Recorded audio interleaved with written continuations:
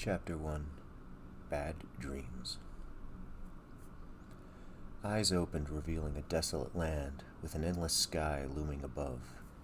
There was no sun, and yet there was no darkness either. Thoughts flooded his mind. Thoughts that were not his own. What happened, Jarius? What has taken me? Why am I no longer connected to myself? Jarius twitched his mouth. The eyes looked about, moving for the first time in hours. I can finally talk. That was agony. Jarius, the only person here, lifted himself up. He scanned the surrounding area as far as he could see. Only gray dirt and endless sky were seen. I've had enough of the 70-second abyss, he said. What happened to my body? The voice in his head asked. So you're still in my head, little mind seed. Jason, I could waste my time explaining everything that has happened up until this point. I could spend hours going every detail. But honestly, tell me if it would matter or make any difference. He paused to give the voice in his head named Jason a chance to interject. Nothing up until now matters. The man felt a mental sigh from his mental resident. He gave no reaction to it as he stretched his body to ensure everything still worked. Fingers wiggled and twitched as a spark of magic escaped his hands. The fingers ceased the random movements. On his left hand was a ring with a red gem that reacted to his movements. He faced his palm out to command the ring. The magic spilled out, tearing a hole in the space in front of him. Air split apart as a portal revealed his destination. He walked in, allowing space to revert to normal, just as he passed through. I saw the memory of how you forged that ring. You summoned that demon when you were a little boy. Ignoring the voice in his head, he looked around the cavernous room he occupied. Shelves lined the walls, housing books, beakers, flasks, trinkets, and other arcane oddities. His eyes scanned the room, searching for something specific that was within view. My eyes have been different since my resurrection. I can only see a fraction of everything now. This will take time to get used to. Being mortal has hindered your options, hasn't it? Jason's mental tone prodded. He walked to the largest table. His human eyes studied the contents as he approached. A clear mortar and pedestal set prepared. Vials held powders that were a mystery to the voice in his head. Yes, it has, but not nearly as much as you might think. I only became a lich in order to live long enough to create you. The only reason I died so often was from my reckless behavior. Not intending on dying much from now on, I presume? What are those chemicals? The wizard picked up a clear vial containing green sand. The glass was icy to the touch. Fingers slipped, almost dropping it from the unexpected feeling. Why are you asking me anything? I thought you have access to all of my memories. I do have access to all of your memories. It's not hard to navigate in your head. There are only two things I can do here. Study you and talk to you. Smiling, he put the vial back in the case on the table. So my suspicions are true. You no longer control me. It wouldn't have been easy to hide that fact from you, even if I wanted to. Then there's no time to waste. Rushing over to the bookshelf, his pointer finger moved over each book as he searched for a specific tome, stopping at a particular book. I looked into your thoughts while you were looking for that book. Do you really think it's honestly a good idea? The book was placed on an adjacent table. It's like I said, there's no time to waste. He flipped through the pages. With the real you out of the picture, I have the opportunity to get you out of my head. This should be interesting. Leaving the book open to a set page, He fetched a large mirror from a dusty corner in the room, placing the mirror on the wall elevated above and to the right of the table that held the book.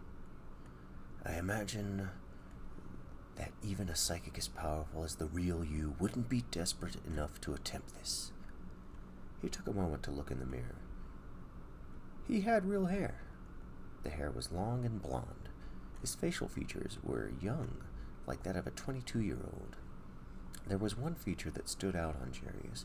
He had one blue eye and one brown eye. My eye has been turned brown. Do you think that is an imperfection for my resurrection? No, I do not. I know that brown eye. Look closer, Jarius. That is my eye. The wizard stepped back in surprise at this revelation. The mind seed is much stronger than I thought. You are taking over. No, that is the real me, altered this. You will not turn into me. At the time, I believed you were needed. Only that one eye will be the only semblance of me. Jarius moved an empty table to the right side of the mirror. I've seen magic, but I've never really had a front row seat to how it works. Even now, I could see you memorizing spells.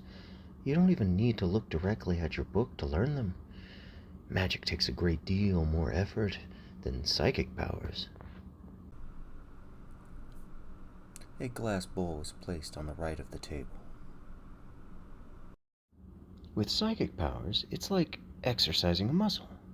While it isn't easy in order to strengthen my psychic abilities, I practiced constantly. Watching how you learn your spells, I find it to be asinine. What you go through with each and every spell. Jarius placed an hourglass no bigger than his hand on the table. It takes a great deal of patience to practice magic. Arguably more than it takes to focus on improving psionics. You have to memorize every single spell you intend on casting. The more powerful or potent spell, the more complex it is. The only thing I can compare it to is a mathematical algorithm, but I wouldn't call it that exactly. Then when you cast a spell, it is eradicated from your memory entirely. If you desire to cast the same spell again, you must memorize it again. The whole process is insane. Now you understand why I have this demon captured in this ring. He held up his left hand, revealing the same red gem ring, allowing the voice in his head to see it. Demon magic, or invocations as they're commonly known, work by a different principle. Some spells I can perform as many times as I desire without tedious memorization. Lowering his hand, he returned to setting up the tables with trinkets, books, and tools. He opened an old book with thousands of blood-stained pages and hundreds of bookmarks sticking out in a multitude of disorganized bookkeeping. This book looked different from his other books. His other books were well kept and organized. He placed this book beside the other open one, angling both to face where he stood in front of the mirror. The final object was a wicked old dagger that even after 209 years had no blemish and no rust. The blade was placed in between the glass bowl and the hourglass. According to these books, you only require those 3 objects for the spell you're about to do. Jarius picked up a piece of chalk from a small container behind him. This is a ritual, not a spell. What's the difference? He drew a circle around the tables, himself and the container behind. A spell is quick, and a singular magical action or reaction occurs. With a ritual, there are usually multiple spells, and most rituals require multiple participants. I take it you don't do that many rituals. Jarius ignored the jab as he finished drawing the circle. Annoyance is a human emotion. Well, demons get annoyed too. I once saw an angel almost get annoyed. Dragons, elands, gods too, now that I think about it. I suppose feelings are just a thing for the living. He leaned the mirror close to the tables. Jarius moved his fingers to cast a spell to begin the long, arduous ritual. The first spell sparked red lightning from his finger to the mirror. Krach! Tropas! Came the magical words from his lips. The image of the mirror altered, revealing reddish-gray matter. The matter had a thin layer of blood covering it. The blood moved a steady flow in one direction. Ah, the brain is such a beautiful sight. On this, me and you agree. Jarius placed his pointer finger on a specific spot on the glass surface. He drew a circle with his finger, leaving a fingerprint smudge where he touched. He snapped his fingers. The magic magnified the circle his finger created. The mirror zoomed in on the spot. He drew a second circle in the same fashion. He cast a second time. He did this also a third time. How did you cast the same spell 3 times? Jarius reached for his scalpel to examine it. I memorized the same spell 3 times. But how could you memorize it 3 times? The spell is eradicated from your mind when you cast it. How could it still be in your mind to cast 2 more times? The man chuckled as he placed the fingertips of his left hand onto the glass surface of the mirror. Jason, magic is not science, nor is it mathematics. You already knew this. His fingertips glowed, causing the edges of the mirror to glow the same red shortly thereafter. Touch him! Jarius cast the third spell, transforming the mirror. The mirror's image rippled while his finger still touched the glass. The image remained the same. Magic that I memorized is identical when it is the same spell, yes. Then how can it stay in your brain if the knowledge is eradicated? The spell, even an identical one, is stored within my brain, soul, and body. Similar to your repertoire for your psychic powers, the spell remains in my head ready to cast. Jarius removed his fingers from the mirror. That does not explain it. His right hand, holding the magical knife, moved slowly to the mirror. Picture, if you will, a shelf inside of my head for symbolism. The knife passed through where the glass was or should be. Okay. Now imagine each portion of this shelf holding a spell. Like with any normal bookshelf, you can store 2 of the same thing on it. I can place 2 copies of the same book within 2 different places on this shelf. I can remove 1 copy of said book and still have the other one available. The surgical knife made an incision. That is one way to explain it, I suppose. I mean, that's just symbolism. Like you said, I do not believe I will ever truly grasp how it works. Nobody can truly explain it. That is why it is called magic. If it could be explained, then it wouldn't be called magic. It would be just another branch of science. Well, as fascinating a conversation as this is, I am amazed at how you can talk about it without getting distracted on performing surgery on your own brain. You just cut through the parental lobe without a care in the world. How are you not feeling this? The small blade I am using has several magical properties on it. The one you are noticing is a numbing ability imbued upon it. Jarius lifted the blade slightly. The neurons that he was cutting through recombined themselves the moment the blade lost contact with them. Wow! And what of that? Those brain cells actually healed, as if you never cut through them. Yes, that would be the second ability infused on this surgical tool of mine. Jarius resumed the surgery. The magical cutting tool delved all the way through without harm. Oh, fuck! He casually cast the spell. The outer layer vanished from sight. The next portion of the brain tissue was revealed. I am looking at your spells in your mind now. You have that last one at the ready several more times. This operation you're performing is quite fascinating. Now we can clearly see the limbic system. I am not much further.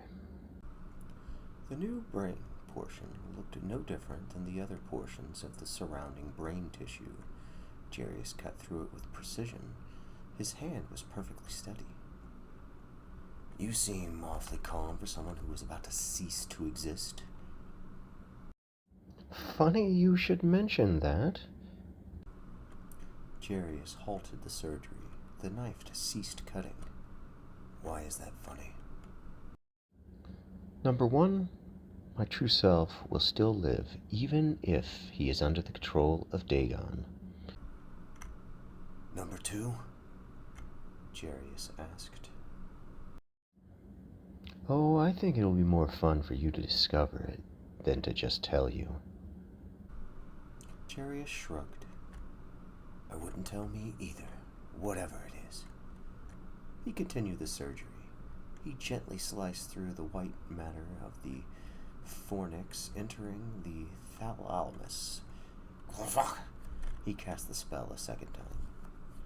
The fornix vanished in the very same fashion as the previous layers. The outer layer of the limbic system looks so much like the majority of the brain, doesn't it? Do you notice anything missing?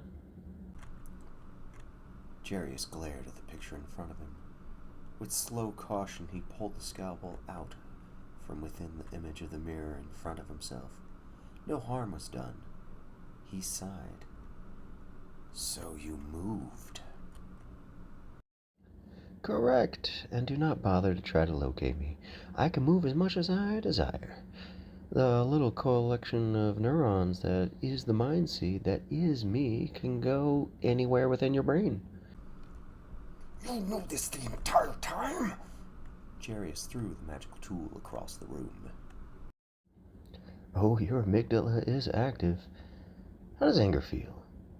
You've been undead for so long that you have completely forgotten what it's like to be human and alive. Jarius screamed with rage. He pointed his hand at the opposite wall within the cavern. The red ring flashed. A purple ball of fiery light escaped his hand, blasting into the wall, burning a small hole into the rock. He fired 3 more times, attempting to deal with his newfound anger. Turning back around to the mirror, he plunged a fist covered with the purple fire into the now ordinary mirror. His natural reflection shattered, causing glass to spray across the room. He retracted his hand, dismissing the eldritch power. His hand had several glass shards protruding from his flesh. Blood dripped on the floor as he howled in pain. Lots of pain receptors firing in here, too. This is quite enjoyable seeing you like this. You've always had such a calm demeanor, especially with the way you plot things out. Me being in here dampens your plans exponentially, doesn't it? The wizard attempted to control his heavy breathing.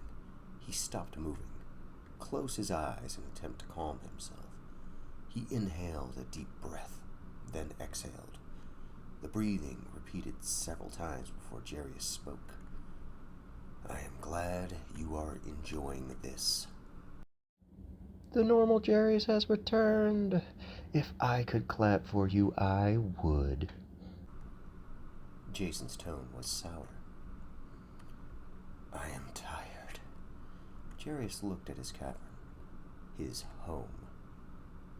I do not own a bed. No, you do not. That rocky floor looks very uncomfortable, not to mention very glassy, after you lost your temper just now. Claspus! Jarius cast the spell. The glass on the floor and around the room, and even in his hand, flew back into place in the mirror. The cracks and imperfections reverted, the broken pieces into repair. Well, that was an easy cleanup. You still have a bed problem, though. Your remaining arcane spells are all brain surgery spells, defensive spells, offensive spells, and a few miscellaneous spells. None of them could help you conjure a bed, food, or water. Those simple human needs you now have. Jarius put his uninjured hand over his stomach. His belly growled with hunger. Tired and hungry. His voice cracked with a dry sound in the last word. Thirsty. He leaned on the table, feeling the fatigue begin to overpower. He sighed. Well, Father, whatever shall you do? Jarius pushed himself from the table. He walked to a cabinet containing spell components. Opening the door, the contents were revealed. Bottles and flasks were on every shelf, each labeled with various words and runes. There was a small bottle on the bottom shelf. He bent down to grab it. A pint of water. You use this stuff for one of your spell components. For a few spells, this particular water is unholy water. It is your only water supply right now. Jarius removed the sealed cap. He quickly guzzled it down his throat. The taste was rancid. It left a horrible taste in his mouth. All he tasted was rotting death. Oh, this is going to be good. Well, good for me anyways. Your dreams tonight will be most entertaining. For me, that is. Jarius paused the drinking, leaving less than a third of the unholy water. I need food now. He looked at a dead rat sitting in a cage next to the cabinet. Yummy. With Eldritch fire, he fried the rat. The thing was charred all the way through. Aw, I was hoping you would eat the thing raw. Sorry to disappoint. Jarius bit right into the rat, ignoring the poor flavor. He ate the morsel and consumed the remainder of the unholy water. Laying down on the cavern floor, he shut his eyes and fell asleep. Darkness was everywhere. He felt himself knelt down. His hands were bound and extended in front of his body, clamped in what felt like wood. His neck was bound in similar wooden restraints. Kill the traitor, a guttural voice in front of him yelled. Where am I? Jarius attempted to shake the restraints, only to feel them tighten by the attempt. Panic gripped the wizard, forcing him to struggle. The restraints dug into his skin on his feet, wrists, and neck. He felt the moist blood trickling down his ankles and wrists. Jarius wheezed a cough at his inability to breathe and talk. Through the pain, he heard approaching bootsteps. A palm seized the top of his head. With a sudden pulling sensation from that hand, Jarius was overwhelmed by the introduction of light. The cloth sack that was the only thing visible due to the light blindness. The sack was casually dropped on the ground. As his pupils adjusted, Jarius made out shapes of people. The closest person, on his right, was a very large figure. Behind the large figure, Jarius saw a crowd. The crowd was full of indistinguishable individuals that blended together. His eyes adjusted further, allowing a figure on his left to be seen. They were in the shape of a hooded woman. I was so worried, the woman began, that when you finally got here, that this would be no fun. Now that you are alive, we are going to have such entertainment with your soul. Jarius struggled to respond, but the suffocating neckpiece was still choking him. The hooded woman bent low to a few inches above eye level. Her facial features became indistinguishable. The pointed ears, thin face, and thin nose gave away her elven heritage. Her dark complexion confirmed that she was either a dark elf or half-dark elf. She had a sense of malevolent pride within her solid black eyes. She wanted me to see her face. Why? The woman smiled as she placed her lips inches from his ears. She whispered, Yes, I did want you to see my face. She backed away, stood straight, and turned around to face the still dark crowd. The traitor is here! The crowd erupted in angry cheers. Father has not only abandoned us, but now he fights against his own creations. A flash of lightning escaped her fingertips, arching over the crowd. The brief illumination revealed the various forms throughout the vast crowd that only now were understood to stretch for miles. Within that moment, their demonic features were exposed. Horns, tentacles, thorned extremities, multi-limbed and multi-eyed things filled the crowd. Jarius never feared a demon before. He had not felt fear in over 208 years. The choking sensation, combined with the tall man standing to his right and the horrible monstrosities before him that were beyond counting, caused him to feel it. His pulse raced, his pores sweat profusely, the tongue swelled, and his eyes widened from this old forgotten sensation. The woman pointed her wrinkled finger at Jarius. Though her face was young, her hands betrayed her elder age. Elves did not have a finite natural lifespan. They could theoretically live indefinitely. Something about this particular dark elf was all too familiar to the restrained wizard. Her calling him father brought suspicions to mind. Who is ready for a night of simple pleasures that make eternity truly worth enduring? She shouted to the crowd. How do I live without breathing? She laughed as she turned back to face Jarius. Continuing her laughter, she walked to him and yanked him by his hair with a grip of animosity. The mysterious woman lifted his head. He felt every single hair on his head ripping from the root, yet not pulled out. She stood to his left slightly to allow everyone in the crowd to witness. You live because I allow you to live. I want you to live through what we are going to do to you. She dropped his hair, allowing his head to flop down. Then she fiddled with the restraint that Jarius could not see that held his neck. She loosened it to allow him to speak. And what are you going to do?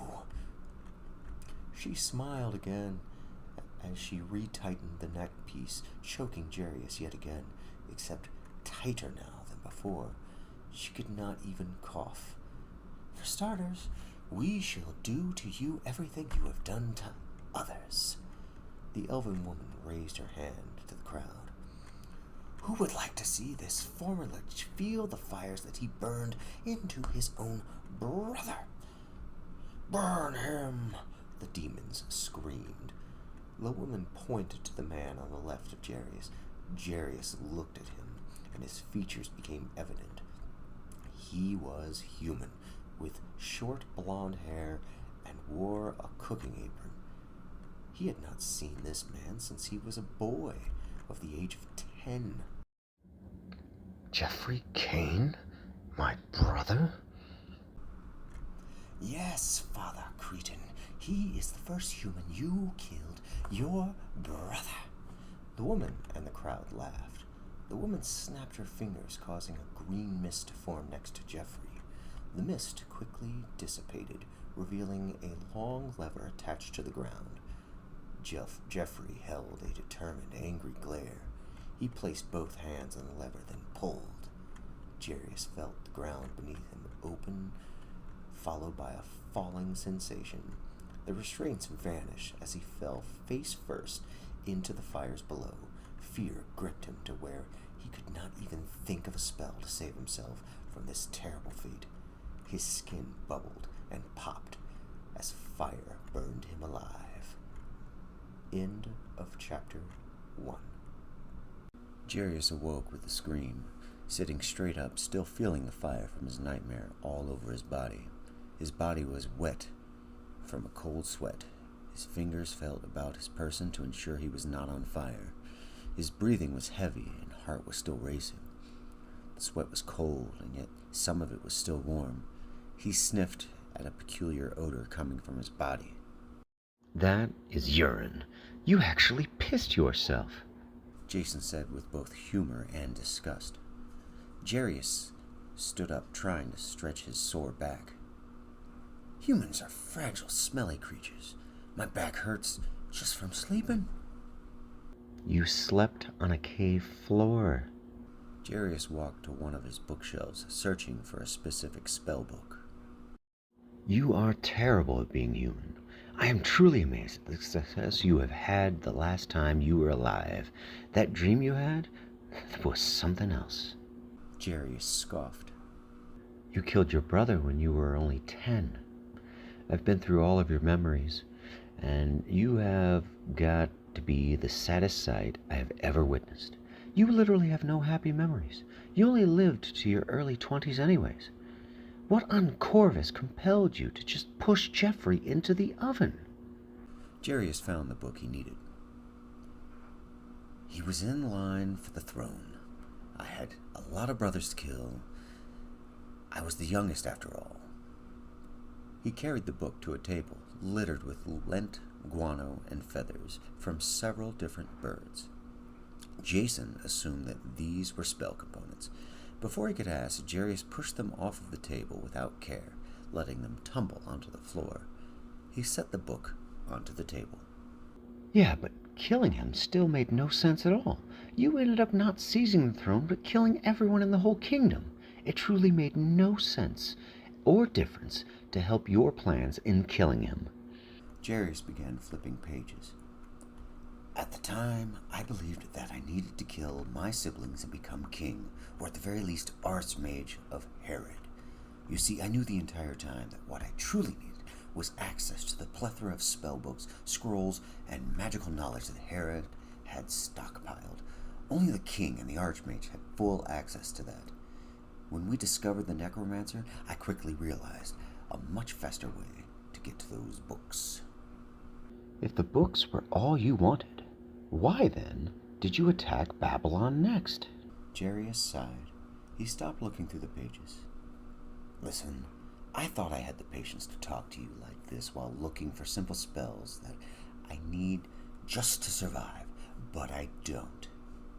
You act as if I'm just going to shut up only because you're annoyed. Number one, I am always glad to see you annoyed. And number two, I told you yesterday that I can only do 2 things here. He made a scowl, then relaxed and sighed. I attacked Babylon because they were an inevitable threat. The time it would take me to devise and create the perfect psychic, you, they would have come for me. Also, I'll tell you a little secret since it just became apparent that you haven't figured it out yet. I rarely plan anything. You're joking. Nope. But you waited 200 years just to make me! That much I did plan. Jarius looked back down to his spellbook. He flipped 2 more pages prior to stopping. Ah, there it is. Conjure food and water. I must say, I am surprised you have this spell. I keep every spell. I have spells that are truly and utterly useless. Surely there's some use for every spell. Not human breath. The spell has a singular purpose, if you can even call it a purpose. It changes the smell of any living creature's breath to the smell of a human's morning breath. Originally, I thought that maybe it could be used to negate the breath weapon of a dragon or some other creature, but it only changes the smell. Ha! Jarius traced the air with his fingers, mimicking the spell in front of him. Oh, I can actually see the spell entering your mind. I see what you mean now by comparing it to a bookshelf. You're memorizing the spell twice. Why? Jarius ignored Jason as he continued to fulfill his mind with this spell. Jarius said the word while moving his fingers in the practiced fashion. The air swirled about in front of him, illuminating to a yellowish purple. The air compressed as bread fell from nowhere. The brown bread fell onto his open spell book. Well, that's good to know. I'm glad I made the bread first, Jerry said as he fetched a large empty beaker to place on the table. What's good to know? Jarius took a bite of the solid bread while he flipped to the next page. Moments later, the beaker was full of water.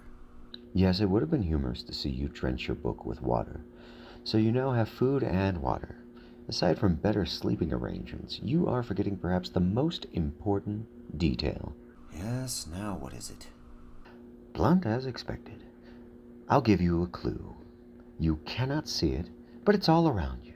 Well, not for long. His eyes widened from the realization. With a mouth full of bread, he exclaimed, "Shit! There can't be much left now." The remainder of his bread fell from his hands and onto the cave floor. I made that too easy. Next time, no clue.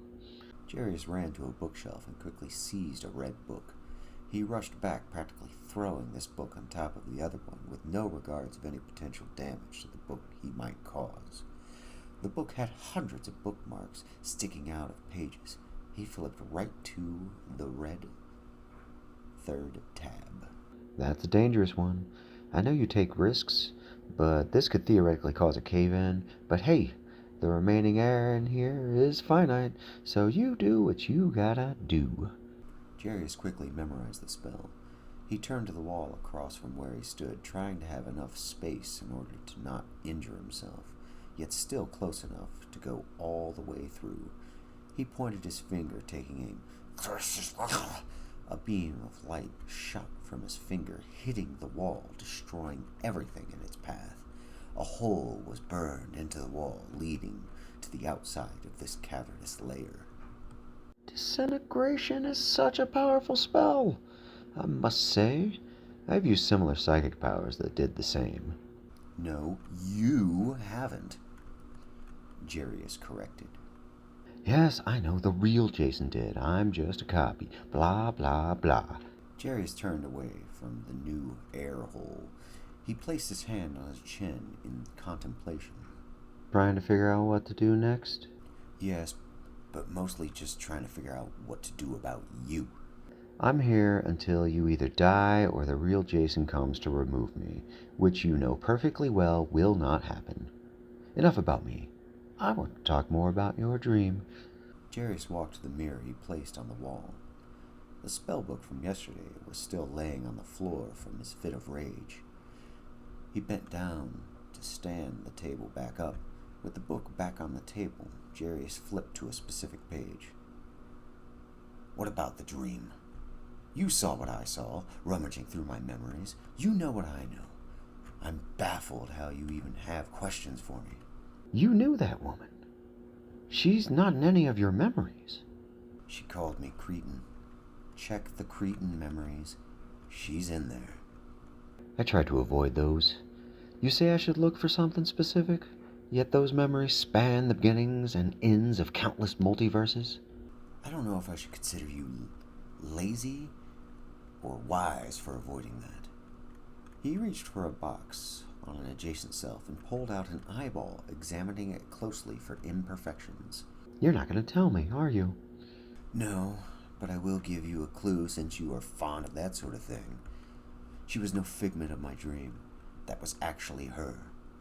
Jeffrey might have been fake, though. I wouldn't care if he weren't. You make it sound as though she's well known. Sirius traced the air. Norak, Nguthia, Nairl, Corvus, followed by throwing the eyeball into the mirror. The eyeball did not hit the mirror, but rather passed through it. The glass resembled water. The eyeball vanished instantly. You do this spell a lot. Jarius waved his hands. The image on the mirror moved at the command of his hands. Waves of light and shapes rippled through the mirror. This spell requires more concentration than I originally thought it would. What are you scrying for, anyways? Jarius made no indication to acknowledge Jason as he continued to search through the scrying portal. He waved his hand from left to right, dismissing an image of aquatic sea life swimming through their vast waters. The next image showed the planet Corvus from space. The Pangea world had a few scattered islands off the coasts. Mountains on the southern and northern portions were gray and brown. Surrounding those mountains were vast forests of lush green. The western portion of the mainland was a dark gray color. Those swamps. I never explored them. Do you think anything interesting might be there? This is the last time I'm going to tell you this. You have all of my thoughts and memories at your disposal, Jarius said. Quite agitated, aren't you, Jerry? Jarius made a contorted face at the mispronunciation of his name. Annoyed? How human of you. Jarius pointed at the center of the continent. The mirror zoomed in on where he pointed. A well-fortified walled city was revealed from a bird's-eye view. The city was located in the middle of the brownish-yellow desert. Why are you looking at Babylon? To find Dagon, you know this already. Do you honestly believe that an aquatic demon lord would be in a city in the middle of the desert? Jarius pointed to the northern portion of the city, to a place within a back alley that even with this scrying device was still dark. The area zoomed in, and it was all black. Do you see something wrong? This is supposed to be the Psionics Guild. They have protections from scrying. I doubt this mirror will reveal it to you. You have never scryed upon it, have you? No. Why? Jarius did not respond. He waved his hand.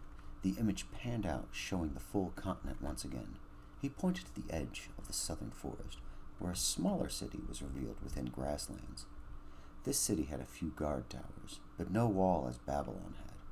There was a river running through the center of this city. He pointed to a spot in the city that was dark like the last one. The area is completely black, just like the last one. What about this Psionics Guild? Do they have equally powerful scrying protections? I didn't even know Varus had a Psionics Guild. They do, as does Laguna. I suspected the Laguna one. Why does this matter? Scrying protection is not a new thing with psychics, you know. Scrying protection this powerful is. Here, let me show you. Jerry zoomed out and zoomed in on the eastern coastline to show a port town. Do you see it? This dark spot around that building is where their Psionics Guild most likely would be. If this is not a natural psychic protection, what do you think it is? Again, with asking me my thoughts, and you think I'm the human here. Jerry's turned away from the mirror. He placed his hand on his chin. His eyes lit up. Why aren't you digging through my thoughts? It's boring. Wow, Jason. I know lying's not something new you often do. Now I know why. You're terrible at it. I can still dig through your thoughts, as you put it. I'm not going to explain why I'm not doing it right now. Could possibly keep you busy. Your options are extremely finite. The mental voice went silent, refusing to respond. Jarius turned back around to continue scrying. You know, I'll find out sooner or later. He traced invisible lines in the air. Norak Nerguthia Nar Klimo. The mirror's image rippled, then turned black. No image was shown. His eyes widened. Shit. I do not know what most of these words meant. They were the same ones used when you used the mirror. I look at Corvus, you said Climo. This time, is the mirror supposed to show us Climo? I want to like you, Jason, so I'll swallow my pride and talk to you as humans do. Technically, we are supposed to be viewing Climo, the city of Climo to be precise. Do you believe that telepaths and astral projectors are so powerful that they can block out the entire city? Some are, yes, but Climo wouldn't do that. No, I have a hunch as to what this is. Do tell. You should know more about psychics than me, so you tell me the difference between each blacked out area. There is no difference. I think you understand what I do. To make sure we're on the same page, do psychic powers, even the same power, vary with each psychic who performs them? Like with handwriting, everyone leaves a psychic signature with everything that they manifest. While it might be difficult to decipher, an experienced enough psychic can tell who manifests the power when it is encountered. Then we're on the same page. You agree that these blackouts are identical? Yes? Can you think of any psychic that is powerful enough to blot out every Psionics Guild and the city of Climo? My true self and Alvaro Listo are really powerful, but not this powerful. Maybe the thing that's taken them has bolstered its power through draining them? Dagon. Dagon is correct. Now we could see a taste of just how powerful he is. I would even go so far as to call him a god. If he can absorb the two most powerful psychics, plus far more. Something needs to be done. Agreed. We will need to gather more information. However, before I need to take care of some human needs. Scrying for hours like this has drained me considerably. Jarius consumed more conjured food. He found it bland, tasteless, and boring. Tomorrow, he thought to himself, I will need to eat and drink better sustenance. He cast a minor spell to turn a pile of wood and feathers into a bed to sleep in. Jarius pissed and shat into a bucket poorly. He sprayed urine and fecal matter along the edges of the bucket and wall. He cast his final minor spell to clean himself and the mess his genitals made. He closed his eyes, allowing the temporary oblivion to take over his mind. He felt Jason watching within his mind. An image of brown eyes above his body looked down upon him, filled his mind's eye. A noxious smell roused Jarius. The wretched smell naturally caused him to try to cover his mouth and nose. To his surprise, he could not move his hands to his face. He fully opened his eyes and looked about wildly. What's going on? His fear consumed him. A woman's voice from a dark corner across the room spoke. Fire was too good for you, father. Jarius glanced at the direction of the voice. The wall was not as it should be. The rocky wall had been replaced with a smooth brick wall. Everything was also clean and organized. There was carpeting on the floor. A window was present to the far left. He looked to his wrists to see them bound by metal chains, to which he felt clasped tightly. They were silent due to the amount of strain. They pulled his arms back against the wall. I'm standing. He noticed that he was not on a bed, but standing, chained to the wall, restrained in a motionless state. Do you like it? The woman spoke a second time. Like what? Jarius asked. This room. Surely you recognize it, she said. Jarius looked around with a puzzled expression. No. Perhaps you might recall the second person you killed. Your brother, Raziel. The darkened spot from where the woman's voice came from lit up from a spotlight turned on. Her face was lowered, still covered in darkness. Jarius tried to look up to the light source, but his neck was restrained. That Novus alchemist? Surely you cannot possibly find him worthy of my time. Jarius smiled, his face laughing without laughing. Loth. The woman raised her head up, revealing her horrid facial features to be arachnid. No expression was seen within her 8 solid black eyes, or on her 4 sharp clawed mandibles that extended on the sides of her mouth. Her slender female frame morphed before his eyes. The way she shifted her shape appeared more of a revelation than a magical transformation, as if her spider appendages were hiding in plain sight the whole time, and she merely held her body in the shape of a person. Her legs separated from 2 to 8. The robe slipped off, revealing her naked frame. The large abdomen was compressed, but rose behind her as the long, skinny black legs adjusted, taking their footing spread out before Jarius. Her lower half was quite hideous. The abdomen dripped webbing. She crept forward, moving each leg separately from the other 7. Her upper half was that of a slender woman, with the exception of her hands, face, and nipples. Her hands were both claws and hands at the same time. The fingernails protruded out further than they originally appeared. Her nipples opened and closed in a rhythmic breathing fashion. Green drool oozed from them. She placed her face inches from his. As her face exited the direct light to be in front of Jarius, the arachnic features vanished, replaced with a young, beautiful, ebony woman. She was beautiful in the darkness before him. Her clawed hands exited the direct light to touch his face. They too changed in the darkness, reverting back to the slender, soft hands. She caressed his face with both of her hands, holding him within her expressionless gaze. She tilted her head back. "You always were a clever one, father. I created all of the old demons, Orcus, Ammon, Grotz, Pale Knight, Dagon, many others, and you.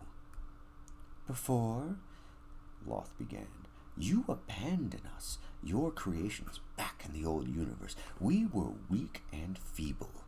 She pushed him with her hands, stepping back into the light, making her body appear as that hideous spider hybrid. Her voice became guttural. "Now we are truly strong. Some of us gods. Now, Cretan, you may have engineered the deaths of Orcus, Grotz, and Ammon, but they were weak compared to me. I have half of the abyss at my command and disposal." "You're still weak," Jarius screamed. "Cretan was powerful. We are far more than a god compared to a god. He was the only one powerful enough to make the other gods and higher beings destroy the entire multiverse just to kill me." Loth laughed. "You're no longer Cretan. Besides, you can see I own your soul when you sleep. Drinking that unholy order's big mistake, father."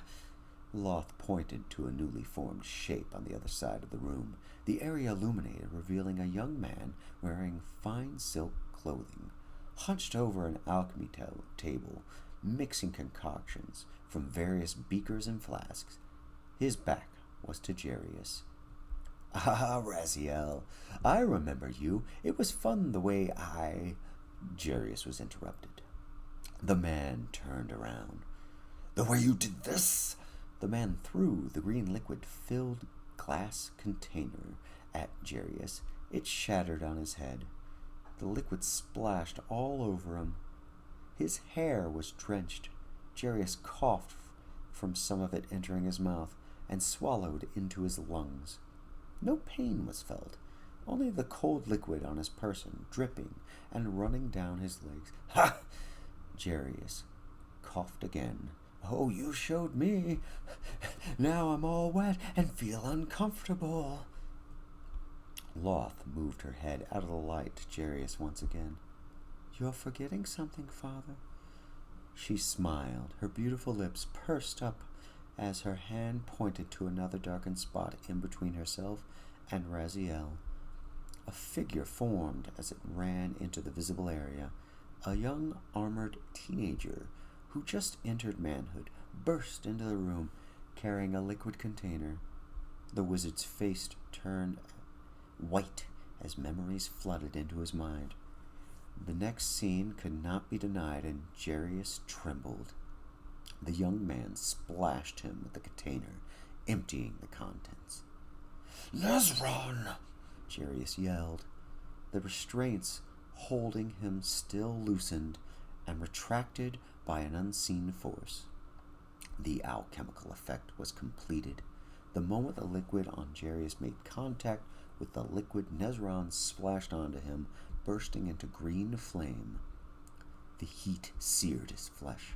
The smell alone was overwhelming. He felt his clothing melt into his burning skin, felt the threads interweave into his skin, and the muscle crawl slowly from the fire. He swung his limbs wildly and randomly, his body convulsed out of pain.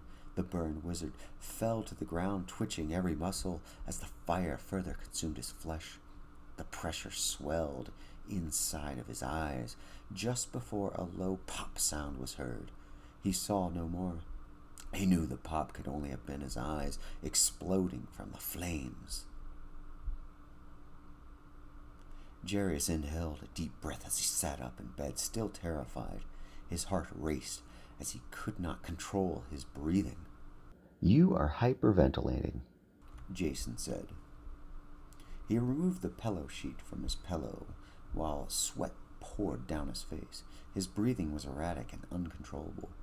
He clasped the opening of the pillowcase and, using it like a bag, he hyperventilated into it to calm down and end his breathing difficulty. You know, I saw that memory of how you killed your brother Raziel before you had that dream just now. You really are a shitty person. He didn't deserve to die like that. And I'm glad that your nightmares are being filled with the victims you created. If it were... The wizard was still struggling to breathe properly. As simple as me getting what I deserve, I would be fine with it. But you know that isn't. What? Loth? That spider goddess? Yes, in some ways, she is a far bigger threat than Dagon. Like she said, she has half of the abyss under her control. Even with those two powerful psychics absorbed by Dagon, I doubt he is enough to stop the Spider Queen. Jarius got up from bed. He walked to one of his bookshelves. On the way, he glanced at his reflection in a mirror. He stopped walking. Turning the mirror, he noticed something peculiar. That does not look right. What does not look right? You know my thoughts! He screamed his anger at his mental, unwelcome roommate. You know what I'm talking about, before I even voice the words.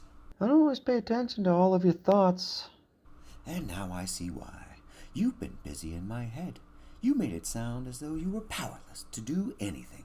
This, look at what you have done. He pointed at his head, which was over 1/3 larger above the face. I suppose I couldn't have hid it forever. There's nothing you can stop what I'm doing, by the way. What is it that you're doing? It should be obvious, Jarius. I have altered your brain to have a few extra components. Using your knowledge of how you did it to me when I was 10 years old, I did the same to your brain. Jarius calmed down. He looked at his oversized cranium. Are you saying that I have psychic powers now? No. I took extra special care to ensure that everything is in no way connected to your cognitive functions.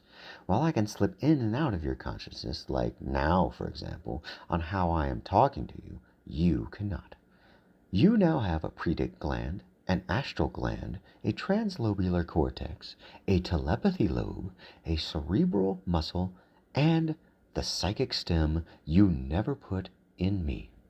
Let me guess, you have full control of them, and I have no control of psychic powers, Jarius said as he turned back to his bookshelf once again. Correct. Besides, you don't need them anyways. You already have arcane magic and demon magic. The spell book Jarius desired floated into his hand from the shelf prior to him reaching it, causing him to stop walking. So you have your powers back? No. The repertoire I once had with all of those magnificent powers is gone. It is with the real me. Also, these neural organs are new and weak. Moving that book just now has genuinely drained me. I could do nothing else for a while. End of chapter 2.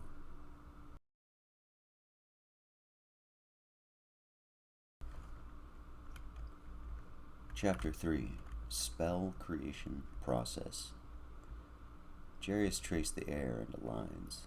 The glint of magic sparked on his fingertips as he performed the spell. After drawing an intricate, invisible design that matched the one in his head, he placed his palm on the center. Ducklift! The symbol illuminated, revealing the very lines he traced in the air. Air swirled around him.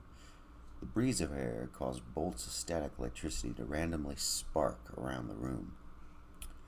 The air accelerated and Jarius vanished from sight. The room calmed down, reverting to normal. The town of Varus.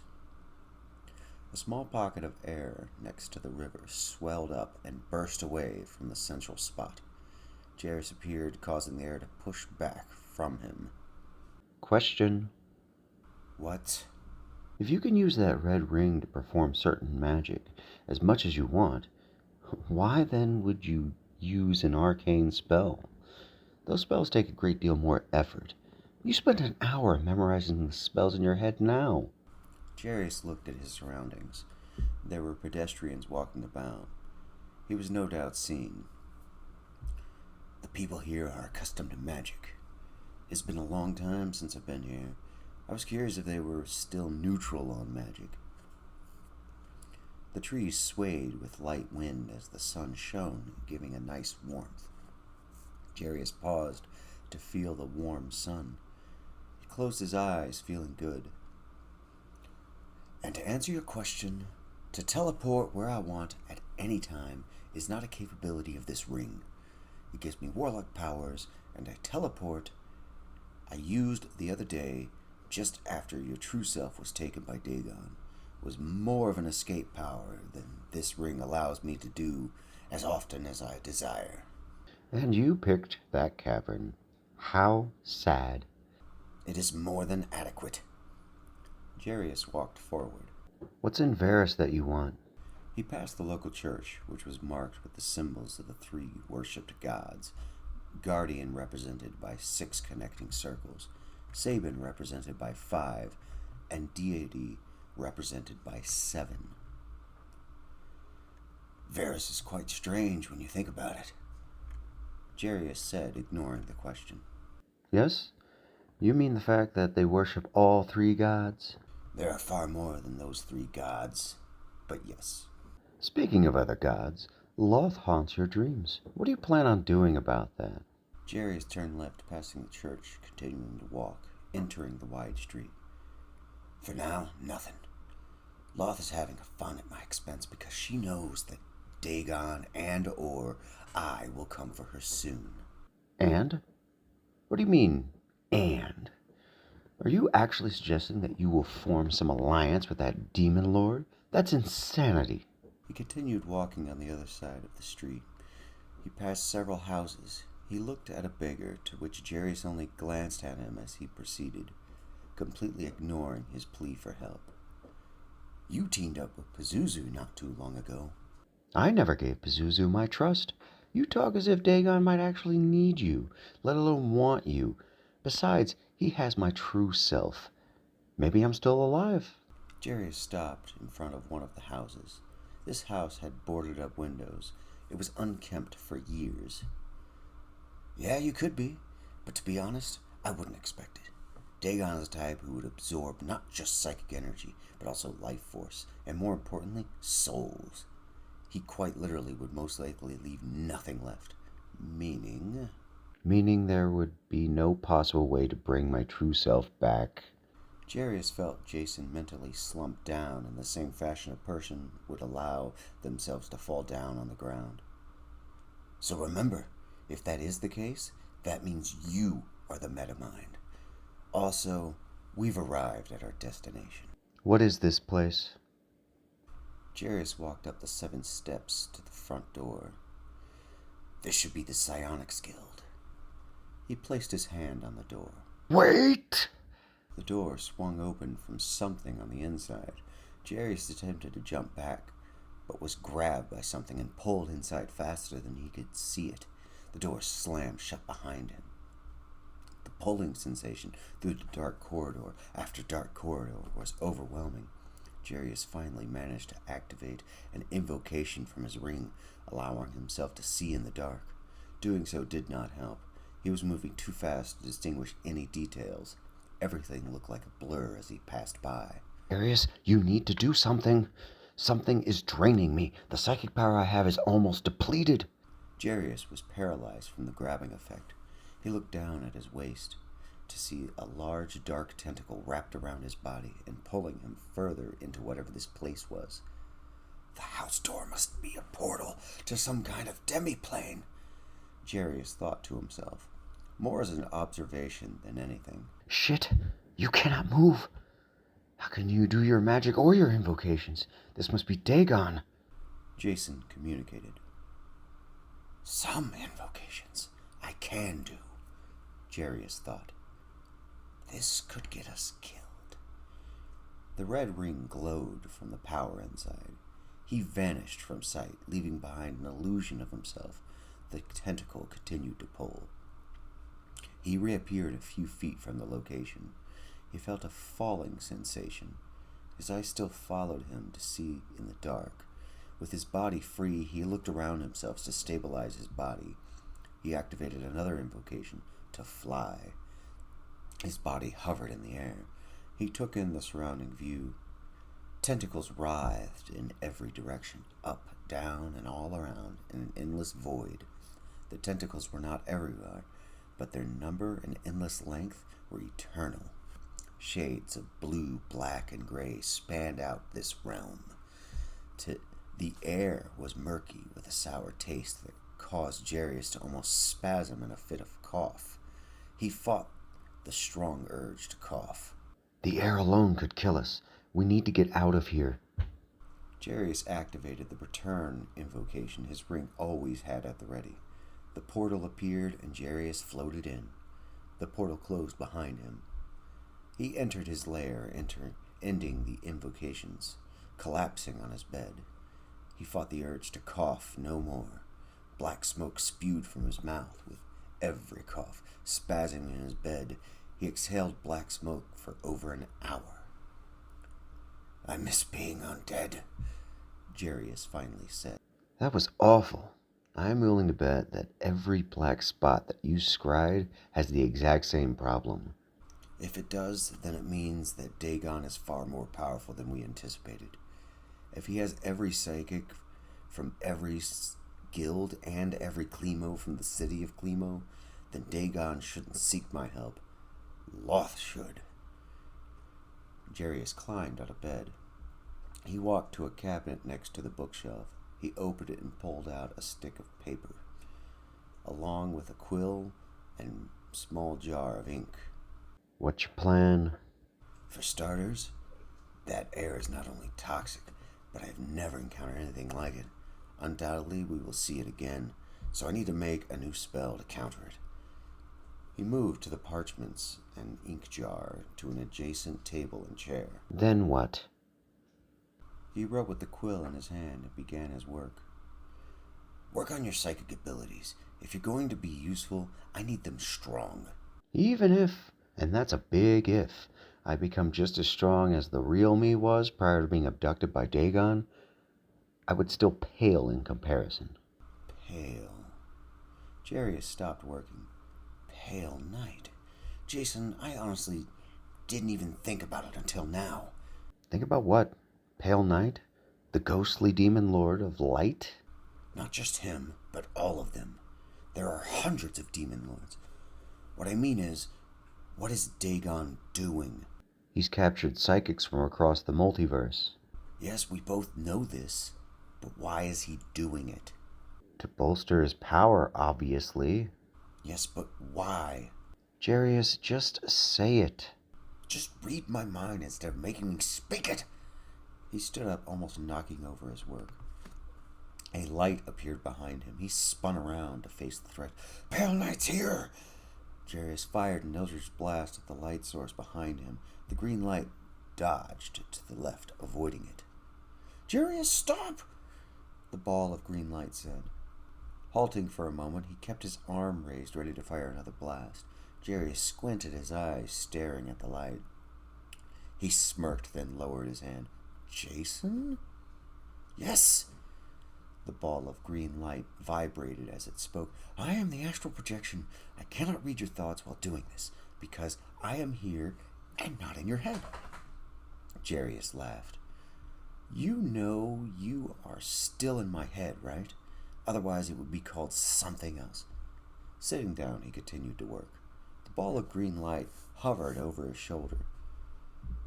Being my first time doing this, I could not form a shape for my projection. I honestly don't care. Practice your powers without disturbing me. With you not in my head, I can actually concentrate on making this spell. You just contradicted yourself, Jason said. Jarius ripped through the parchment with the quill, annoyed by Jason pointing that out. You said I'm still in your head. Jason would smile if the form could. Hours later, the green light was shaped like a man with no face. He hovered in the air, meditating. Jason held a piece of paper full of inked runes and words in several languages. A book was open to a blank page sat in front of him. Skortash, Jarius said, waving his hand from the paper to the open book. The page in the hand turned blank, while the empty page in the book filled with what was on the paper. The astral projection floated to Jarius, facing him. That is a convenient way to transcribe, Jason said. He closed the book, then turned to Jason's astral projection. You astral projected the entire time. This is the first time you've used your astral gland, isn't it? Yes, it is, Jason said as the green astral projection dimmed, becoming more translucent. I did not notice until you pointed it out. I'm completely drained now. The green light dispersed, ending the astral projection. It hasn't even been that long, and you're already getting stronger. Jarius carried the book to a bookshelf, putting it in the proper place. You believe that the place we went with, the tentacles, was the 93rd Abyss? Yes, I do. You also believe that we need help. You have the power of Orcus and the strength of Ammon. Maybe if I still had my sword, I could outmatch Dagon. It was a mistake to just give it to the angels. You would be dead if I hadn't. And now that you could see my old memories and exactly what that sword can do you still believe it was a good trade? My life for that sword? He grabbed a different spell book and proceeded to his table. You could make another. Jarius contorted his face, aggravated by the very suggestion. He intentionally dropped his book on the table, practically throwing it down. Throwing his hands in the air, Jarius stormed to his bed. Do you honestly need to explain that I was Cretan back then, far more powerful than anything you could conceive? Jason didn't respond to the rhetorical question. Jarius felt tired. The brief encounter with Dagon, along with the smoke affecting him, and now the spell creation, has been draining. His face drooped with exhaustion, slipped his robe off. He retired, fully expecting the nightmare to overtake him the moment he lost consciousness. He opened his eyes. It was dark, and yet he could still see a few feet out. To his astonishment, he was not restrained this time. A stench of waste and decay filled his lungs, but it was breathable. His feet were soaked in water that rose just above the ankles. Looking all around, he saw to the left and right were walls carved of stone. This was a tunnel. Both ends were flowing with imperceptible darkness. The sewers. Loth, I remember this one, Jarius called out. Are you going to have the twins kill me this time? I can't recall their names. It was so very long ago. I am nowhere near done having fun with you, Lot's voice echoed. The direction of origin was impossible to ascertain. Movement in the water was felt from behind. He spun around to face the unknown torture that came for him. A robed figure emerged from the water, pointing at Jarius. Muck dripped from him. His arm was the only thing revealed outside of the robes. The rotted arm's flesh has been bitten and gnawed upon by ghouls. The thing took a step forward towards Jarius. He felt the fear swell inside, even though he knew this was fake, and fear overtook him.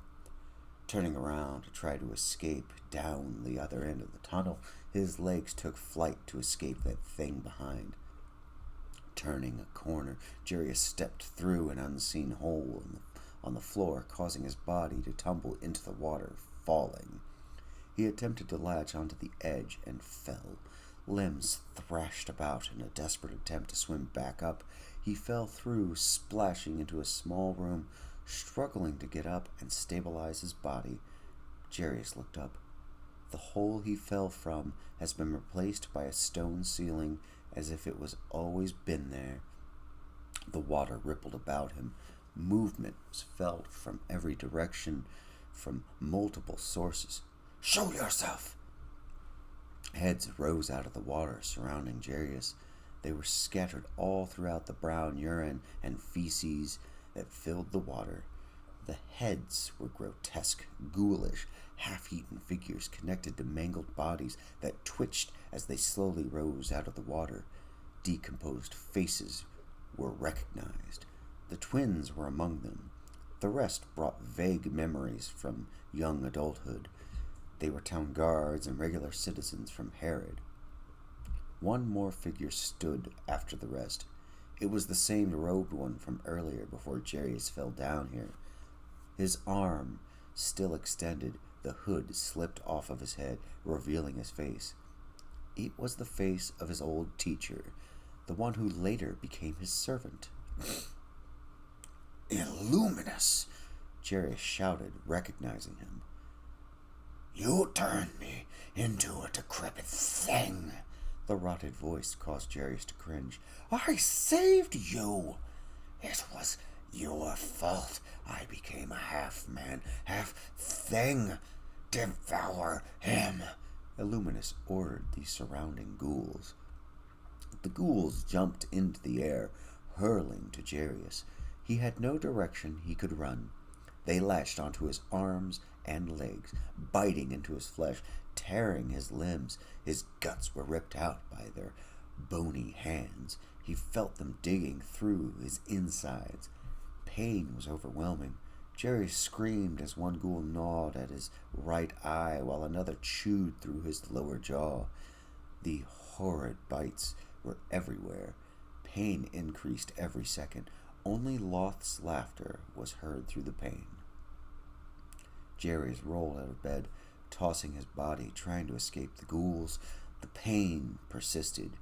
He still felt them biting his flesh as an after effect from the nightmare. After 10 seconds, he became his senses standing up. His body was still sweating. He smelled his own urine and feces. You really should get into the habit of relieving yourself prior to sleeping. Jarius snapped his fingers, casting a minor spell to clean himself. He wasted no time preparing for the day, conjuring food and water. He sat up at the table to look through the spellbook he set on the table prior to sleeping. Memorizing spells is incredibly tedious. Jason remarked as he himself exercised his cerebral muscle, causing several objects in the room to hover in circles. Jarius fought the urge to respond by keeping his focus on the magic. End of Chapter 3. Chapter 4, Pale Night. Where to? You already know we're going to Overby. Skutash! Jarius cast the spell, vanishing from the cavern. Sudden heat was overwhelming. Jarius noticed his robes caught fire. The fire was all around. Fire crashed in every direction.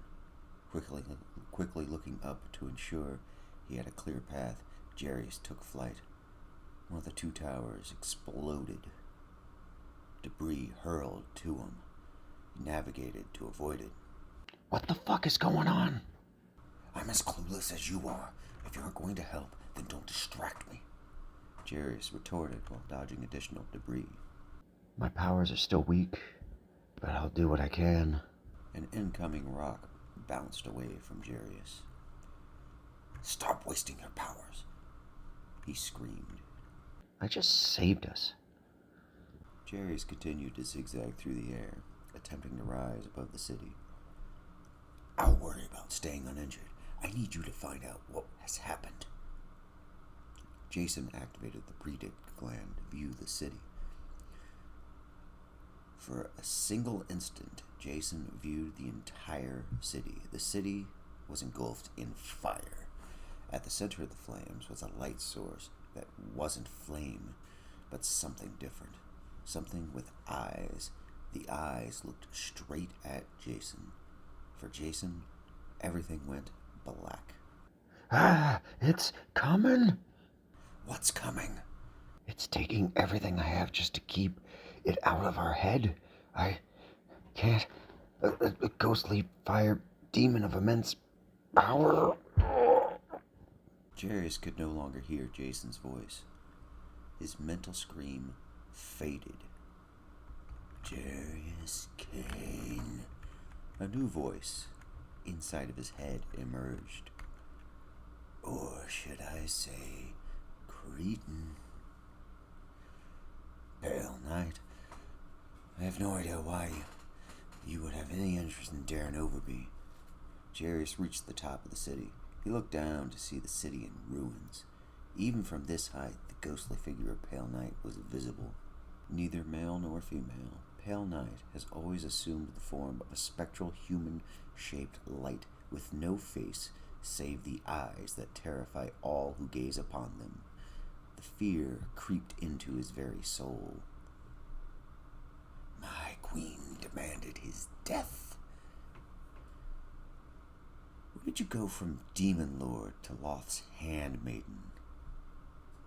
Pale Knight's image either grew or approached Jarius. It was impossible to discern which one. He turned around, attempting to escape the spectral threat. Jason, get back and get it out of our head. That is no use, Father. He can no longer hear you. I know you fear becoming another mind slave like Orcus did to you. Fear not, Father. I will only kill you and devour your soul. The voice grew louder the closer Pale Knight became.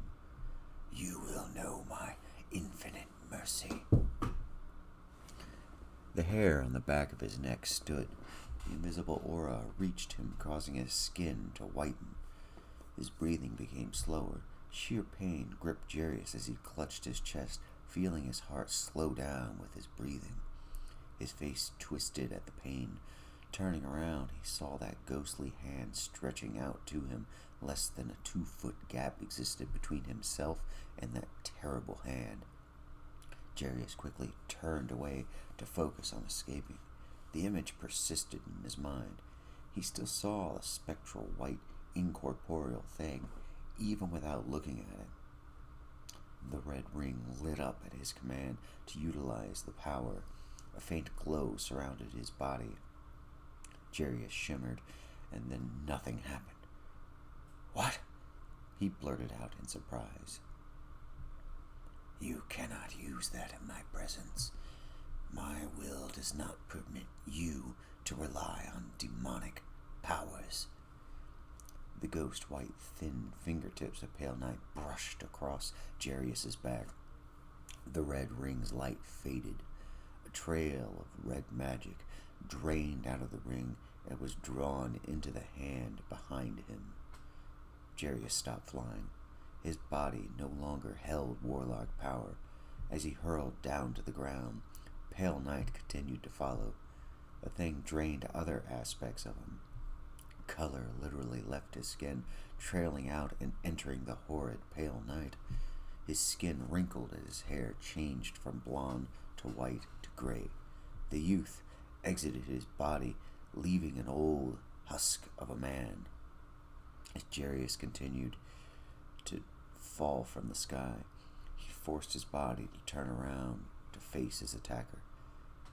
Rathan! Came his dry, cracked voice, old yet determined. His body glowed a thin purple from the spell. The purple hand grasped Pale Knight tight, pulling the spectral demon towards himself. Pale Knight's eyes widened with surprise at Jarius casting a spell, which only became evident to grant him the ability to touch spirits in the same manner that the incorporeal touch each other. Grabbing Pale Knight worsened the draining effects, aging Jarius at a faster rate. Pulling the demon closer, Jarius pulled back his free hand to attack. He launched his fist, punching through Pale Knight. He heard the cries of pain echoing in his head. The old man smiled as he then threw the damaged demon away from his body. Drink Salgus! He cast the spell, avoiding slamming into the ground. His body stopped with a rapid descent. An extreme sensation of weightlessness entered his body. I am always prepared, Pale Knight. Did you honestly believe that I fully depended on one source of magic? Your soul will be consumed, Father. Pale Knight's voice dimmed, fading away. Struggling to stand, Jarius's bones scraped against each other with every movement. He felt and looked 100 years old. A broken door frame next to him caught his eye. Using that piece of wood as leverage, Jarius managed to stand up. Contortions of pain etched over his body. The act of standing was painful by itself. We need to get out of here. The voice of Jason has returned. Jarius looked at the ruined city of Overby. The magic that held the city invisible and hidden, cracked, burning in the sky. The magic ripped apart into smaller pieces. The process continued until the magic was gone entirely. The city was in shambles. The second tower had already collapsed. The market and town square were covered in sections of the once tall towers. No living person was in sight. Are you able to find Overby here? I could try. Jason was quiet for a long moment. Jarius continued to stand, taking in the view of the demolished, ruined wizard paradise, meant to be a refuge for wizards to always have a safe place to escape to. He's trapped under the debris of the tower to the right. Moving at a slow speed caused by Jarius hobbling with the aid of the door frame, walking as a walking stick, they walked to the tower. The city was still in flames. How did you get old? I couldn't have been unconscious that long. Pale Knight's touch drains life, magic, and souls. My red ring is now a useless trinket, thanks to that damn demon. Is this body going to be old forever? No, just until I die. Did you just make a joke? Jarius smiled, but said nothing. You became a lich last time you were elderly. Are you intending on doing the same again? It doesn't matter. I was fortunate enough to still have the strength I gained from Ammon. Otherwise, my feeble hands couldn't have hurt one such as Pale Knight. Overby is here. I don't know if he's still alive or not, but he's directly under us. Bending down, Jarius took hold of large pieces of debris and hurled them away. Massive pieces of wood, iron, steel, and stone were tossed aside as easily as a person could toss a magazine. You know, I remember Ammon. He was quite strong. I believe that without my psychic protections, he would have smashed my body with one swing. Obviously. Why would you think otherwise? You gained his strength after killing him. I regained my lost strength. You forgot that mighty strength I wielded originally belonged to Cretan. Ammon was a thief for stealing it. The last piece of hard steel was lifted up, revealing Darren Overby laying underneath. His robes were tattered and covered in dirt. There were burn marks all over his body. His eyes were open, looking upon Jarius. You're still alive? Overby remarked. Yes, I am. Pale Knight has killed your city. We need your help. Overby coughed out a laugh. You fool! You had no idea, did you? Here, I thought the great Jarius Kane knew everything. With fire still raging in the background, not even a block away, Jarius sat down next to Overby. I never claimed to know everything. It doesn't matter what you need my help for. My immortality was tied to my city. With my city gone, I die with it. Jarius stared at Overby. He studied the dying wizard. That's most unfortunate. There is no saving this city. All of the magic here is gone as well. Goodbye, Darren Overby. Jarius struggled to get back to his feet. A green glow sparked in front of Jarius. The glow shaped into a man. Darren, we need never talked much, but it was nice to meet you. Thank you for your help against Orcus. The astral projection of Jason said. Darren turned his head away from Jason and Jarius. He said nothing as his dying breath left his lips.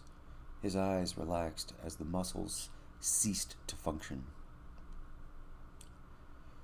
To Cleft, Jarius said, vanishing from the ruined city of Overby.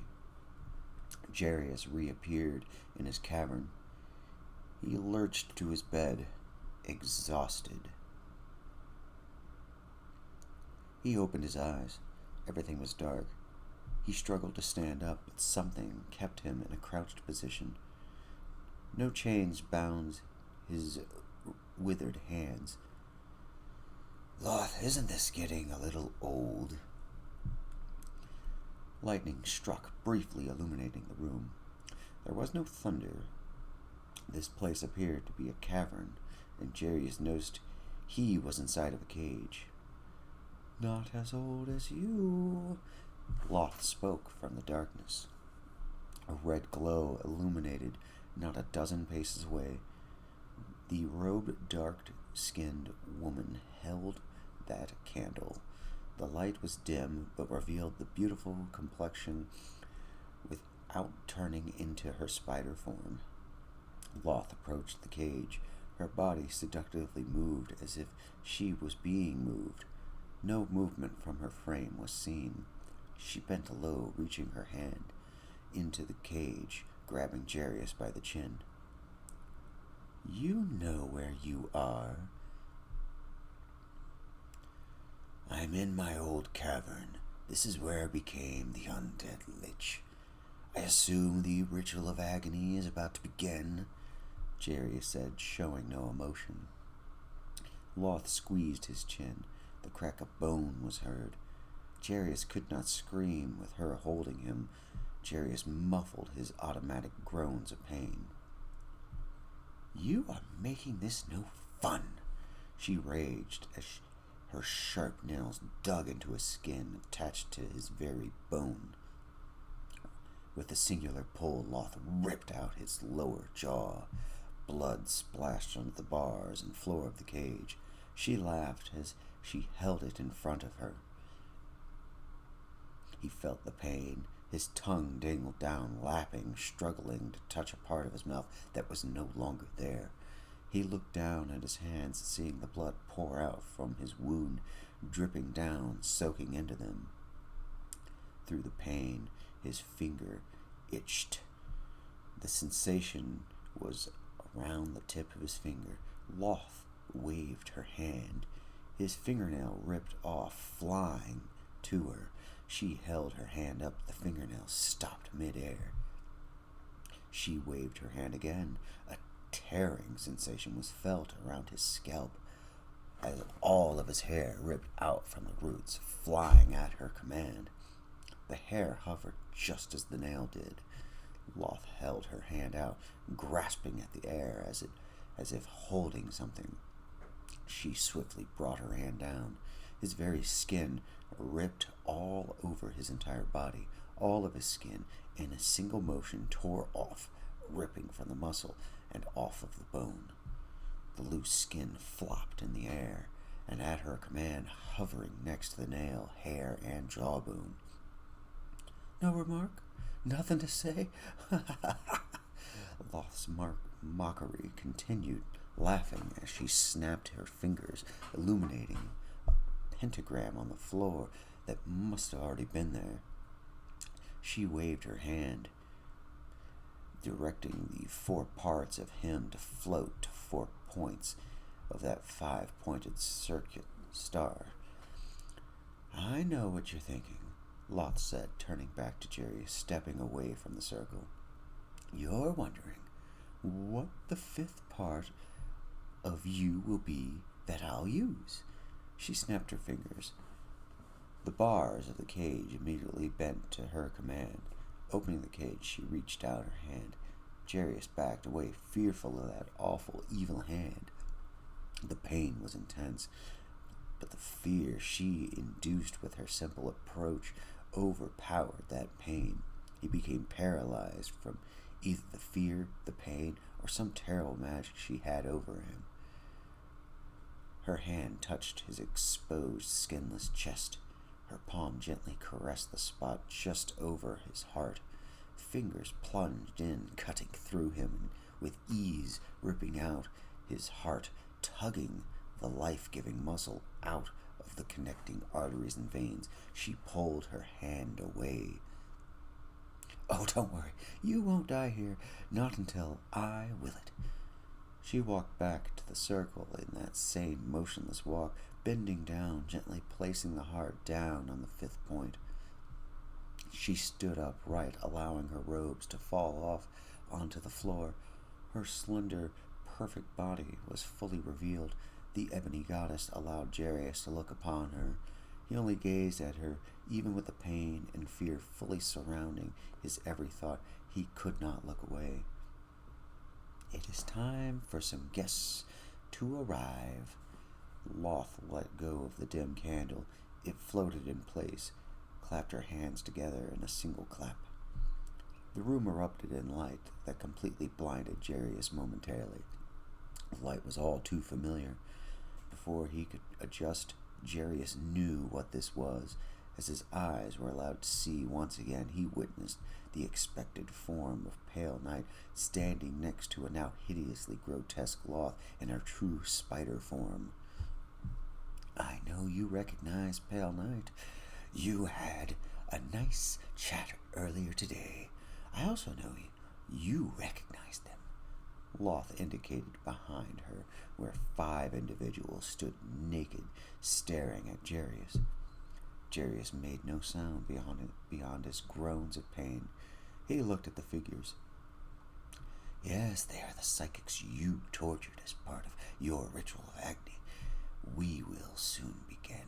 The pain you feel now is nothing but a pinprick by comparison. I know you recognize Nezron. I like him. I am gracious enough to allow him to execute your killings. To think you actually did this to your own brother. I'm envious of your imagination. Nezron.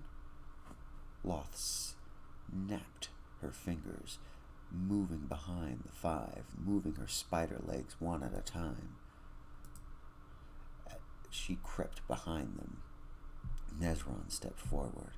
In his hand, he clutched a black dagger, the same one Jarius used by the looks of it. He stabbed into the skin while staring Jarius in the eyes. He felt each stab burn into his removed flesh. The stabbings caused him to convulse and fall to the floor. Each stab could not be ignored. Nezron twisted the blade into the flesh where after the 12th stab, he tore it apart, rendering it into a pile of minced, borderline liquid flesh. The black blade did not relent. Nezron did not hesitate or slow down his punctures into the goo before him. All the while he stared into Jarius. Jarius felt his soul burning from the black blade. Nezron left the blade in the flesh, pulling from the ground a candle that lit itself upon being picked up. Nezron lifted the fire out of the candle, allowing it to float above his palm. He moved to the hair. He dropped the flame into the hair, which caught fire right away. The place where pores were across the head of Jarius grew blackened, burned marks. The burning pain was amplified within this dark ritual. Jarius clutched his head with outstretched palms, incapable of ceasing the pain. Nezron moved onto the jawbone. Lifting his boot up, Nezron plunged down, crushing the jawbone repeatedly. He continued to stomp on the jaw of Jarius without relenting. Each stomp was visible, seen on the face of Jarius. His eyes twisted and contorted. The pain was unbearable, and yet still continued to increase every second, which seemed eternal. Through the stomping, Nezron spit onto the fingernail of the adjacent point. The spittle had an acidic effect, melting and bubbling its burn. The place that occupied the nails showed the burn marks. Finally, Nezron turned to the heart at the final point. He removed the dagger from the flesh. He held the blade up to his mouth. Lips parted. Nezron's tongue licked the blade from bottom to top. The blade did not melt, but sizzled from the acidic tongue. Nezron pointed to the flame on the hair, commanding it to ignite the blade. The fire obeyed him, jumping from the hair to the wicked knife. Nezron turned away from Jarius, looking at the heart. He caressed the heart with the knife, gently cutting into the side, giving Jarius a taste of just how much more painful this will be. Nezron stepped around the heart, allowing Jarius to fully see the blade prick his heart softly. Nezron raised his own chin, allowing them to make eye contact. Once again, he held the blade just above his heart, ready to carve into Jarius's final piece. The air between them rippled as water rippled. A burst of psychic energy pulsed from Nezron, hurling to Jarius. Jarius felt Nezron enter his mind through his eyes. Nezron mentally climbed into every nerve ending, like turning a dial. He enhanced Jarius' senses. The pain that already existed increases yet again. Loth had granted me the pleasure of returning to you this pain however I see fit. I am allowed to use my imagination. This you feel now is my special psychic addition to your ritual of agony. This dream will continue with you periodically, thanks to me now. The words confused Jarius. Pain prevented him from pondering them. Nezron stabbed into the heart with the flaming acidic black blade. The pain was not what was added. Instead, Jarius felt a darkness inside of himself that was never felt. Sadness, depression, and hopelessness entered his soul. The pain was present through this, but Nezron just added a psionic disease over the mind of Jarius. Jarius screamed awake, thrashing in his bed. His tears were that of blood. Your heart is pounding. You might just die from a heart attack, especially since you're old now. These dreams could actually be the death of you. We will get to Loth when the time comes. Until then, you need to find more help. You might want to be on the defensive. In your dream, Nezron did more to you than increase your pain. He left something. In my head? How? I don't know, but it's moving. I believe we have a guest. End of Chapter 4. Chapter 5. Read. This is insanity, said a man with one ear, eye patch over his right eye, short brown hair, scar on his cheek, missing pinky finger, and holding two green glowing swords. What is this thing? It's unrelenting. Fission, what can we do? We've been battling this thing for days. Klimo, what else can we do? Came the voice from the swords. We should do what I was forged to do. Fight! The man stood inside of a room, staring out of a 6th-story building window into a vast city. All across the city, chaos dominated. Some buildings were on fire. Others were drowning in thick, murky water. Water gushed out of the air itself. Those portals are all over the city. One of them could just appear even behind me at any moment. A dozen Nora's even slept since this thing began 4 days ago. Vision, we needed more than just fight. Their backs turned. Throughout the streets, Klimo witnessed people who look exactly like himself battling things coming out of the scattered portals. The other Klimos struggle every bit as hard as you do, Fission the sword said. I did not imply that they do not. The thing, whatever it is, has us trapped in the city. We can still teleport, as all Klemos can, but we can't teleport out of the city, Klemo said. Looking further in the distance, Klemo saw, cast over the city, a thing that could only be described as a dark purple shroud. The shroud covered the entire sky, looming over the city of Klemo. An alarmed Klemo quickly turned away from the window, raising his swords. His psychic senses picked up something. A tingling sensation notified him. "Wake up! It's here!" 3 other Klemos jumped up from their sleep. Klemos give each other nicknames to distinguish one another. "Twinkle!" Klemo turned to a companion that held 2 yellow daggers. "I need you to cover above and below. Gray!" He turned to a female Klemo warrior holding her blades at the ready. "You cover the right and left. Magic!" He turned to the final Klemo who wielded no weapon, his hands illuminated with magic, ready to attack. His robes torn from the days of battle they had endured. Cover behind us. I'll take the front. The room lit up from a dozen purple luminescent portals opening simultaneously. The 4 had their backs to each other, but gave one another enough room to maneuver around. Grayish-purple tentacles burst through every portal, their slimy suction cups puckered, ready to grab any Klemo that wiggled about, randomly moving. Twinkle jumped up, slicing the ones above in a single swoop, followed by teleporting to the floor to slice the ones below. Gray threw her blades into the ones on the left with accuracy. She teleported the blades into the ones on the right. The Klemo with green swords sliced at the ones in front. The sword sliced with ease. That particular portal closed. Magic blasted the ones behind with channeled arcane power. The damaged tentacles retracted and the portals closed. Everyone slumped down to the ground. Did anyone else try to figure out their destination?" Gray asked. "I tried, but my ability to detect is being scrambled or negated somehow," Magic said. The other 2 nodded their agreement. "Me too," said one. "Same," replied the other. "Junior, it's my turn now," Twinkle said, standing up. The Klemo with the eye patch and missing ear nodded his head. "Yes." "How long did we have that time?" Magic asked. Junior shook his head.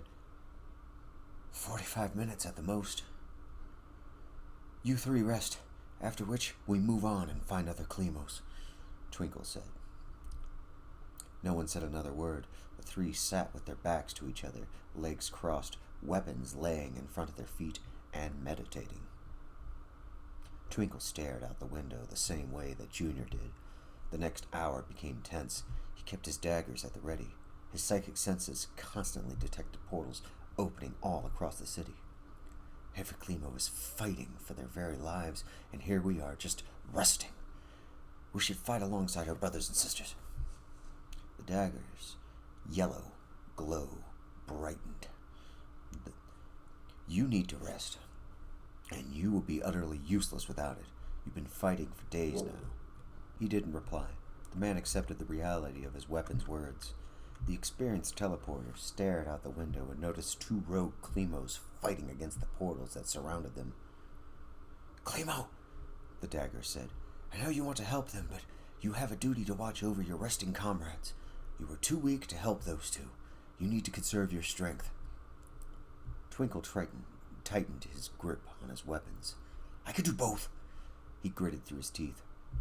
Klemo prepared a portal to thrust his fist in to assist. Before he finished calculating, the 2 troubled Klemos dropped to the ground from an unseen assailant. The purple glow on the portals turned red. The portals shut like a hot knife slicing the calamari. The severed tentacles flopped to the ground, still wiggling about with a dying life all of their own. Twinkle stopped his portal creation. His eyes widened with surprise. "What is that?" "I do not know, but we need to be careful. With the hive mind down, we have no way of communicating with the other Klemos," the daggers said. Clemo looked back down to the street. The Clemo bodies vanished. The tentacles stopped flopping and were lifeless. He detected an incoming teleport, but just a singular one, not the portals like the attacks. He considered waking up the others, but raised his weapon instead to meet this singular threat. He spun around, anticipating the arrival of a foe or friend, yet saw nothing new in the room. Twinkle felt a slight wind past him from an unseen source in the middle of the room. A teleport happened, but there's nothing here, Clemo said to his weapons. We've seen many things. This could be anything, the weapons replied. Clemo raised his daggers to defend himself. He swung an arc just above his head. The clang of steel was heard. A small spark struck in the process. For a brief instant, the intruder was seen floating just above him when their blades made contact. From the split-second look, only red, indistinguishable clothing along with fiery red eyes were visible. Clemo felt the intruder back away. Very good, the intruder said. Most of the Clemos are terrible at combat. Who are you? Why are you attacking my city? Clemo shouted to his unseen foe. Normally, it's next to impossible to get to any of you. With all of this happening, you are easy pickings. His voice echoed, making his location impossible to discern. You didn't answer my question. The intruder's laughter faded away. Clemo detected a teleport, knowing that whoever or whatever that was has left. Twinkle leaned back on the window frame, returning his gaze out to his city. He made no facial expression as he resumed his duty to guard his resting comrades. Later.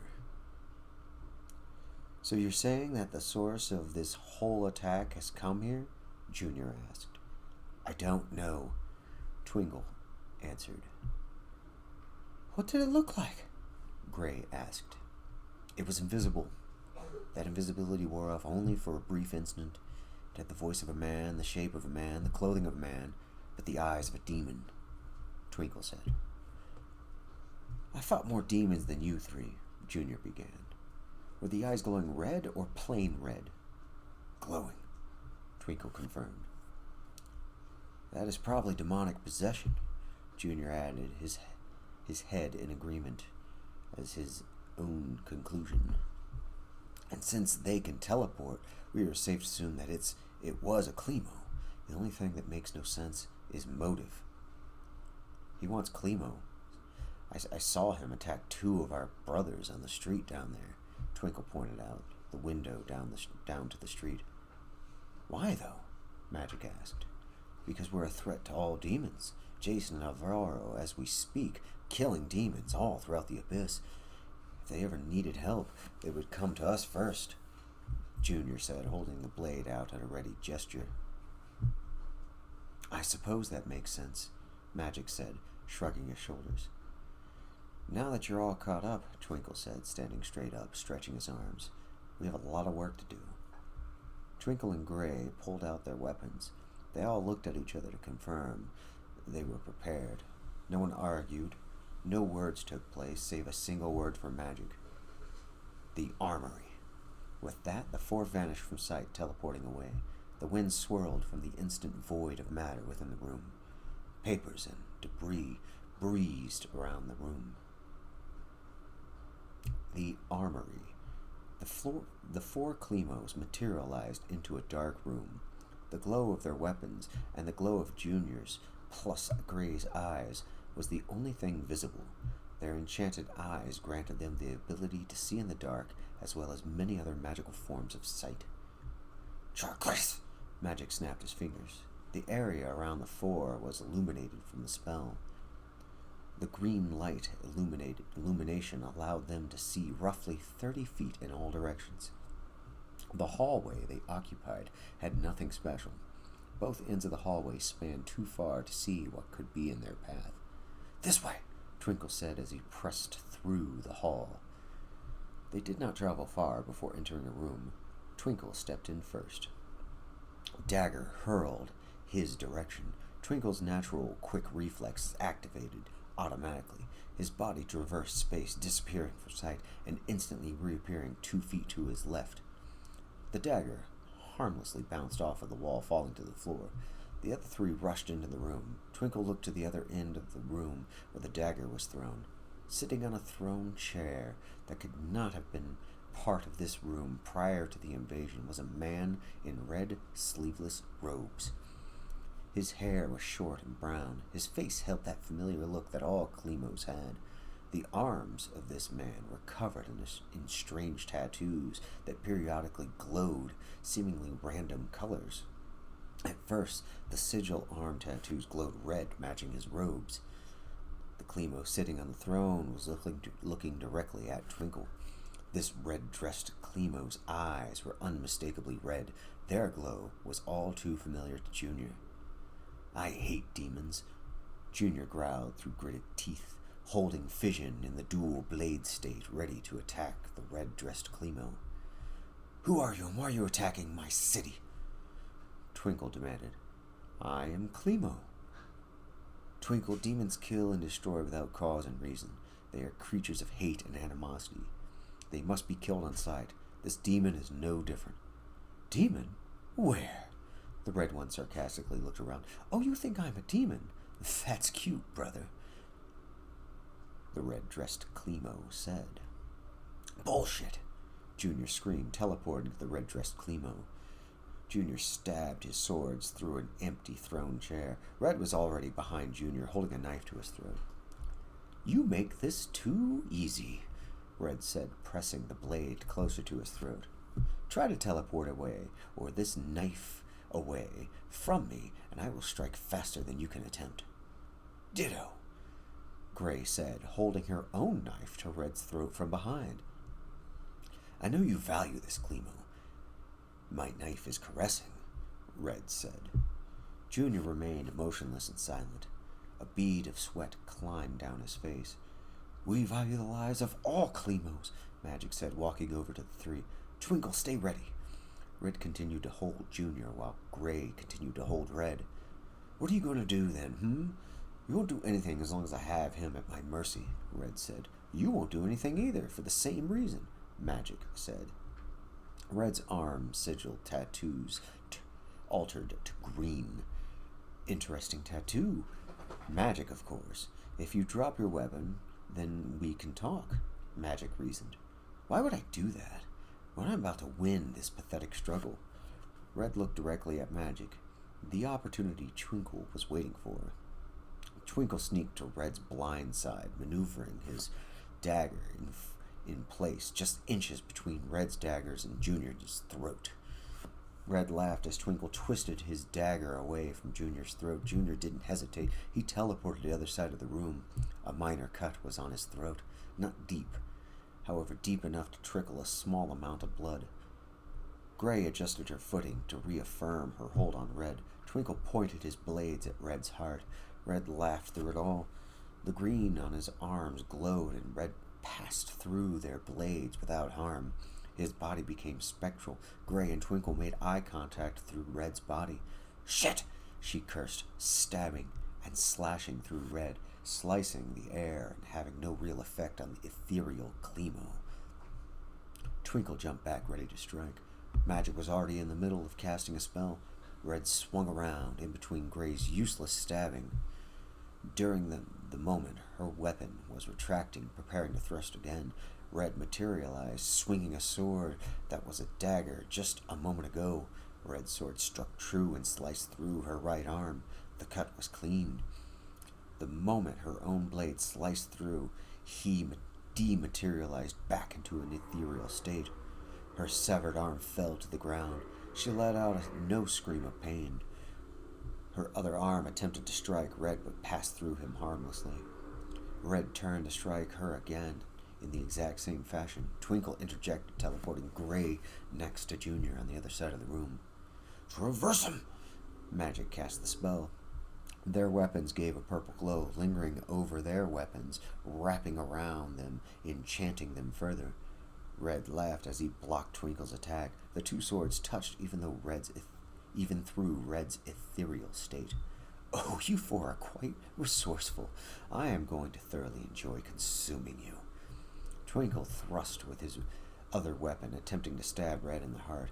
A third arm ripped out of Red's shirt, wielding its own long knife, which blocked Twinkle's attack. With Red's free arm, he stabbed in a downward arc to Twinkle. Twinkle teleported back. Well, 3 of you are useful. That beat-up Klimo holding his neck is not very experienced and quite useless.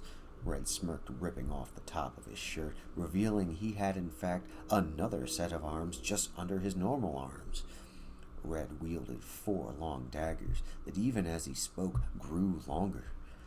These 2 underarms also had their own set of sigil tattoos. Red's chest and back were covered with both battle scars and additional sigil tattoos. All of his tattoos, however, glowed the same green, which faded to a bluish hue. Red's taunt was successful because Junior teleported to attack exactly like he did before. Red blocked his dual blades with his 2 left arms. Twinkle teleported forward, but this attack from both his weapons were blocked by Red's 2 right arms. Gray, still refusing to give in to the pain, teleported behind Red, attempting to stab him in the back. Red vanished from sight, reappearing on the other side of the room. This was quite fun, and even though I would probably win, Red teleported around the room, changing his location randomly with each and every word. I have plenty of time to consume. He teleported next to Junior with his lips pressed to his one good ear. You. He stayed only long enough to say that final word. Junior swung his swords through the empty space. Red teleported away. Quickly, track him, Magic commanded. He's in the next room, Twinkle yelled, teleporting away. Magic and Junior looked at Gray. Their glance required no words. I'll be fine. I can still fight, she retorted to their unspoken question about her severed arm. The 3 followed Twinkle, teleporting away. They arrived in the next room to see several dozen individuals that looked exactly like Red, with the torn clothing and 4 arms. Twinkle was already swinging his swords fighting them. He constantly swung and teleported to a new location every instant just to avoid the constant barrage of this enemy that terribly outnumbered themselves. Shit!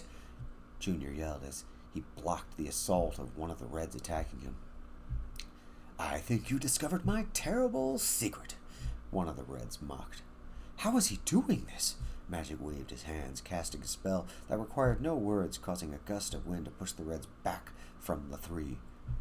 Twinkle teleported to his 3 comrades without hesitation or words. He teleported himself along with his companions far away to another portion of the city.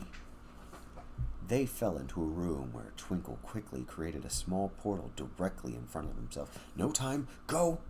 The 4 rushed in. Junior looked back as he ran into the portal to see dozens of red Klimos teleporting to the room that Twinkle just took them to. They're tracking our teleports! No one responded to Junior's observation. They didn't need to. The other 3 already knew that as a Klimo, Red can do this. Gray opened the next portal, pointing her weapon directly in front of them as they exited into the street of the city. Their pace never slowed down. They ran straight into the next portal. The first portal was automatically dismissed the moment Junior, the last companion, passed through. They rushed into the second portal, which Magic created within the background all around the city. The tentacles were seen attacking from their terrible hidden places. Twinkle made the third portal. The moment they exited, they rushed in. No one looked behind, but their psychic senses felt the incoming teleports in the Reds' pursuit. They exited inside of the same building they rested in earlier. It was Gray's turn to open a portal, and she did not falter in her contribution to the portal chains. They rushed into yet another part of the city. They did this pattern of portal jumping for over 25 minutes, slowly distancing themselves from the Reds, until finally they felt they had evaded their adversaries. The 4 inspected a secluded room to ensure that they were well hidden and off the radar. I believe we have eluded them for the time being, Magic suggested. The four collapsed onto the floor, exhausted from the overexertion of their psychic talents. Gray began wrapping her arm in a cloth ripped from her shirt under her light chain armor. Magic was assisting by casting minor healing spells he could to aid in her recovery. "What was that bastard?" she said while continuing to wrap the bandage. "Demons. I fucking hate them," Junior said. Magic's hands glowed white as they made contact with Gray. The healing magic flowed. "I am not convinced that they were demon-possessed. I am, however, convinced that they were no illusion. I detected no magic that could have fooled us like that." Gray leaned her head back against the wall, allowing magic to do the healing for her. "My eyes showed their true form. I concur. They were exactly what we saw." "Same here," Junior said. "We are no match for that. They were all Clemos, but they were all identical to the red," Twinkle said. "So this red Clemo is responsible for all of this?" Junior said. Magic continued to heal Gray. He did not look up as he responded to Junior. "No, that's unlikely." Junior cocked his head in confusion. "Why?" "The portals that are doing all of the damage throughout the city with those tentacles, they have a different psychic signature than Red has," Magic said. "You're right," Gray said. "Then not only do we have no idea what is destroying our city, but we also have this whole new problem. The appearance of Red cannot be a coincidence," Twinkle said. The four nodded their agreement in the exact same casual fashion. "The multiverse is vast and infinite. Clemos come in a great variety. There are an endless number of us. This could very well be a deranged or power-hungry one," Magic said. "What do you mean? He's clearly demon-possessed," Junior insisted. "Well, friend, from the way he talked, to the way he fought, to the overwhelming number of them, I do not believe they are demon-possessed. All of those Reds had the same psychic signature, which means they're all the same person," Twinkle said. No one argued that. Gray looked up. "I don't care what he is. We're killing him." End of Chapter 5. Chapter 6. Escape Clemo. "It's been a long time, Jarius." The voice of Nevisron Kane echoed within Jarius's head. "Impossible," Jarius said, standing up. "No more impossible than the many times you yourself escaped death." Nezron spoke in a low, hoarse tone, full of mocking animosity with each word.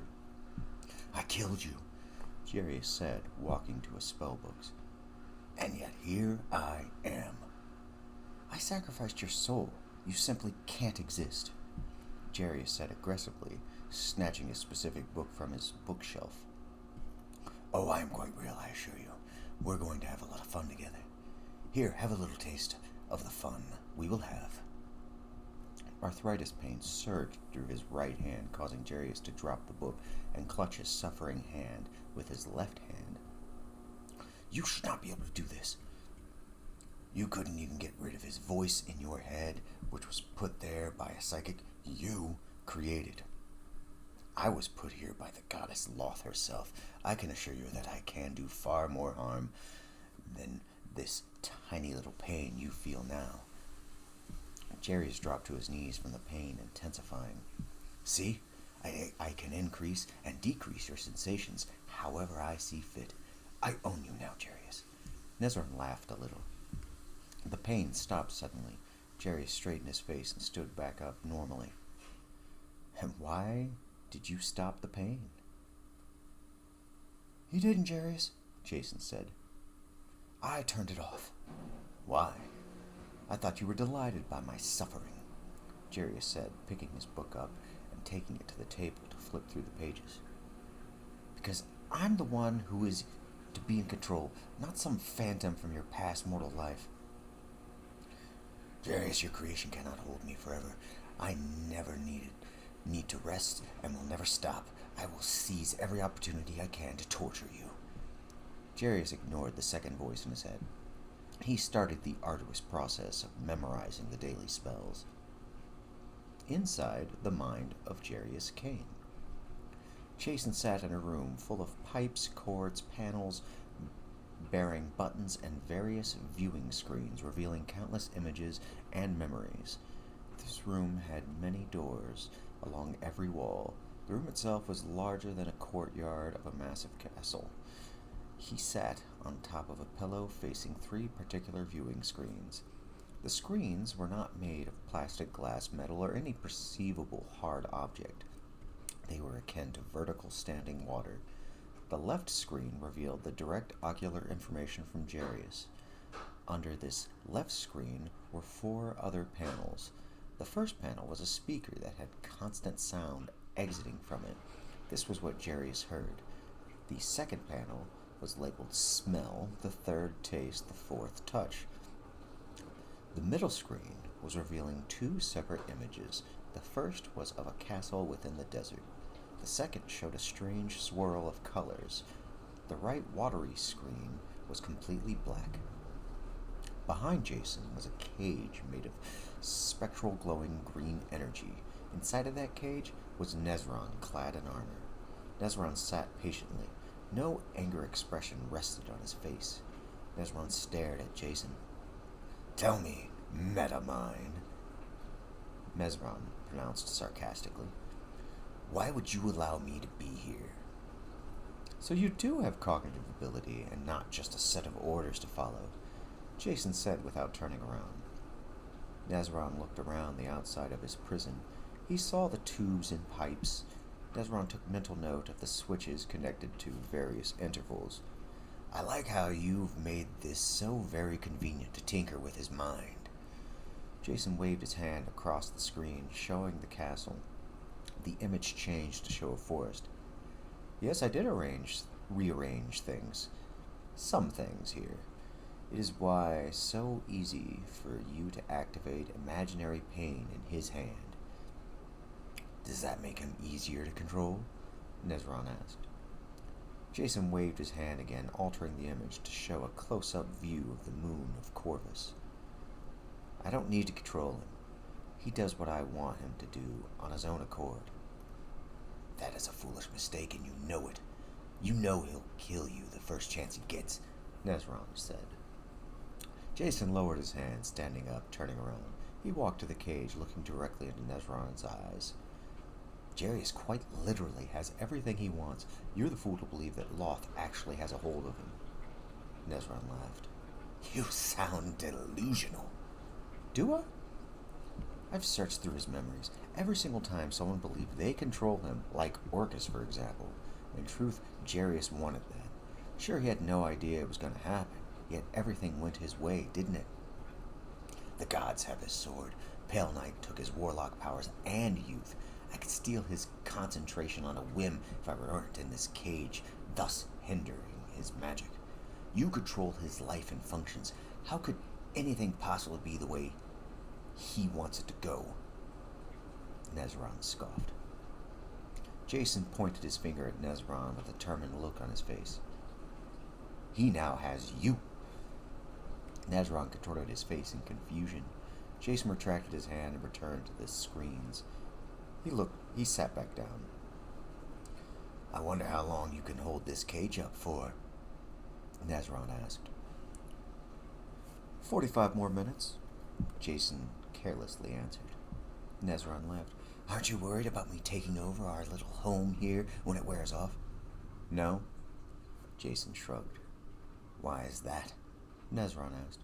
"Because anything you do will be inconsequential." Jason waved his hand, altering the image. "That doesn't make any sense.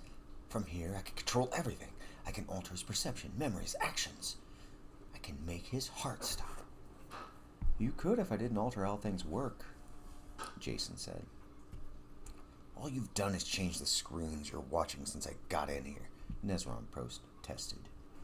"Sure, this me has," Jason said, waving his hand again.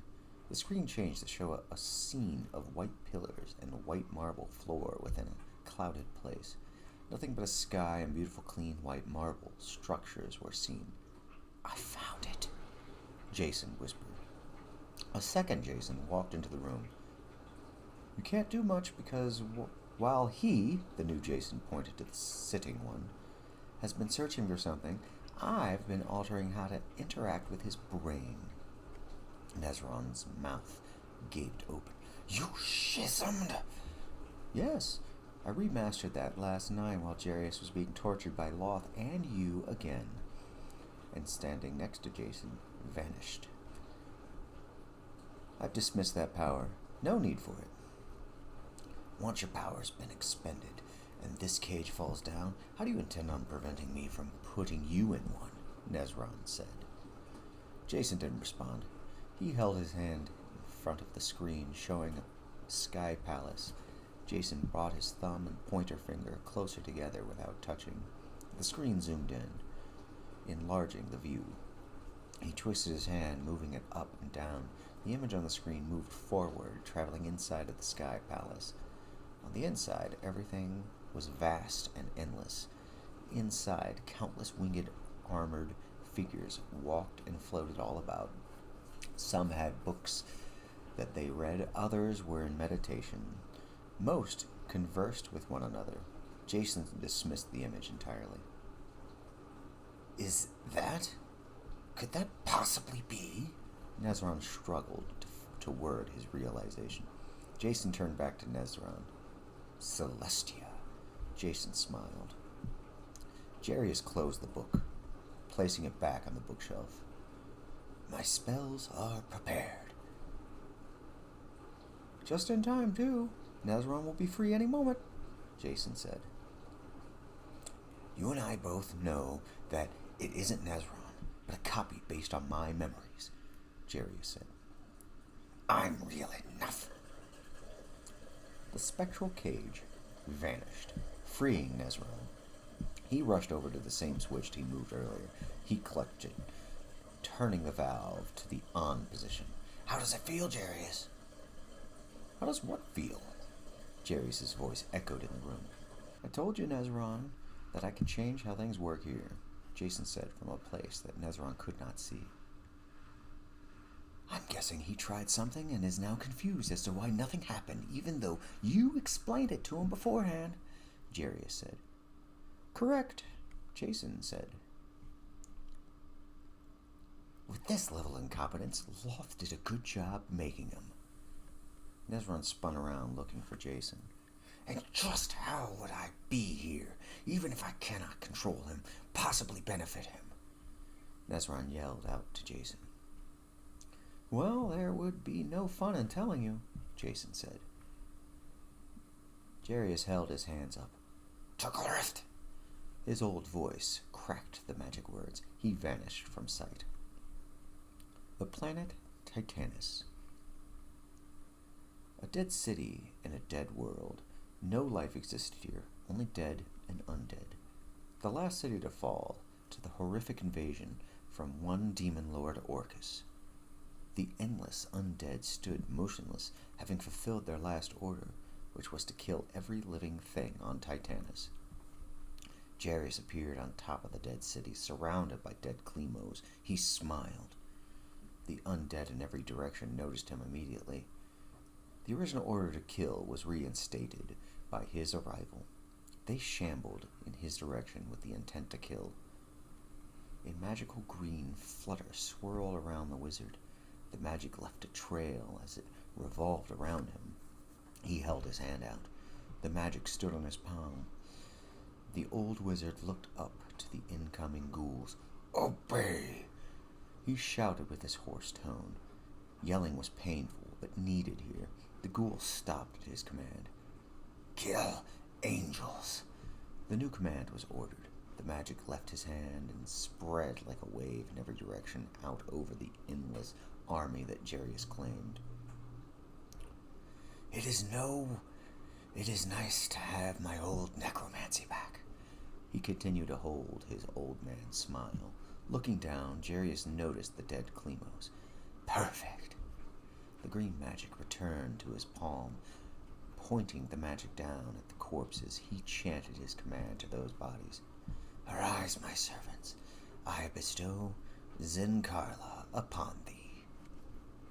Their dead limbs twitched at first, but slowly recombined to working fashion.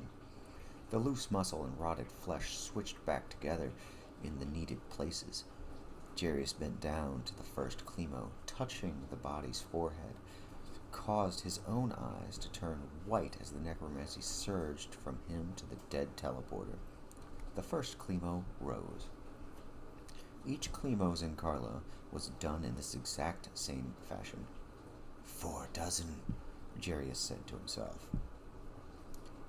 How can you make 4 dozens in Carla's, but Orcus could only make 3? Jason asked.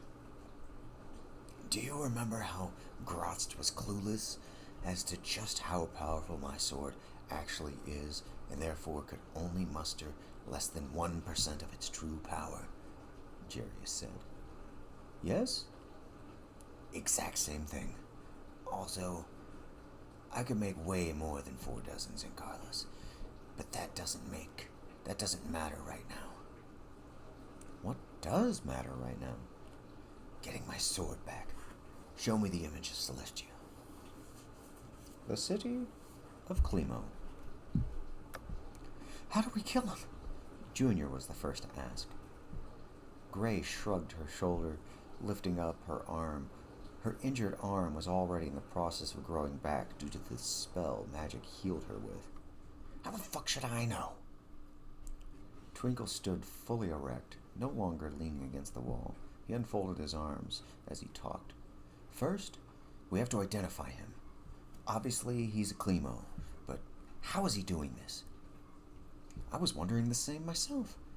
It would appear that he has been kidnapping our brothers and sisters and somehow turning them into himself, Magic said. How did you figure that out? Junior asked. Well, aside from the fact that he said he will consume us, Twinkle witnessed him attack 2 Clemos in the street just before he encountered him. Also, Magic didn't bother to finish the sentence. His eyes opened wide with alarm, as did the other 3. They drew their weapons. Gray was only using one arm.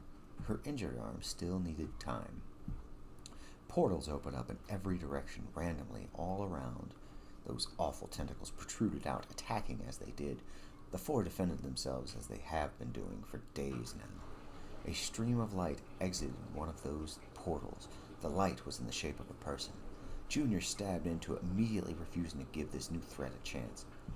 Clemo! The person-shaped light exclaimed. Through the heat of the battle, Junior recognized that voice. He did not slow down his attack on the tentacles. Theresa, is that really you? Clemo, I've been looking for you for days. I finally found you. I'm astral projecting here.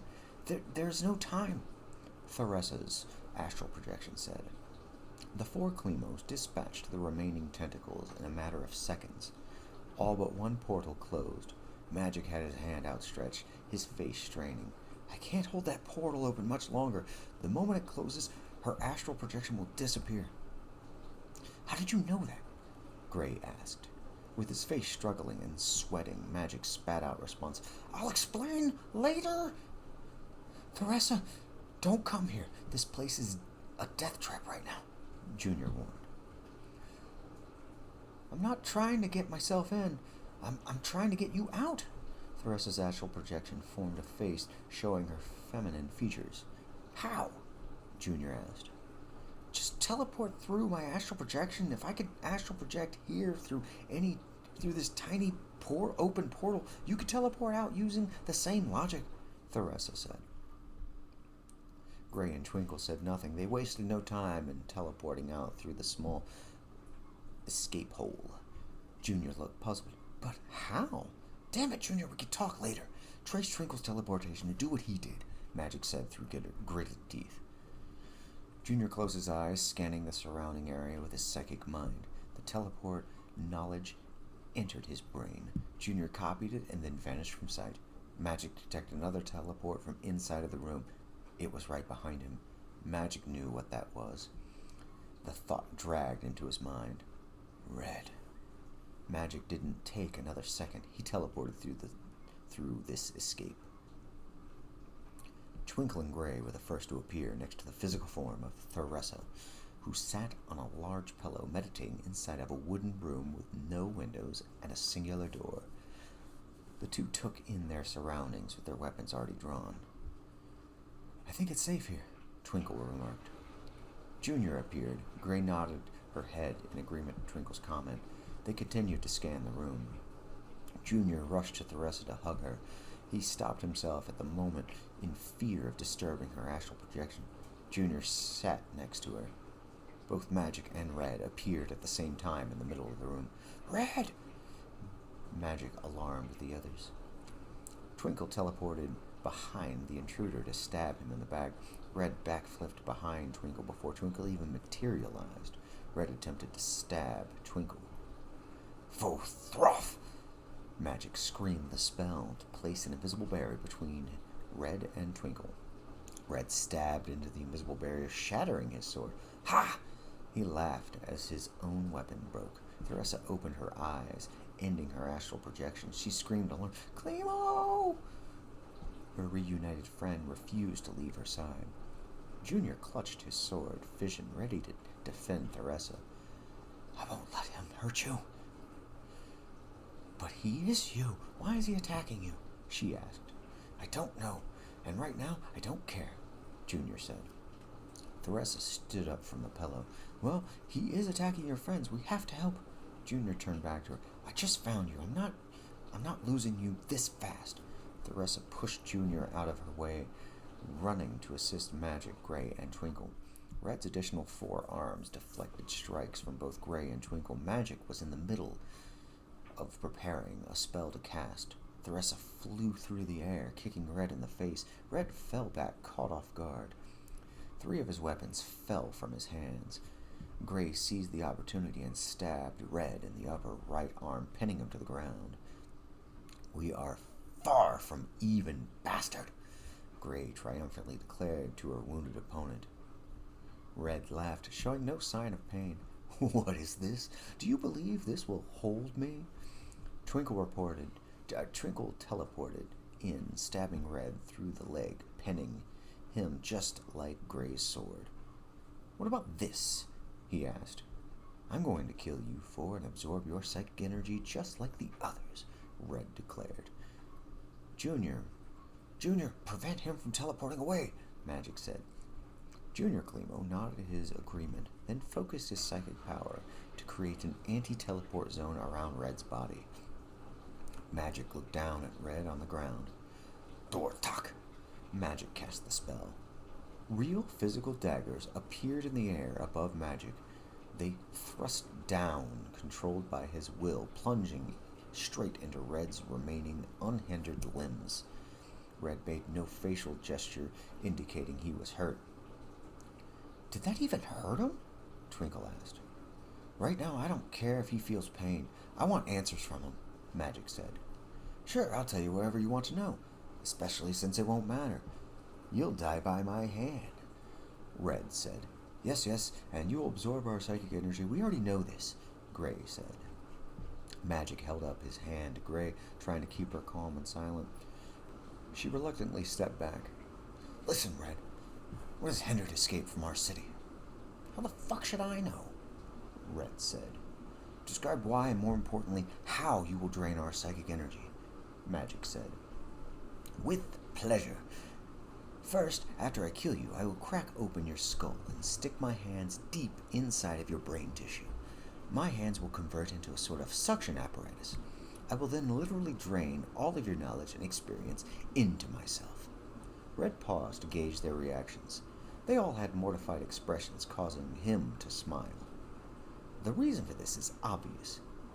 To be more, every single Clemo is insignificant. However, as a whole, we are the strongest thing in the multiverse. Just imagine how every Clemo is unique in their own way. Now imagine just one person having all of those talents, skills, and abilities. Oh, you don't have to imagine, do you? You're looking right at it. How many Clemos have you killed and absorbed like this? Red twisted his lips, pondering. 42,612. You could do everything they can do, Magic asked. That and more. You see, Mies. Psychic energy is a very interesting thing. It can be molded and changed. While there is no Klima that can split their being into multiple copies of themselves, I can use that psychic energy to do just that and far more. Wait, if you have all of their powers and more, why haven't you invaded our minds or disfigured our bodies with a thought? Twinkle asked. Because the brain is a delicate thing. I wouldn't want to go into your mind because I could accidentally damage something I want. No, when I go in your head, it will be just as I described. Do you know what has a stranglehold over the city? Because I don't believe it's you, Red, Magic asked. Theresa spoke up. Dagon has done all of this and more. The Demon Lord Dagon? Magic asked without taking his eyes off of Red. He was a Demon Lord. Now he's a god, Theresa said. Everyone turned to her with surprise. Klimo lost his concentration for a moment. That moment was enough for Red to disappear. The sounds of their blades landing on the floor was all that was heard. Fuck! He teleported away. Everyone, I'm sorry, Junior said. Gray and Twinkle snatched up their weapons, preparing to continue the fight. Everyone looked around nervously. We need to go now, Magic said. City of Overby, Gray ordered. They all vanished from the room, all but Junior and Theresa. He grabbed her by the hand and teleported them to the city of Overby. End of Chapter 6. Chapter 7. It only takes one Red. Jason astral projected out of Jarius. The glowing green Jason took in the view. You know, your power is also my power. They will follow my command as well. Jason pointed at a nearby zombie. Rip off your arm. The zombie pulled at its arm until the flesh and muscle tore off, ripping the bone clear out of the socket. When the zombie finished, it dropped the arm and stood awaiting another command. I'm glad you're amused, although I would prefer you concentrate more on Nezron. You're free to do as you please, Jarius said. I can't stop Nezron. I can only distract him and delay him for now. Jarius screamed, falling down and shaking in convulsions. His mouth foamed and eyes rattled in their sockets. I suppose it's about that time. Jason's green faded as he ended his astral projection. The four Klemos and Theresa stood at the center of the ruins of Overby. Junior fell to his knees, dropping his weapon Fission in the process. Klemo, I am sorry you lost your friend, Fission said. Theresa leaned down to Junior, wrapping her arms around him. A tear streamed down his face. Gray, Twinkle, and Magic stood together, facing each other in a triangle visible from Junior's location, but too far to be within earshot. This is bad. Twinkle spoke first. Magic lifted his hand. Overby would have been a great help. Even I did not know that his immortality was tied to his city. We have a lot of problems. What has caused this? Gray asked. Magic moved his fingers in an intricate design in front of his face. Resorius! He cast the spell, altering his eyes and hand to glow a bright yellow. Bending down, this Klemo touched the crashed building debris on the ground with his illuminated hand. Within his mind's eye, Klemo saw pale night arrive in the city. Light and flame consumed every corner. Overby and the remaining wizards combated hordes of demons made out of shadow. One by one, they were consumed by light and darkness. The screams echoed in the air around everyone as an after effect of the spell. Our problems have just doubled, Magic said as he stood erect. Those screams? Gray asked. Yes, Overby and the last of Corvus's most powerful wizards. They're dead now, Magic said. How could our problem be worse than Dagon and Red? Twinkle asked. The two Klemos locked eyes. Loth and Pell Knight. Magic paused to allow his words to sink in. The Demon Lord of Light and the Goddess of Darkness are now watching us? Twinkle nervously sheathed and unsheathed his daggers repeatedly. They They saw us beat Orcus and knew that it was only a matter of time before we came for them. Prioritize. What's our first problem? We worry about only that. Red. Twinkle and Magic responded. Good. Gray lifted her new arm. It was half the size of her unhindered one. I was honestly hoping he would be. Junior and Theresa approached the other 3 Clemos. What are you talking about? He asked. Twinkle ceased fiddling with his daggers. You will have to wait on avenging Overby. What did this? Clemo held Fission up with a silent promise. Magic's eyes and hand reverted to normal. Something far more powerful than we can handle. Junior held a scowl, waiting for Magic to answer. Closing his eyes, taking in a deep breath, then exhaling, Magic continued. A demon lord named Pale Knight and the goddess of darkness and spiders, Loth. Get your shit ready. We go back to the abyss. Junior split Fission, placing it into the scabbards at his sides. Twinkle flashed, disappearing, reappearing behind Junior with his dagger to his throat. See how easily I could have killed you just now? The dagger pressed hard onto Clemo's neck. Pale Knight can kill you far easier. Junior teleported behind Twinkle with Fission already in his hands pointing at Twinkle's neck. He spun around to face Junior. The youngest Clemo had a determined look on his face that said, Nothing will stop me, and I will do this alone if I have to. Lowering Fission, Clemo turned around holding Theresa. I'll be in Laguna when you 3 are ready to go. They vanished from sight, teleporting away.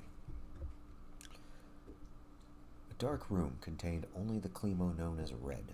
Sitting in meditation with his 2 middle arms crossed, 2 upper arms held together by the fingertips, and 2 lower arms extended out. Red was manifesting the power of Farsight, watching the 4 Clemos in the ruins of Overby. Witnessing the one-eared Clemo teleport away, Red traced where Clemo ventured to. Eyes popped open, followed by a large smile curling on his dark crimson face. Red teleported out of his tiny room. The mind of Jarius Kane. Jarius pulled on his restraints once again.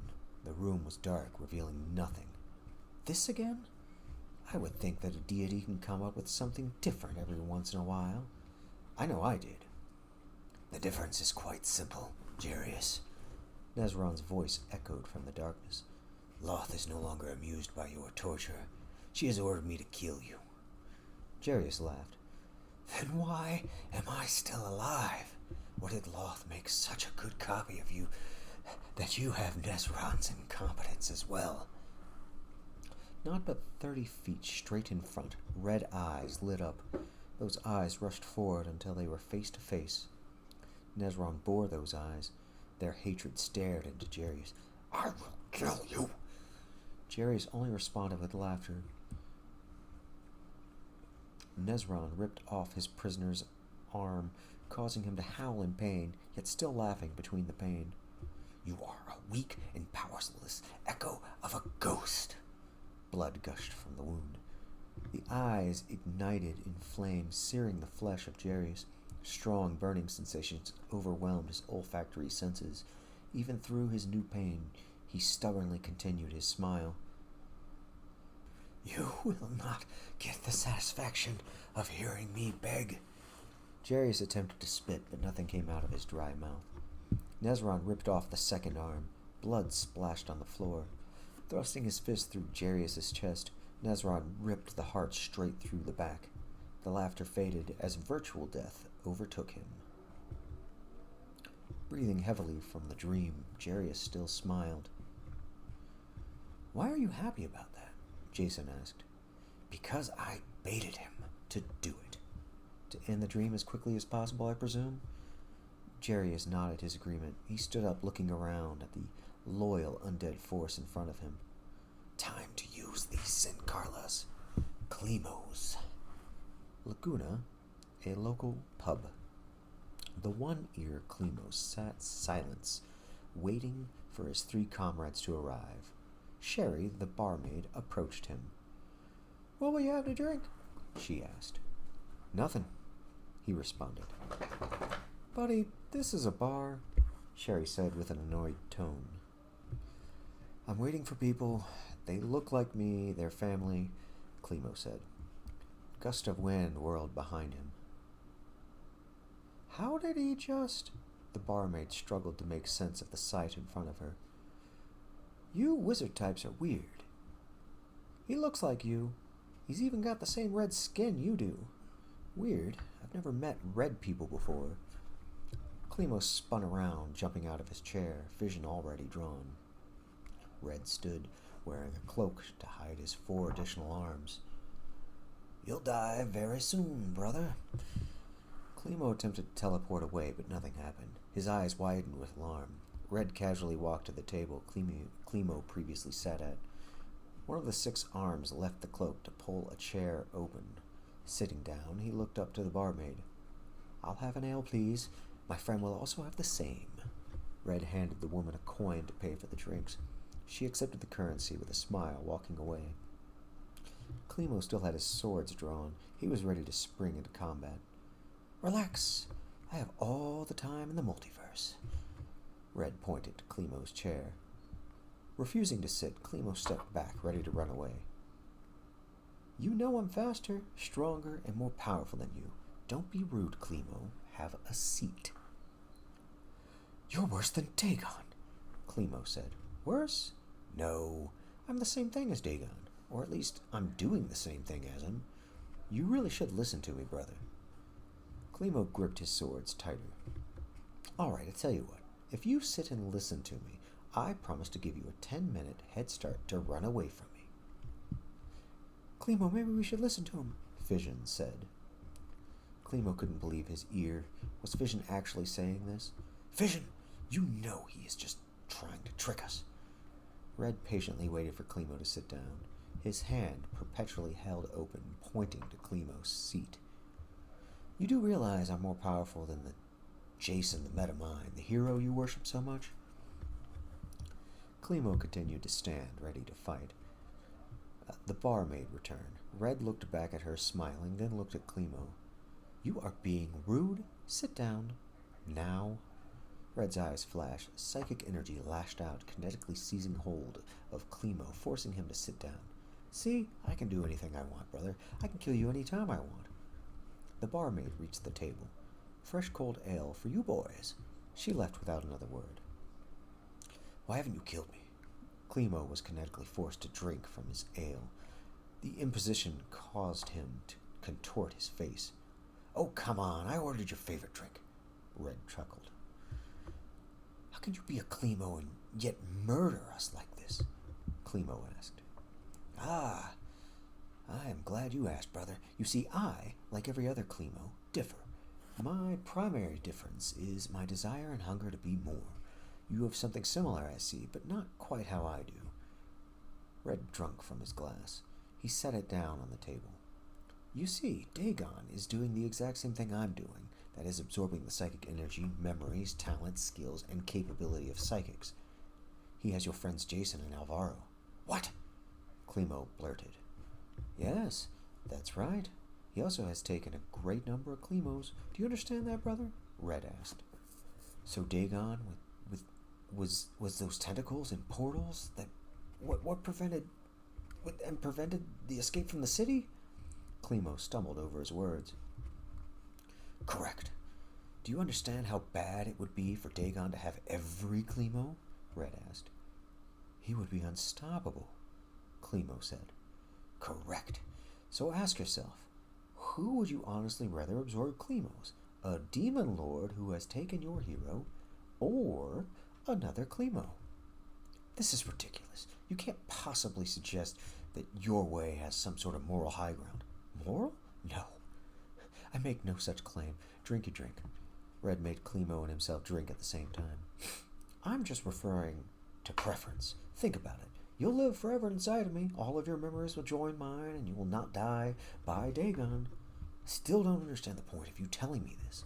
Why not just kill me and be done with it? Oh, well, because I want to use you as bait, of course.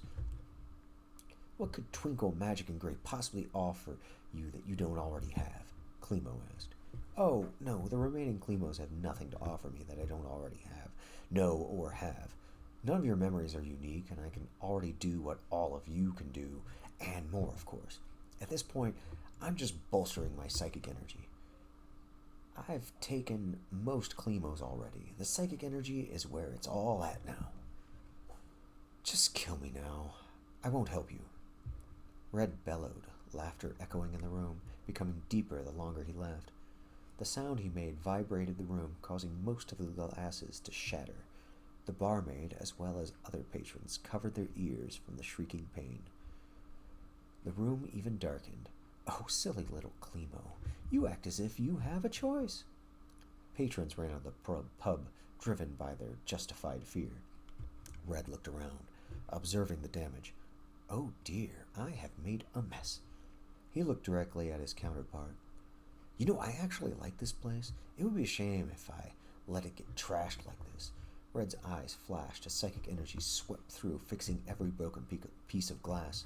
Within seconds, it looked as it did moments ago. The barmaid attempted to run out. The door slammed in front of her, preventing her escape. Now. Someone has to run the register.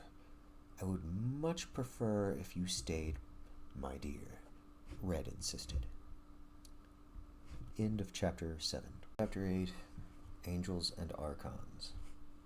An angel is a winged divine creation, powerful in nature and nearly impossible to kill. An archon is a winged, armored divine conversion. One is created, the other is turned from mortal to divine servant of a good deity. The three good gods, Guardian, Sabin, and Deity, utilize both angels and archons. Each god has their own heavenly realm. There is, however, a fourth divine realm, neutral among the three gods. This realm is called Celestia. Celestia has never been attacked before. There has always been peace and tranquility here. Even arguments are rare. Angels and archons store their weapons inside of a vaulted armory. The defenses that Celestia has are perceived as perfect. Magical barriers, thought to be impenetrable, are forged with divine powers cast by all three gods. If ever there truly were a safe place within all of the multiverse, it would be in Celestia. That safety proved to be an illusion. Thousands of portals opened all across Celestia. They instantly caught the attention of every angel and archon. The undead hordes gushed out like a pipe bursting. Within seconds, millions of ghouls and zombies infested this holy plain. Even without their weapons, the holy warriors stood their ground. They fought the savage undead with everything they had. Undead continued to bolster their own forces in an unrelenting wave after wave of chaos. The angelic forces took out over 1 million dead things before the first angel fell. These divine beings were finite in number. The undead were infinite. While the undead invasion had their full attention, a singular portal opened before a great door that resembled an exquisite vault made of solid metal. Out stepped Jarius, the astral projection of Jason, and a singular Zincarla Klemo. The portal closed behind them. The lock on this armory can only be opened with a complex algorithm. Jason, this is where you come in, Jarius said. The astral projection of Jason stepped forward, placing its astral hand onto the door of the vault. This will take some time.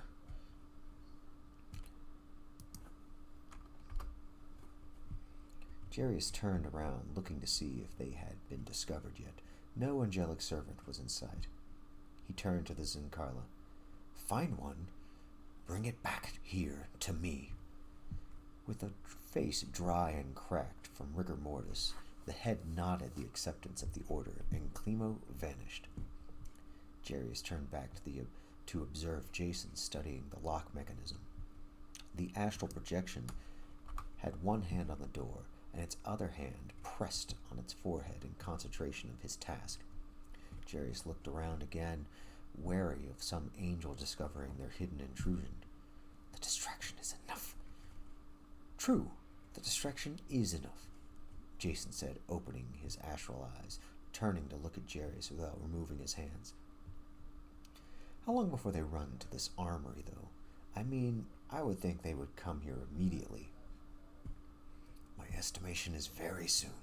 You have less than 45 seconds, I imagine, Jarius said. The Zincarla Climo reappeared with the body of an angel that was bruised, bloody, either dead or unconscious at his feet. He stared at Jarius, awaiting the next command. The old wizard glanced at the body at his feet.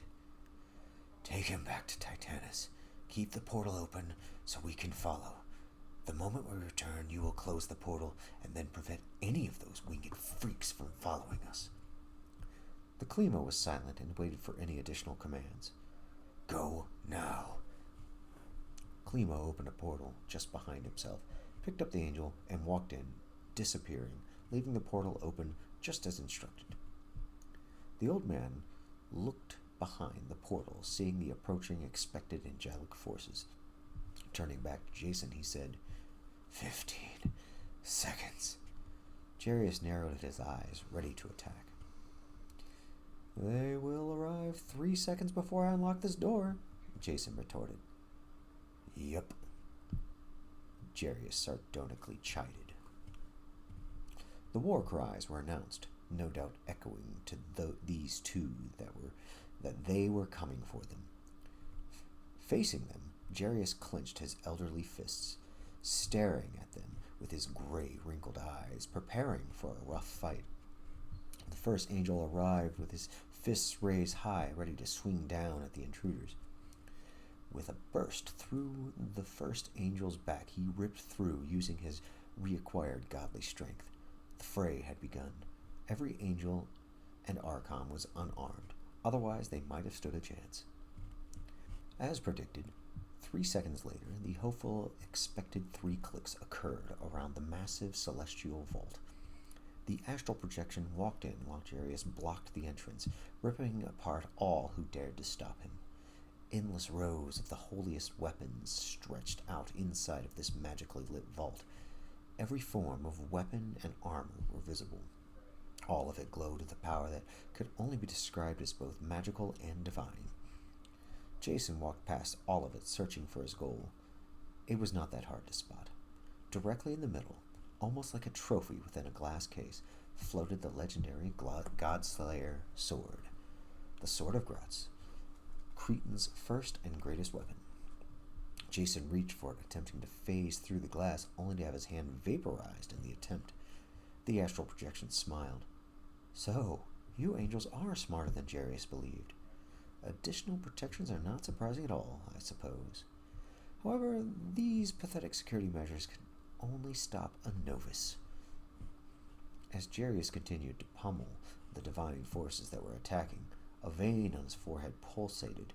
Behind his forehead, within his brain, was a cerebral muscle.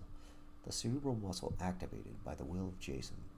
The powers transferred to the astral projection. The glass case holding the sword split open, shocking the surrounding area from the defense mechanisms set up around it.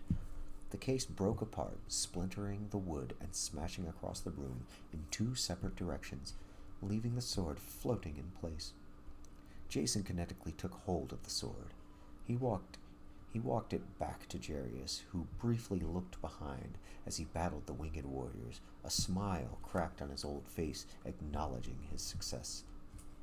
An angel seized the opportunity, smashing his foe's face, hurling Jarius into the vault. His body rolled, stopping at the astral projection of Jason.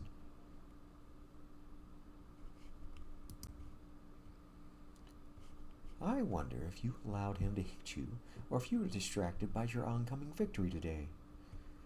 Does it matter? Jarius said, clutching the sword.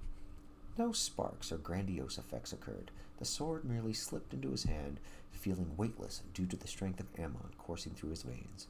Jarius stood up, raising his sword with both hands. Insidious, victorious laughter exited his mouth. Zincarlas! He called out. Archons and angels flooded into the room, swarming towards the intruders. They never reached them. Instead, portals opened up all throughout the armory, spewing out the undead forces, attacking the Celestials on sight. As powerful as these divine forces were, even without their weapons, their fight against the never-ending relentless death charging in would push them to their limits. Former god Cretan, now back to a fraction of himself again, didn't swing his mighty weapon at them even once. Leave these paltry servants of false gods to my petty, endless army. They are not worth my time or effort any longer. Jerry's turned around, slashing the air in a vertical motion, leaving a tear in space, forming a portal to his desired destination. He turned to the newly arrived Climos and Carlos. Distract them as long as it takes. After we leave, don't bother letting them destroy you. Follow me after our escape. Jarius and the astral projection walked in the portal. Laguna. Helplessly tied to a chair, Climo's body vibrated, attempting to teleport away. Blood trickled down his nose from the failed attempt. Red turned to him, grinning. 4 of his 6 arms were holding the barmaid, Sherry. Now you know I won't let you teleport away so easily. Red shook his head, disappointed. Yes, even an emergency teleport won't work under the hold I have over you. You are lucky for that, because it won't work. You are only having a mild nosebleed.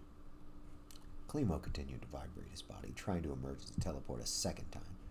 Red narrowed his eyes, revealing an annoyed look on his face. He sighed. His uppermost right arm pointed at Climo and drew a small circle in the air. A sharp pain as well as a small popping sound was heard from Climo's head. There! I have hindered your teleporting abilities. The psychic surgery it would take to fix wouldn't be hard to do, but I doubt you could find anyone who could do it. Climo's eyes trickled blood. Why would you do this to me? Red shook his head, vanishing from behind the bar and reappearing in front of Climo. He bent down to eye level. Seriously? You're actually asking me that question?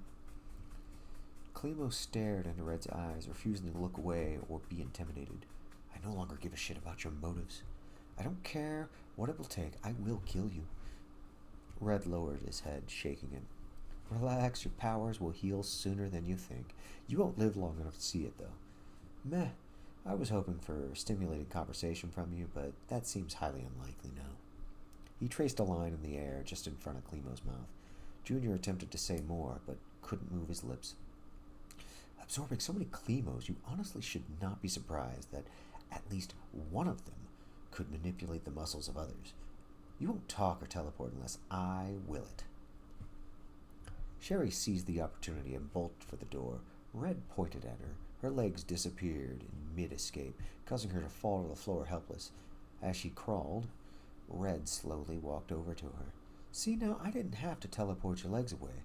Then again, you didn't have to try to escape. Tears streamed down her face as fear and pain enveloped her. The pain from her removed legs alone was too agonizing to bear. It was only overcome by the fear she had for Red.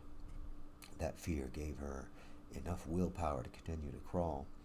Red placed a foot on top of her back, stopping her escape. You are being rude again. Red pushed pressure on her back, squeezing the air from her lungs. I know I seem cruel, don't I? Red said with a soft voice. The woman attempted to turn her head. Her face was covered in her own blood and tears. Please, just let me go. What? Why would I do that? I love you after all. Red frowned with a hint of surprise on his voice. Well, not you per se. It was a different you from a different universe, but you all the same. Please, just let me go, she pleaded out of desperation. Red lifted her body up, his face twisted to a scowl of anger. You always do this, he shouted, waving his hand and exploding her body. Blood splashed throughout the bar. He turned back to Climo. Well, I think it was her anyways. I fucked her once at least, and that is close enough to love, don't you think? Red paused, waiting for his younger alternate to answer. Oh, that's right, sorry. He waved his hand, ending the muscle control over Climo's mouth. How could you possibly be the same person? I could never be like you, Climo shouted. Picking up a towel to wipe the blood from himself, Red chuckled. Sure you could. Genetically, we are identical. We walked He walked towards his prisoner. Our experience is probably the only differences. Me? He stepped in front of the tied-up Klimo, snapped his fingers, causing the nearby chair to slide to him. The six-armed Klimo sat down. Say, would you like to hear my story? Klimo spit in Red's direction. The spittle stopped midair. Why do the other Klimos always do that when I am trying to make a connection? Red shrugged his shoulders. Anyways, my story. It all began a little over 200 years ago. Some prince from Herod took me from Laguna back with him to his podunk kingdom. I had no choice but to follow. My God, I was so naive back then. Just followed whatever orders I was given. He stomped his foot. Prince Ivan, Igor, Izzy, oh, what was his name? Ian. Klimo choked out the name. Red snapped his fingers. Ah, yes, Ian Kane. Say, you have a better memory than I. Here, I was thinking you had little nothing to offer me, and yet that sort of memory that persists even after 200 plus years will serve me greatly. I'm not nearly as old as you, Klimo spat. What? Oh, who cares about your story? I'm telling mine. So Prince Ian Douche made me go back to Herod, where some crazed necromancer attacked. The attack really didn't matter. It was stopped really quick. Why the fuck are you even telling me this? Klimo screamed. Red put his finger to his lips. Shh. Waving his hand, he once again removed his ability to speak. That's better. Alright, so during this weird zombie fight, I met my very first alternate version of myself. He just teleported in the room I was in. Said he was looking for me. As you can imagine, I was quite shocked to discover other me's existed. We talked for hours. Then, for some reason, I could not then understand, he actually attacked me. I miraculously won that fight. I was covered in blood that was mine, yet not mine at the same time. Crazy as all that was, the even crazier part was how I instinctively knew what to do next. He stood up from the chair, kicking it to the floor. This first Klimo that I absorbed was exactly like me. Absorbing him was nowhere near as easy as it is now. I had to actually physically dig through his brain with my bare, unaltered hands. Sticking my fingers into his head felt so strange, yet so right at the same time. The information I gathered was jumbled and difficult to decipher, yet I did manage to acquire a small fragment of his capabilities. I learned how to universe hop. He was capable of doing more, but it was fine letting the rest of information turn to trash. None of the rest could be recovered from just that one ability. Red raised his 6 arms. It took me a very long time to learn how to fully drain all of the knowledge from my brothers and sisters. I have encountered millions of different Klimos during my time. Thus far, the one who wanted to kill me, to absorb me, he was the only other parasite Klimo I have ever met. The rest are really so nice and get along with each other so well. Red pointed at Junior. I want that, you see. The camaraderie you have. I want it as well. You have your friends, and all of you get along so well. Klimo made a muffling sound, attempting to talk. Red waved his hand, returning his speech to him once again. That doesn't make any sense at all, Klimo said. Red tilted his head. Which part? The killing of other Klimos, or the need for camaraderie? If you want friends, why kill us? You could have friended the entire city of Klimo without killing anyone. We could have taught you anything. Oh, you completely misunderstand. But that's okay. You other Klimos always misunderstand. You see, I want both. While I could just learn like you suggest, I find that to be trite and boring. I have, however, as you may have already guessed, discovered how to have your memories, powers, skills, talents, capabilities, and something better than your friendship. Klimo's eyes opened wide with the realization. You don't just kill and absorb other Klimos, Klimo was interrupted by Red. Yes, that's right. I take your bodies and I convert them to become another me. It really isn't that difficult when you think about it. I absorb everything that is you, add it to me, then I take what is left of you and copy myself into it. You know what the best part is? Red asked. Klimo was silent, letting the thought sink in. Red welcomed the silence from his alternate. Smiling, he continued. You see, other Reds aren't just a copy, clone, or duplicate. We are a perfect match. Thanks to Dagon, I was able to take over most of the city of Klimo. Sure, Dagon got some Klimos, but I got way more. It still makes no sense that you keep me alive. Why haven't you done this to me? Klimo asked. 2 reasons. 1, I'm using you as bait to lure the other 3 Klimo companions of yours, which you already know. And 2, I like to play with my food. Red laughed. The city ruins of Overby. This is very bad, Magic said, staring into a scrying pool he conjured. The pool revealed Red and Junior along with the conversation they just had. How can we possibly save him? Gray asked, with her arms fully restored. She felt it with her other arm, making sure it was intact and functioning properly. If the entire city of Klimo swarmed with red Klimos, why is he alone? Why aren't other Reds with him? Twinkle asked. I was wondering the same question. Friend, my guess is they are trapped in our city because of Dagon, Magic said. Twinkle paced back and forth. That doesn't make any sense, though. We saw Theresa get in the city, and Red is far more powerful than her. Surely he can do what she can do. Magic snapped his fingers. Unless Dagon, from the breach Theresa created, and made that method of entry and escape impossible. That makes perfect sense.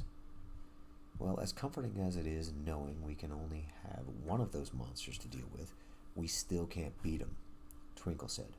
Magic lowered his head.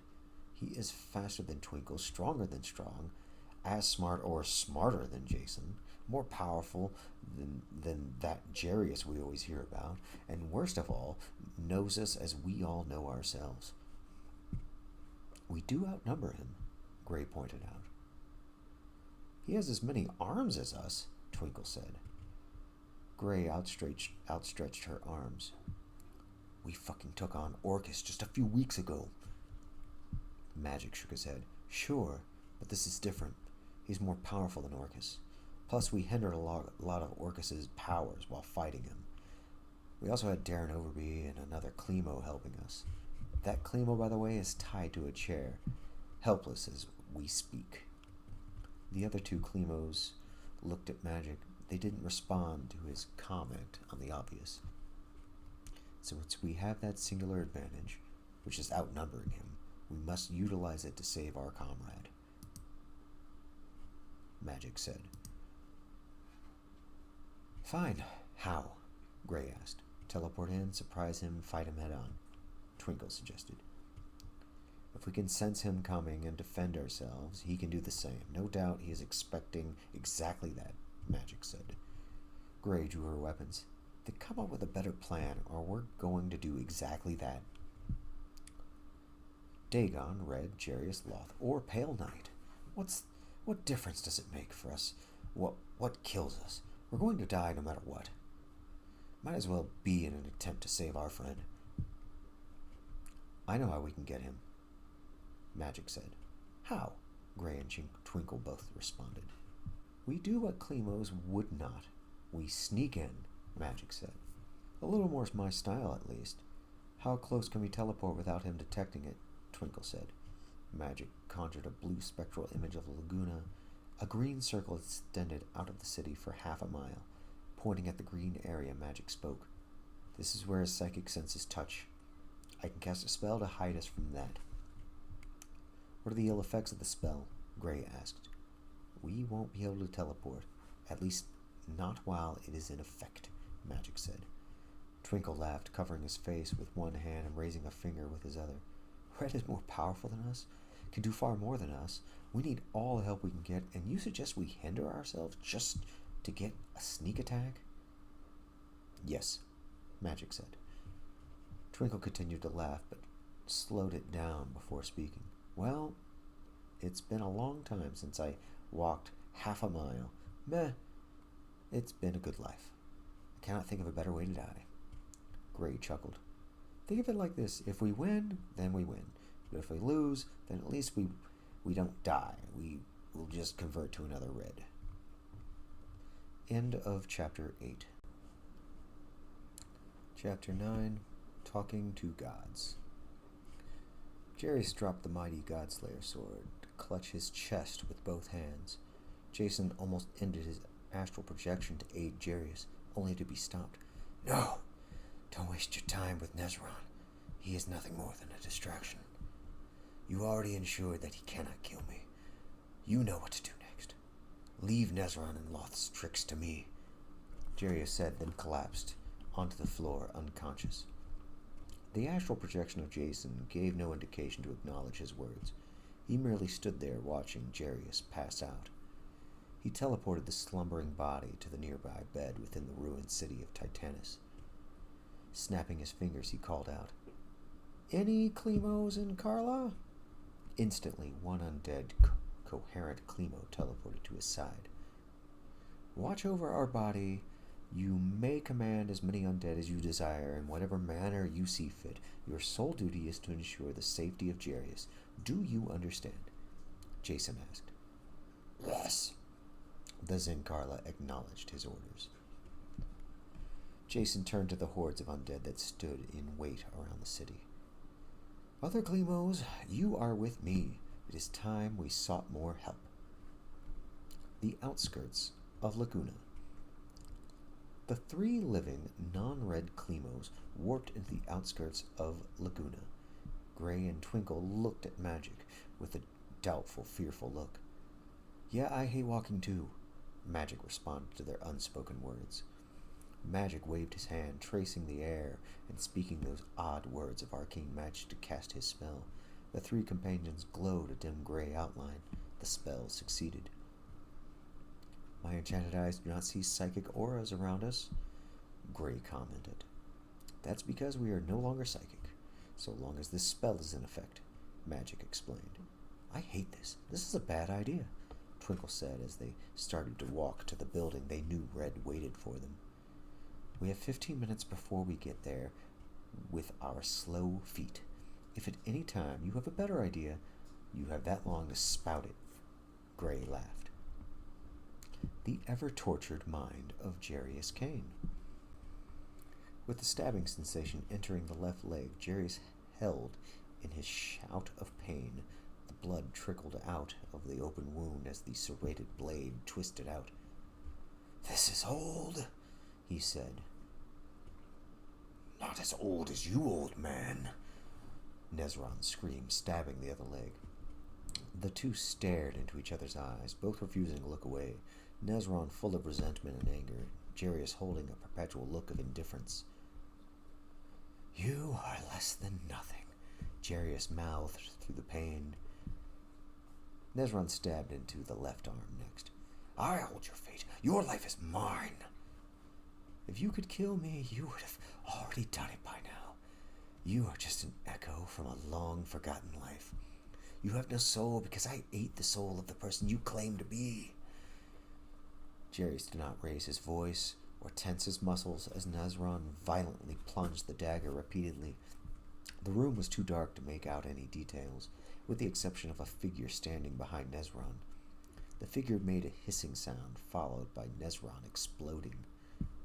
Loth stepped closer, allowing her seductive beauty to be gazed upon by an indifferent Jarius. "I hate failures. This pathetic creature couldn't even kill you from inside of your own head."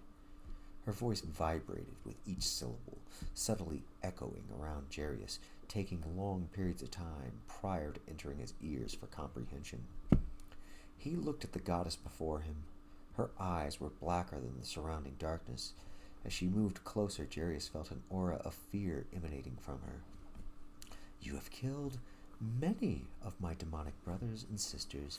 You have orchestrated this mortal to find a way to destroy us all. You created us and seek to end us.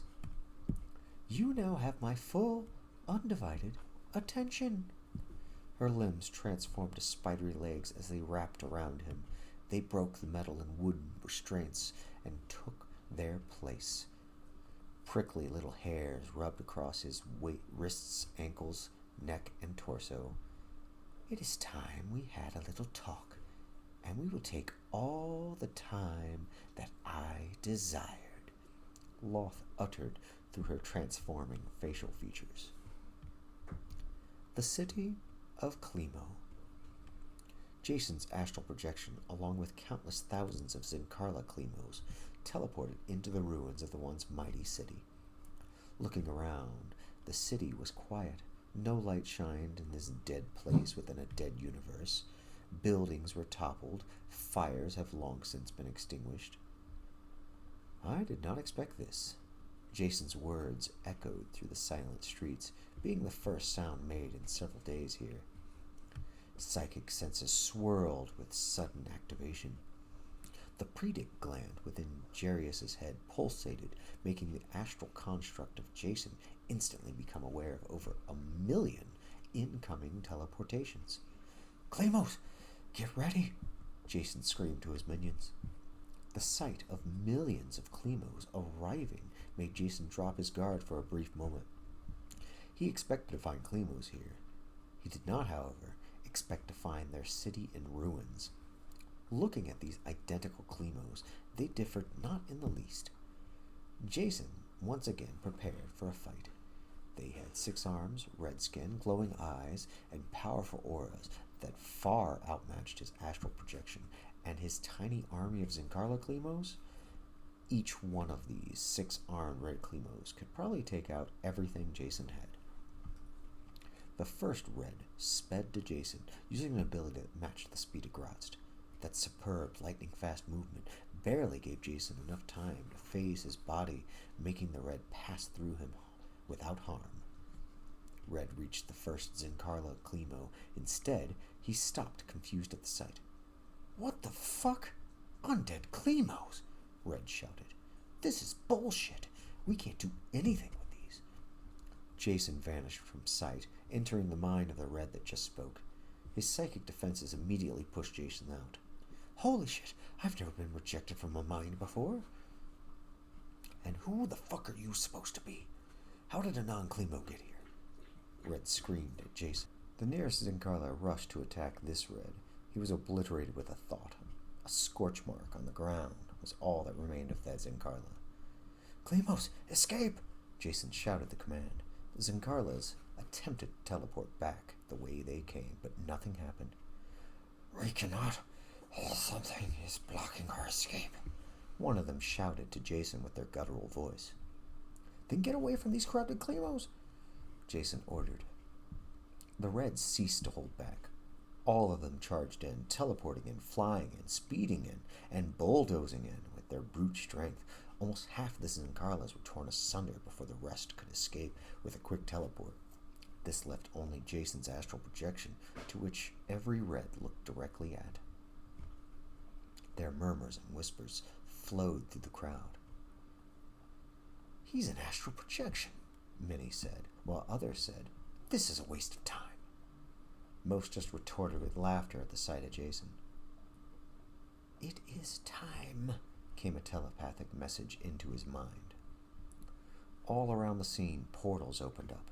Those very same Dagon tentacles thrust out to attack every red that was exposed. This particular Dagon assault was nothing but a distraction. From behind Jason, a portal opened. A glowing green tentacle snatched Jason inside, then closed. The Reds continued to be distracted by the tentacles. Massive power blasts, flailing swords, explosions, limbs stretching unnaturally, light bursts, tornadoes, earthquakes, laser blasts, eye lasers, the air forming solid metal spikes, and so much more unbelievable powers were employed by the countless Reds, finally having something to do. Outside of a tavern in Laguna, Magic, Gray, and Twinkle looked at each other. These 3 were good at what they did, possibly the best. Throughout the years, they have picked up a lot of skills, not just in ways of combat. Right at that moment, they were employing one of those skills gained, the ability to communicate without words. Their hands gestured to each other in sign language. "This is the place," Magic signed. Twinkle looked around nervously. "I really hate that we can't teleport right now," he signed to the other 2 while still looking around. Gray frowned. "You already know that this is the only way to prevent him from detecting us. Her hands jerked, signing an annoyed movement, indicating her frustration with it as well. Magic pointed at the roof, then pointed at Twinkle. "You take the roof. There is a window you could sneak in from." He then pointed to Gray.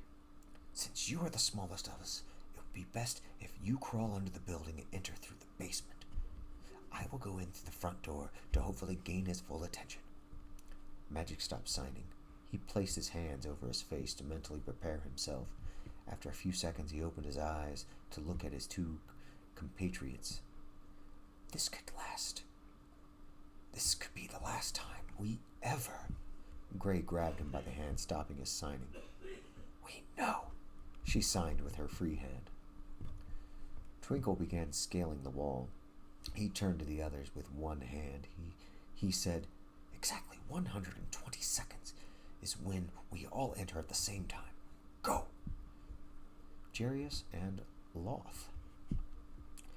Jarius had all of his limbs removed. No blood flowed from them. Pain was overwhelming. The large, spidery goddess gnawed on his severed arm. She paused her eating. "Father, I am having a lot of fun at your agony. I just wanted you to know that." "How long do you think it will be before I kill you?" Jarius asked through exasperated lips. Loth threw the limb across the dark room. Her 8 long, black, sharp legs moved to Jarius with her large, black abdomen bouncing as green, poisonous liquid dripped from her rear. "So confident, aren't you? Your body is helpless right now. You're in Titanus. I'll kill you now," she said, clutching her face. And his face. Through the pain, he smiled. "If you could kill me, you would have already done it by now. You have no more power over me than Nezron did." Loth held him in the air with one hand while her 2 front legs dug into his chest to further torture him. They stabbed through, tearing at the flesh with their barbs and serrated edges. She ripped out his heart. "You know I really like your ritual of agony that you did to become Lich." She held the heart impaled by one of her legs. Still beating, the heart levitated off of the leg, floating in the air. "However, I find it a bit lacking. Let me show you a slightly different version that you are just going to love." Her face formed that of a beautiful dark-skinned woman once again. Pointing with her slender, free hand at the heart, a dark energy fired from her fingertip, enveloping it. The heart shriveled, blackened, oozed black slime, yet still continued to beat. Each beat felt like a knife plunging into his chest. The pain increased exponentially as the heart struggled with each and every beat, pussing out that black slime every time. On his body, his veins and arteries turned black as the ooze pumped through his body. You didn't think the pain would extend into your soul, did you?" Loth smirked. "Crete and I have a perfected torture far beyond what even you created during your time." Jarius could not move his face. The heart continued to magically pump that vile poison throughout his body. "You created such massive weapons that could kill gods, universes, and even render paradoxes into insignificant bumps in space-time. You never had an appreciation for the little things." She curled her pointer finger, magically dragging him closer to her face. "It is the little things that hold true uniqueness and limitless possibilities. This magic courses through you. It tortures your soul. I love how the pain cuts deep. Mortal wounds do it an injustice, I must say." The ooze poured out his pores, bleeding out. "Physical pain only goes so far. This activates an ocean of depression, sadness, doubt, fear, and anxiety. There are mortal limits and restraints to such negativity within a person. With this, I can remove those limitations and toss you far into a spiral of desolation that even as I speak, you are wishing for permanent death." Tears fell from his eyes. Loth caught the first tear. Oh, this is truly a triumph, she said, bringing the tear to her mouth, tasting it. You never believed one of the creations could ever make the great Cretan cry. Loth raved with laughter and delight. I win, old man. I have broken you. Loth spun around, dancing her spider legs in triumphant victory. She laughed as her spidery legs slowly churned and converted into a humanoid shape. Her dark elf form formed in full fruition. Pale Knight!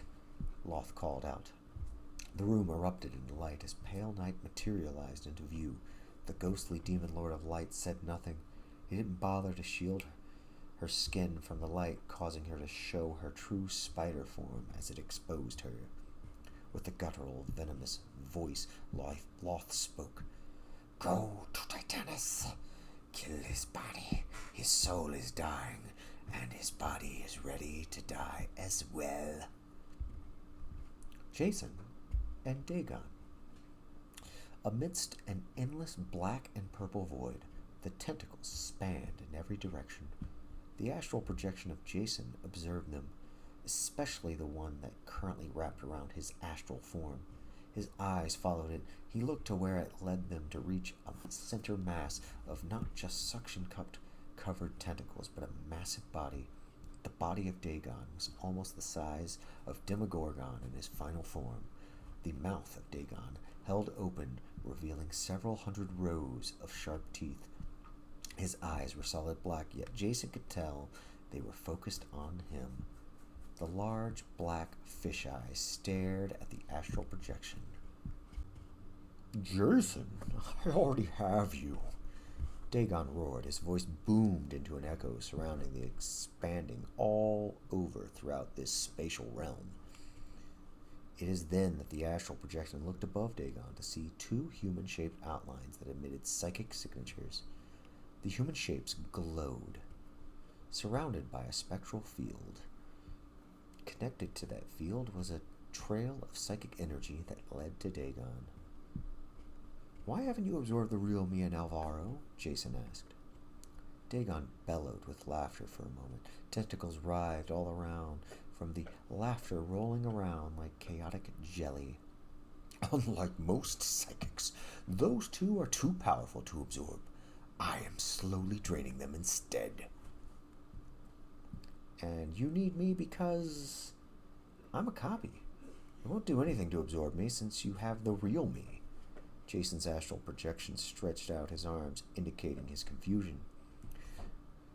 Dagon swiftly moved his body to less than 3 feet from Jason's astral projection. Or the tentacle dragged him. It was impossible to tell which occurred. You have quite the ego for a copy. I do not care about you or even the real you. Jason cocked his head in confusion. Then Jason was interrupted. I will be Cretan again. Surprise caught the astral projection completely off guard. Even after delving so far into the Cretan memories inside of Jarius' head, Jason never imagined that this would or could be possible. So much so that his face flashed, losing shape entirely. You? But how? The astral projection exclaimed, attempting to reform his face through the shock of the realization. Dagon laughed a second time. So the Crete Jason, my other self's creation, doesn't know everything after all. What? Who? How are you? Jason struggled to find the words. Cretan is so much more than a god compared to a god. You have absolutely no idea. Jason corrected with a smirk forming his face again. Dagon narrowed his eyes. Instead of anger, the new god calmed down. Soon. Much sooner than you or even Jarius planned. I still don't understand. What are you really? Jason asked. Prism, Dagon calmly retorted. Jason didn't get another opportunity to respond. Dagon threw the astral projection, tossing him to a newly opened portal. The portal abruptly closed after he entered. Klimo's in Laguna. Red twiddled his two lowest thumbs, fiddled with a knife with his two middle hands, and cracked his top hand's knuckles. They are taking much longer to rescue you than I expected. Honestly, Clemo, I really thought they would come to your rescue immediately. You versions of me are really letting me down here. Magic burst through the door, using a minor spell to break it off the hinges. He ran into the room, immediately spotting Red. Red looked directly at him. Magic charged ahead to attack the horrible Clemo. Twinkle flipped off of the ceiling that he was holding onto, dropping with his blades pointing at Red. Gray burst through the floor, swords raised to stab. Red smiled as his upper right arm pointed to Twinkle, his middle left at Gray, and his bottom right to Magic. Kinetics burst out to push his attackers away. Magic deflected it with a counterspell. He continued to run Red's direction. Gray took the full blunt of the kinetics, burst falling back onto the hole she just made into the floor. Twinkle kicked off of the kinetic burst, twisting the momentum to his advantage, increasing his fall speed to stab into Red, successfully stabbing both of his blades into Red's back. Magic charged a spell on his fist, punching Red in the face, breaking Red's jaw in the process. Magic screamed his rage at the spell, casting further enhancing the attack. Red was knocked back with Twinkle's sword sticking out of his back. Twinkle wasted no time unsheathing two more daggers, charging towards Red. Impressive! You actually didn't teleport in as I expected. Red spat blood on the ground as his jaw slowly healed itself. Gray flipped out of the hole, only to be knocked back in by Red smacking her with his three left fists. This gave Twinkle the chance to stab forward. Red attempted to hit Twinkle with his three right fists, only for Twinkle to flip over it, stabbing Red in the chest with his two new daggers. Red staggered back as Magic rushed in, hitting those two new daggers with his magic fist, thrusting them fully in. Red teleported to the other side of the room, grabbing the four blades with his various hands, ripping them out. Blood splashed across the air from the sudden removal. Gray climbed out. She gripped her twin swords as she rushed to Red to double stab him. Red pointed at her, ready to explode her into a mush stain all over the tavern. Counter! Yelled Magic as he prevented the comrade from dying. His momentum was not slowed down. She reached her target, with swords raised high. With a swift swing, she chopped off the two upper arms. Gray laughed as she jumped back, fully expecting immediate retaliation from him. Red swung his four remaining arms at the empty air in front of himself. Thought you were gonna keep knocking me down too fucking bad, she screeched at Red, taunting him. The four-armed Clemo turned his full attention to Gray, completely forgetting about Twinkle sneaking behind him, moving to a tactical position. Red threw two of the blades at her. She ducked, avoiding the fatal blows. Magic threw a spell. The spell was deflected with the flick of his wrist. Oh, this is just too fun. You versions put up a much better fight than any other, Red taunted. Twinkle made his move, lunging forward, wielding two additional daggers that were sheathed inside of a magical sheath within the inner lining of his dagger. The sheath had an enchantment on it that produced an endless supply of daggers. They weren't magical daggers themselves, beyond being limitless in numbers. Twinkle stabbed into his back, twisting them inside as he stabbed. Red swung around, attempting to hit Twinkle with his fist. Twinkle never stopped moving his legs, even when stabbing. Automatically, without even thinking about it, Twinkle flipped over Red while stabbing him. He was still behind the Red Clemo. Twinkle didn't stop. He threw more daggers and thrusted them into Red while dancing around the distracted Clemo, flipping more blades while pushing them into the opponent. Flip, stab, dodge, stab.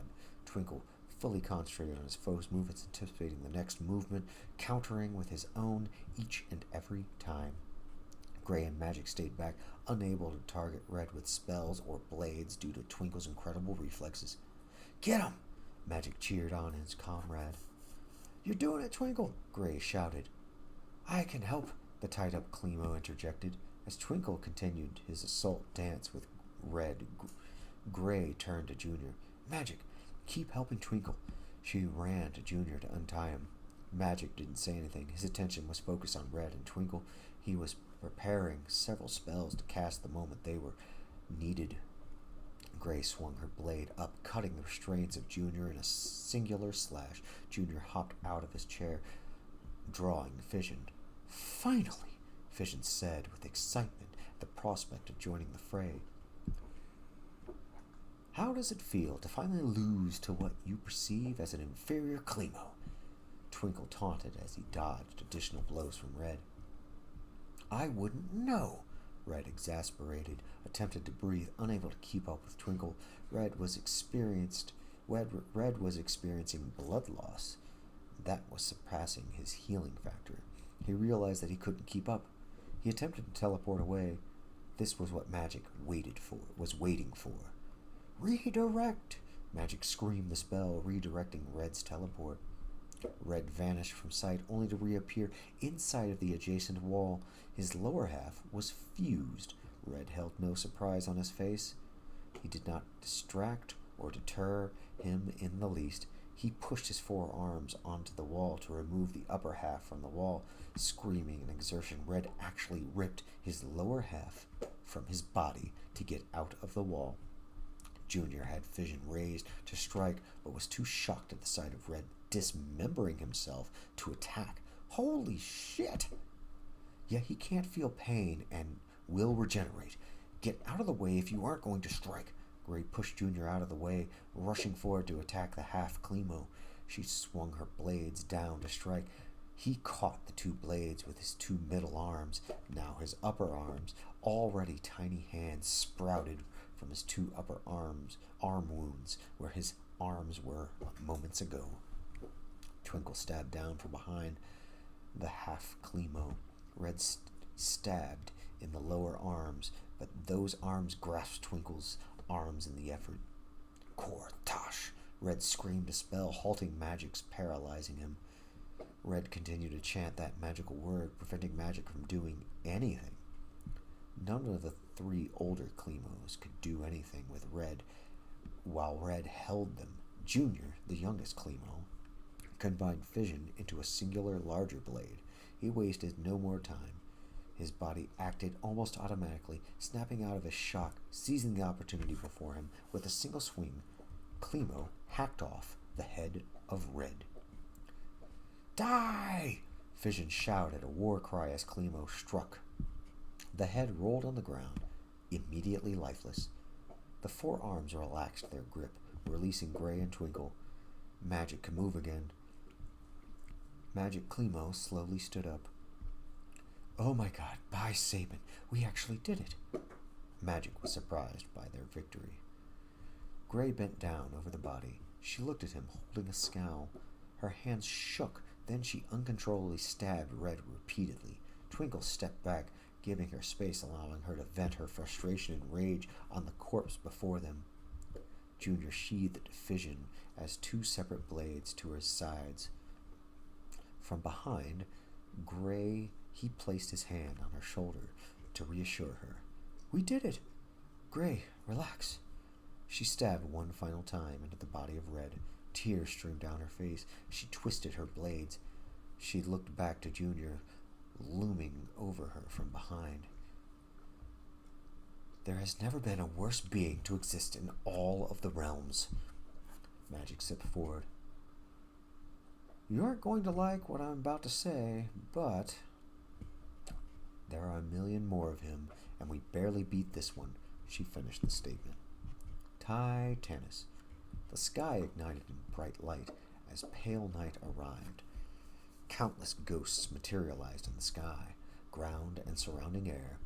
The undead zombies were rendered motionless by the nearby spectral forces. Pale night descended down from the sky, slowly moving to the unconscious body of Jarius Kane. The outstretched hand moved ever closer to end the life of the father of all demons. The nearby Zinkarla Klimos could do nothing.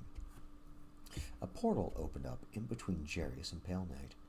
Out spat Jason's astral projection. The ghostly demon lord did not slow their pace at the sight of Jason. "Even you cannot stop me from killing him." Pale Knight's voice was slow and watery. giving off an echo with their spoken form. Jason focused his psychic thoughts aimed at Pale Knight. "Are you sure about that?" Jason released a wave of psychic energy at Pale Knight that pushed them back. The Demon Lord continued to move forward, unhindered by the pushback. Jason released another wave, pushing the Demon Lord back a second time. "How many times can you do that, mortal?" Pale Knight asked, as it moved once again. Jason needed some other option. He quickly snapped his fingers as an idea occurred to him. With one hand, Jason pointed at Jarius, firing a beam of psychic energy connecting him. The beam didn't stop as it formed into a tether. With his other hand, he pointed at the Godslayer sword laying on the ground. "I'm not much of a swordsman, but you are pretty slow," Jason said as the sword flew into his hands. The tether moved to his back, freeing up his hands. Jason lunged at the incoming Demon Lord of specters and ghosts. Pale Knight began casting a magical spell at Jason, hurled himself its direction. "Counterspell," Jason said just as Pale Knight cast his spell, causing the unknown spell to dissipate and do nothing. "How? You don't know magic?" Pale Knight exclaimed. "I can do anything he can do right now," Jason said as his astral body reached Pale Knight. Jason punched the Demon Lord, knocking him back. He rushed forward into the air to further combat Pale Knight. Pale Knight outstretched his hands that ignited in fire and light. Jason sliced those hands off with the sword, then grabbed Pale Knight by the throat. "I'm made of the same stuff as you. I don't need a spell to touch you. Yes, this sword, the strength of Ammon, his arcane powers, and..." Jason stabbed into Pale Knight, fully plunging the blade in. The Demon Lord of Light felt itself getting drained. "When you drained him, turning him into an old man, I was watching. I saw how you did it. That power, I copied it. First, his youth shall be restored." Jason looked at Jarius. A beam of light exited Pale Knight, entering the body of Jarius. Pale Knight dimmed as Jarius reverted back to his youth. The now ambient and motionless Pale Knight was withered and couldn't speak due to the draining. "Oh, and we're going to need those warlock powers back, plus interest." Jason chuckled as Pale Knight's spectral body was fully taken by the psychic beam, connecting itself and Jarius. Pale Knight stretched, swirling and hurling against its will to Jarius. "No!" Pale Knight shouted as his body entered the dead ring Jarius wore that once held the demon Raminus. The ring turned white from Pale Knight's empowering it. The ghostly demons attempted to leave out of fear of their master Pale Knight being defeated. "Oh, where do you think you're going?" Jason said, holding the Godslayer sword up high. "You see, I wield this godly weapon and still possess the necromancy of Orcus. You will obey my command without a choice. Not out of compulsion, but out of a pull I now have over you." The spectral undead ghosts uncontrollably flew into the Godslayer sword, being absorbed without a choice. The power acted like a black hole. They couldn't escape it. The full process happened quickly. The Zinkarlas and remaining undead were now free from the paralyzing effects. Jason opened his hands, letting go of the Godslayer sword, allowing it to float next to him, commanded by his will alone. Floating down to the ground where Jarius lay helpless and unconscious, Jason placed his hand on his forehead. "Jarius Kane, I will leave you in Loth's hands for much longer than you would prefer. I command all of your powers while you are in this state. With the exception of your current state, things are going exactly as you planned. Do myself and yourself a favor and keep her distracted because I am coming for her very soon." Jason kinetically picked up the curled Jarius, physically strapping his creator onto his back. "Klemos, we have work to do. Time to expand our forces a little more." End of Chapter 9. Chapter 10, Jason and Klemo. Junior poured 4 drinks from behind the bar. "We need to celebrate." "Celebrate what?" Our inevitable deaths? Twinkle said. Junior continued to pour the drinks without hesitating. I know this was rough, guys, but together we can do literally anything. We can't let one red slow us down. We have a lot of work to do if we're going to save the multiverse. I love the optimism, Junior. I suppose that comes from your relative youth, but things are incredibly grim, Gray said, kicking Red's body. Junior walked to her, handing her a drink. She did not decline as she chugged it down. He then walked to Magic. Junior, don't misunderstand us. We're very happy to have saved you, but most of our brothers and sisters have died this week. There's no telling how many Clemos remain that are not red. I grieve too, brother, but right now it doesn't matter. We've proven today that we can stop even a mad god, Junior said, handing Magic his drink. Magic waved his free hand as he took in a drink. He gulped some down. I've removed the spell that prevents us from teleporting. Twinkle teleported his drink out of Junior's hands and into his own. Before taking a swig himself, he remarked, Yes, Junior does have a point. Regardless of how many reds there are, we defeated this one without the use of our teleporting talents. The four indulged in a moment of celebration by saying cheers and downing the alcohol down their gullets.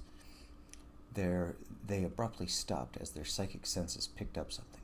Shit, the four said simultaneously, dropping their drinks and drawing their blades.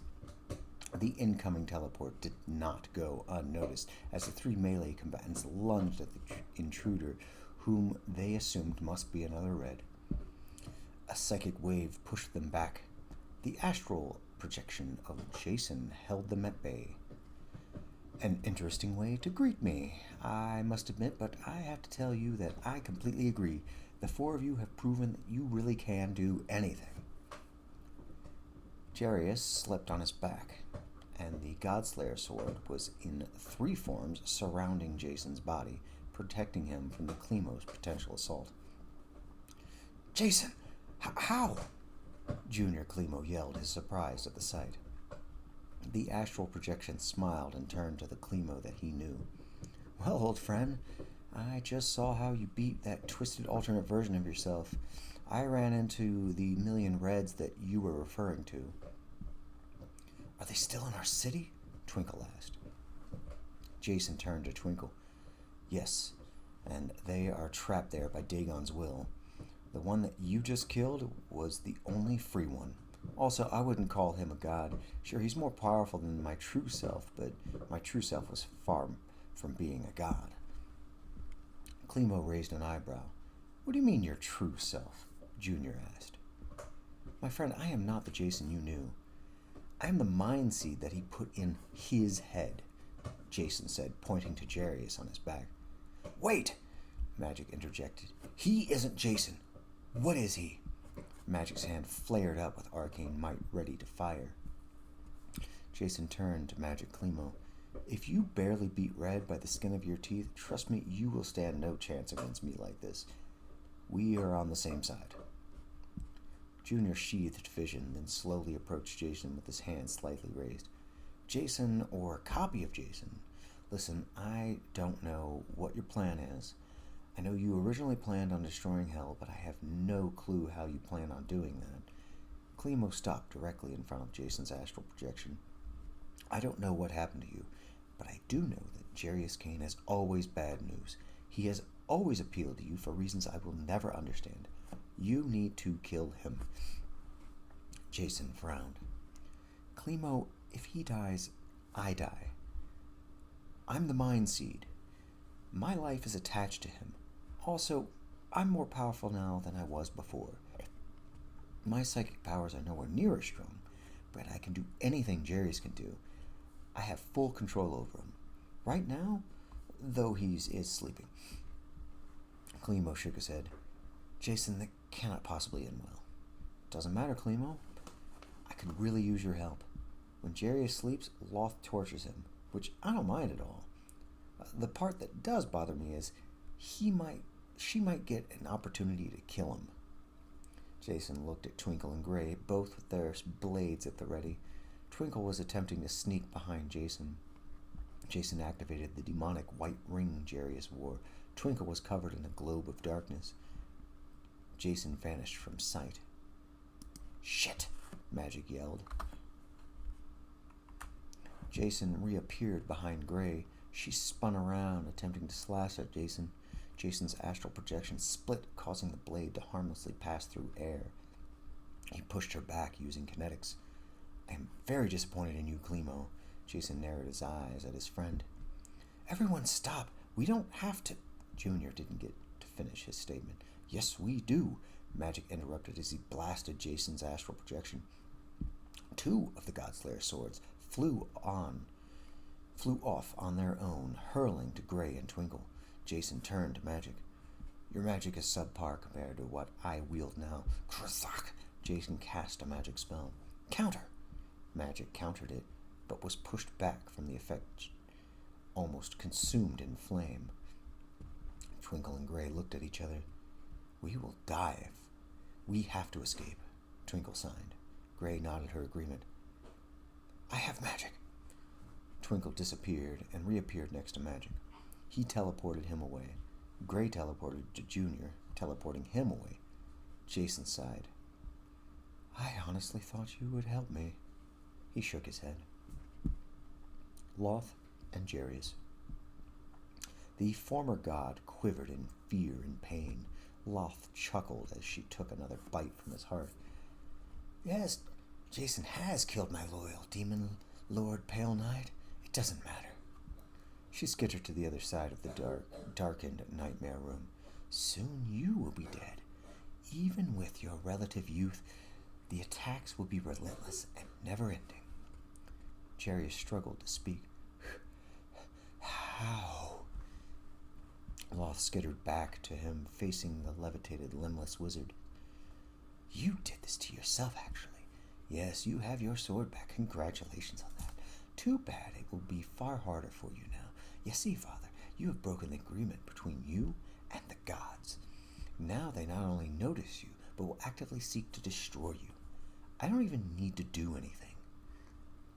Jarius attempted to smile, his mouth opened, barely showing his teeth. "Good." Laguna Tavern. Jason pondered his next move. "Well, I suppose the Zincarla cleaners will have to do for now." A light burst in the room. A figure appeared in the center of the tavern, facing Jason. Through the brightness, only his armed and armored figure could be made out. Jason knew who it was anyways. "I should have killed him. Corsair wouldn't let me. He has sent me personally to undo your mistake," the figure said. "Mark, you do know that I can kill you with a thought, right?" Jason said without emotion. "You are gonna kill me. I already died.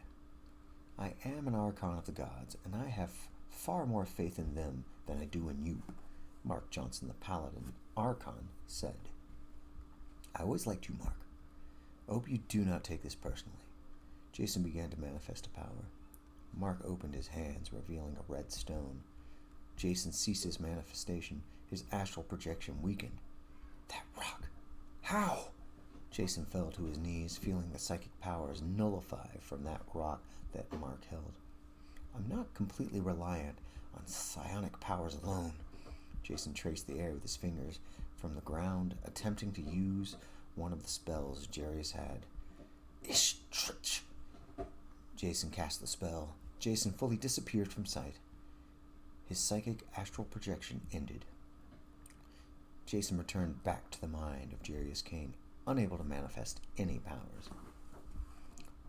The astral projection spell worked, but not as intended. It caused Jarius to astral project out of the dream state and in front of his body. Jason was thus thrust into the dream in his stead. "Mark, how good it is to see you!" The astral projection of Jarius Kane grabbed one of the three adjacent swords. Jarius smiled, relieved to be out of that dream and overjoyed to hold his sword. Jason and Loth. Well, this is quite the change of events, Loth remarked to Jason as he materialized before her. Jason stood up, ready to fight. I suppose it is. Klemos. Junior fumed at his three friends. Why did you attack him? We could have talked it out. Gray slapped him. Are you this delusional? Junior raised his hand to strike back at her. Twinkle teleported in, grabbing Junior by the wrist. Stop being stupid. You're smarter than this. That Jason will kill us if we don't join him. We can still work together, Klemo shouted. Klemo, no, Fission interjected. Why are you giving up on him so easily? Klemo demanded. Magic gently grabbed Junior by the arm. My brother, you are being irrational. You need to listen. Junior Klemo pushed Magic away from himself. No, you need to listen. Jason will save the multiverse. He will destroy hell and every demon and devil. Junior. Gray turned away. My name is Klemo. I no longer care if my nickname each other to prevent confusion. Yeah, I am the youngest. So what? He said. The three turned away from Junior. Twinkle turned his head back for a moment. We almost died saving you just now. If that means nothing to you, then don't bother listening to us. We don't need you if this is how you'll be. Gray nodded her agreement without turning back to Junior. Magic folded his arms with his back, too. Make a choice now, brother. Either stay with us or return to Jason. Either way, we consider Jason an enemy for harboring what you yourself have called the most evil being in all of existence. Junior dropped his arms, giving up the argument. My brothers and sisters, I am so very sorry to have disappointed you like this. I just have faith in Jason. I've seen his future. I know he can do it. I need time to think. Klemo vanished from sight, having no difficulty teleporting away, his powers restored. Mark and Jarius. Mark charged Jarius with sword and shield raised. Jarius swung, shattering the paladin's shield with the first blow. Mark refused to stop. He slashed his own sword, which was blocked by one of the flying ones. Jarius prepared to hack again, only to be met by another divine intruder. Zane was blocking that sword, using his own sword, which cracked under the pressure. We don't have to beat you, Jarius. We only need to get to your body. Zane referred to the unconscious body laying on the floor just behind the astral projection.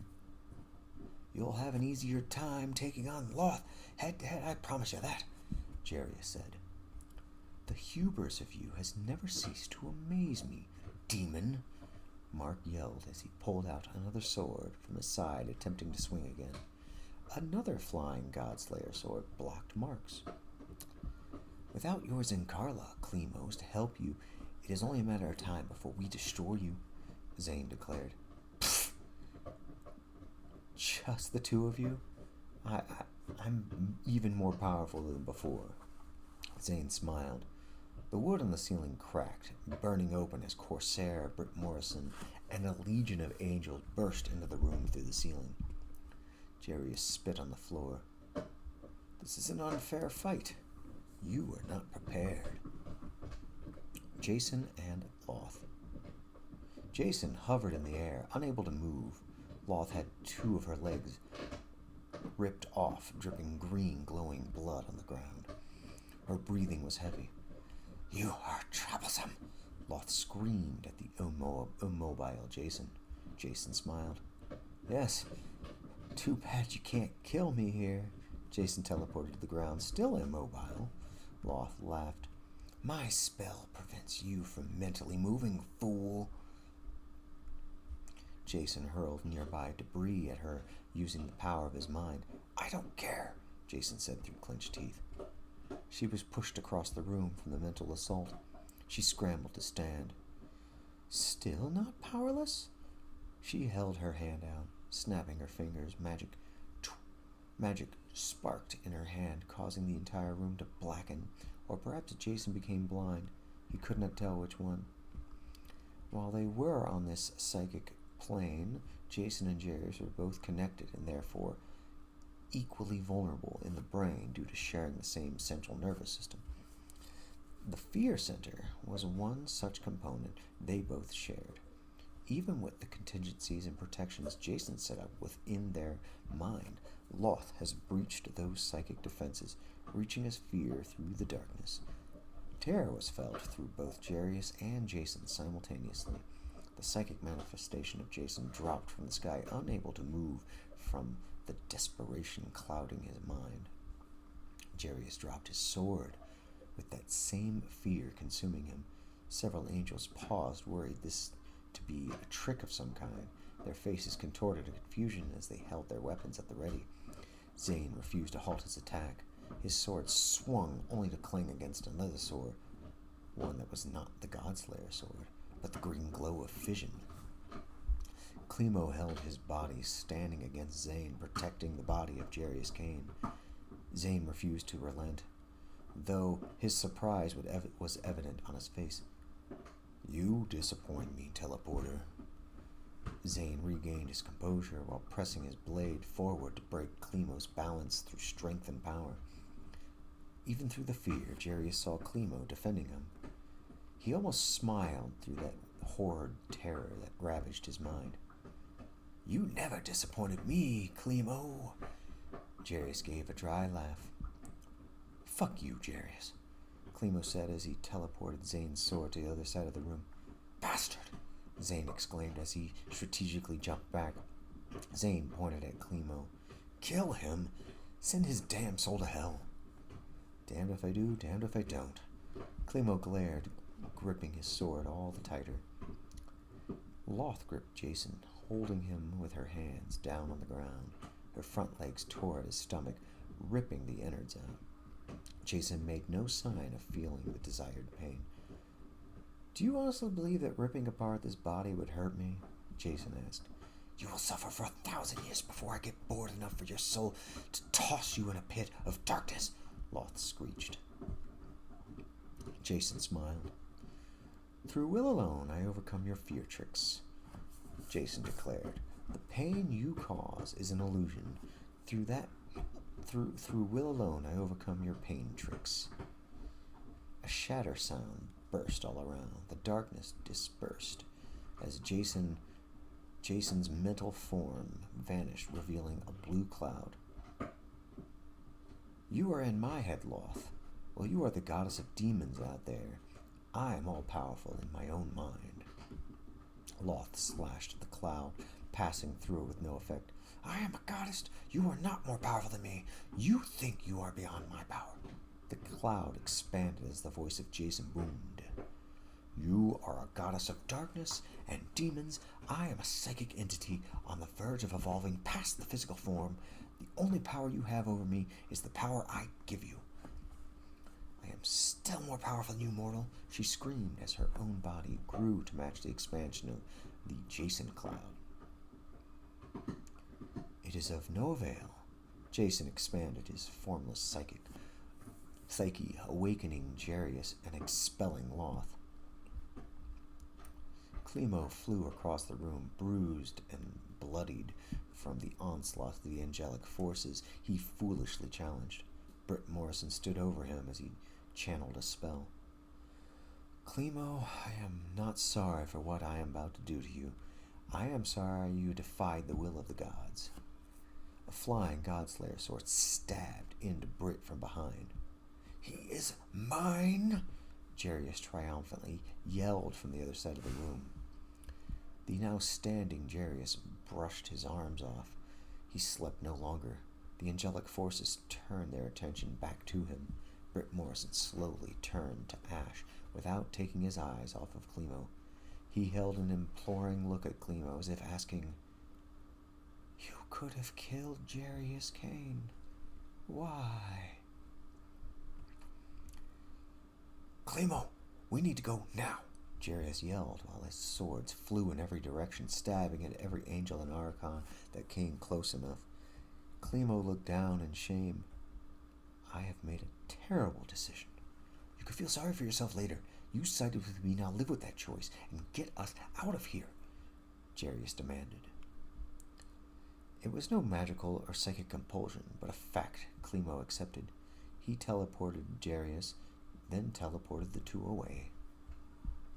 Magic, Gray, and Twinkle. Magic ended his scrying spell that revealed Junior helping Jarius. Gray shook her head. I was hoping he would have changed his mind. Twinkle paced the room they occupied. He really is the dumbest Clemo there ever was. I want to know how Jarius or Jason overcame Loth's spell, Magic asked. Gray and Twinkle looked directly at Magic rubbing his chin in contemplation. What do you mean? She asked. You saw the same thing we just saw. Jason clearly said through will alone he overcomes, Twinkle said. Magic laughed, slapping his thigh. Yeah, and you don't see the problem with that?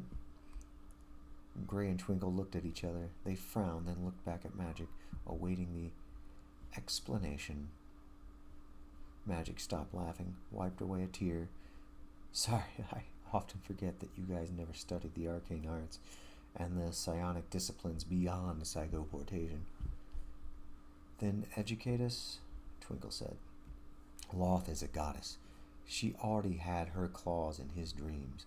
If Jason truly had a powerful enough will to eject Loth on his own, then Loth could never have gotten in his head in the first place, Magic said.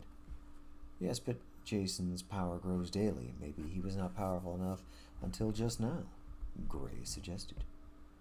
Not possible, I'm afraid, Magic said. And why's that? Twinkle asked. Will does not suddenly come out of nowhere. Jason cannot bolster his will from nothing. While a strong enough will can overcome any psychic attack, even one from a god, that will would have prevented Loth from entering in the first place. Gray raised an eyebrow. Are you saying that Jason allowed Loth to enter the mind of Jarius Kane? No, though that can be a possibility. The most likely possibility is Jason had help. Some outside source bolstered his psychic energy. Magic paced the room. We are the last remaining Clemos. We didn't bolster Jason's will, Twinkle said. The last that we know of, anyways, Gray corrected. And none of the Reds had the option, Twinkle added. The psionic guilds are still on lockdown from Dagon. Magic stopped moving. He looked up from the floor directly at his two comrades. Dagon, the three said together. Yes, of course, Magic blurted out. He is a psychic god, especially with the true Jason and so many other psychics absorbed into him. Why would he help Jason, though? Twinkle asked. Why wouldn't he, is a better question. Magic saw their confused expressions. Dagon and Loth are enemies. Helping Jason battle Loth can only help Dagon. That almost makes sense. The Demon Lords do all hate each other, Gray said. Magic shook his head. There has to be more to this. End of Chapter 10. Chapter 11. The Shrine of Dagon. The undead of Titanus stood waiting for their master to issue a command. Even the Zinkarlas were motionless. The previous battle with Pale Knight was evident. The fresh destruction littered the ruins of the already destroyed city. Every dead body was utterly indifferent about their surroundings. The wind gusted as Clemo and Jarius arrived, teleporting in. Zinkarlas! Jarius shouted as he walked into the city. Prevent anything from teleporting here. We have work to do. The undead Clemos bowed at the command, then focused their psychic energy. The anti-teleport power they are making will prevent us from teleporting out, the living Clemo said. I know. I'm counting on it. I can't have you leave. Jarius turned to Clemo. Wouldn't want you to have any second thoughts. Clemo shrugged. What, no torture this time? Jarius smiled. Maybe next time. Have you actually changed? Is the mind seat of Jason in your head actually preventing you from delighting in my misery? Clemo asked. Clemo, I neither desire nor care about your suffering. We have a great deal of work to do. If you honestly still care about helping Jason, then you'll do whatever I say.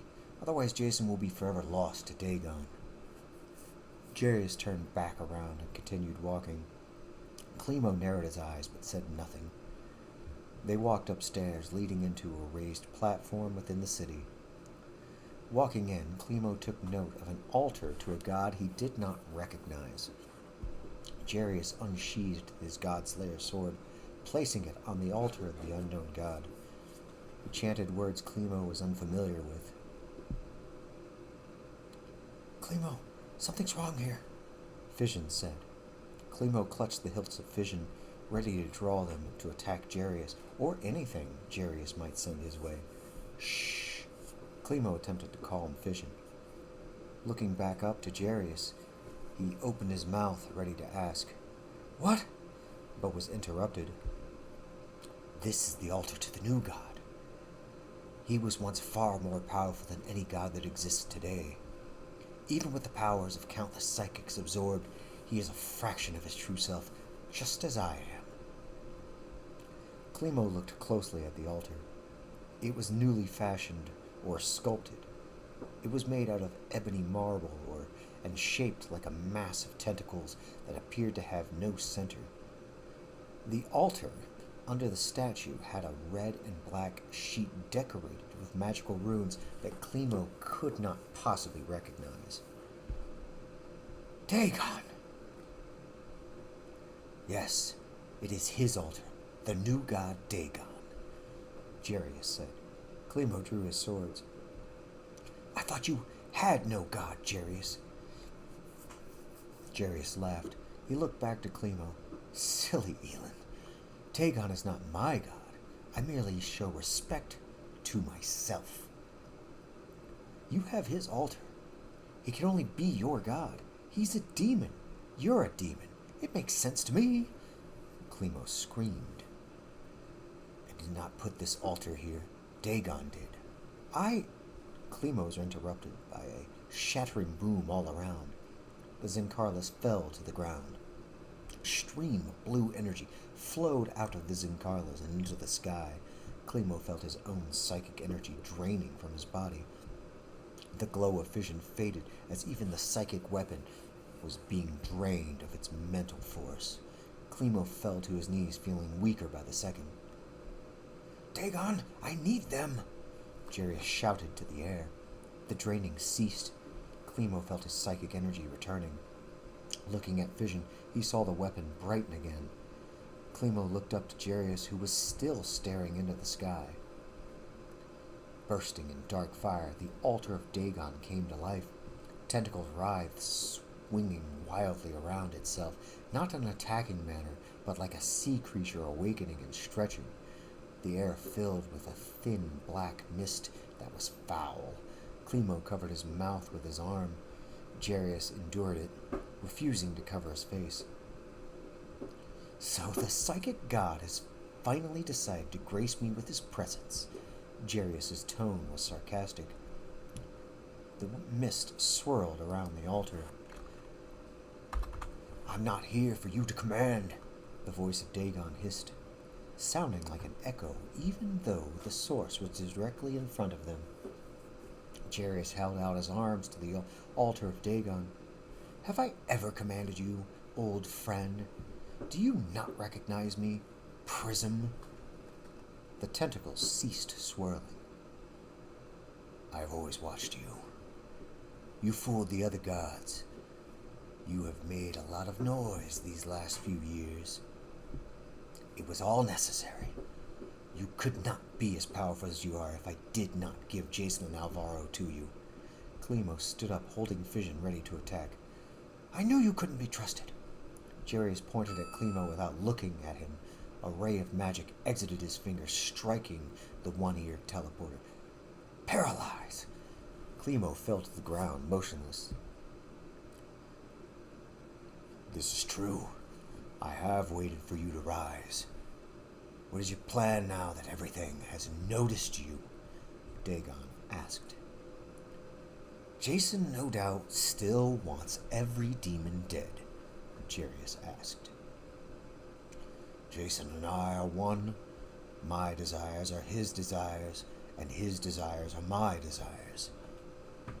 We have been quite busy since our merger.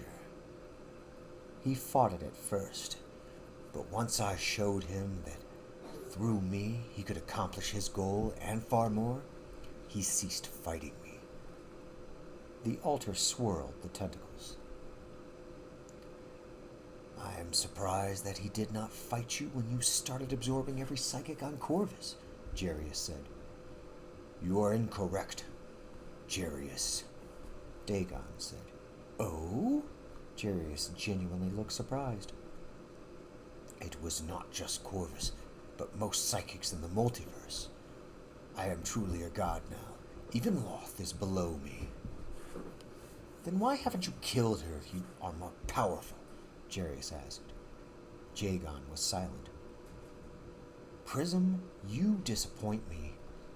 Jarius turned around to leave the altar. The altar turned red with anger. I do not care what part of Cretan you are. I am a god, and I will be given proper respect. Jarius stopped walking. He turned his head back. Respect is earned. So far you have only eaten power, and that I've given you.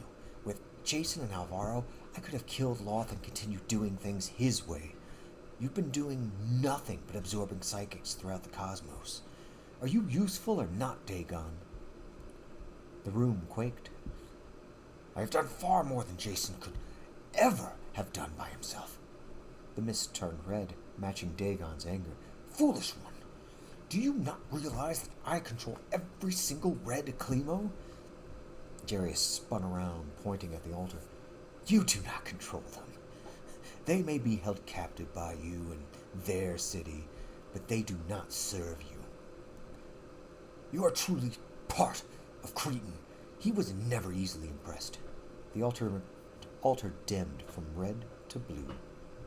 The surrounding mist matched. I have accomplished one thing that even you will have to admit is impressive.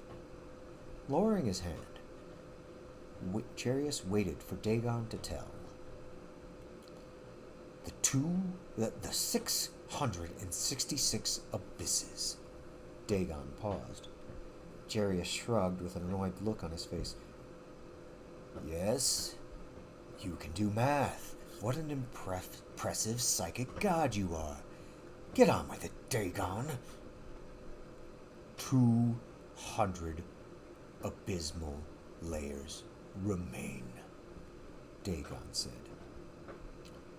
Jarius shook his head from side to side. Remain? The word echoed in the room.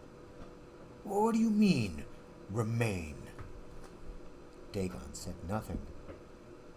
His eyes lit up.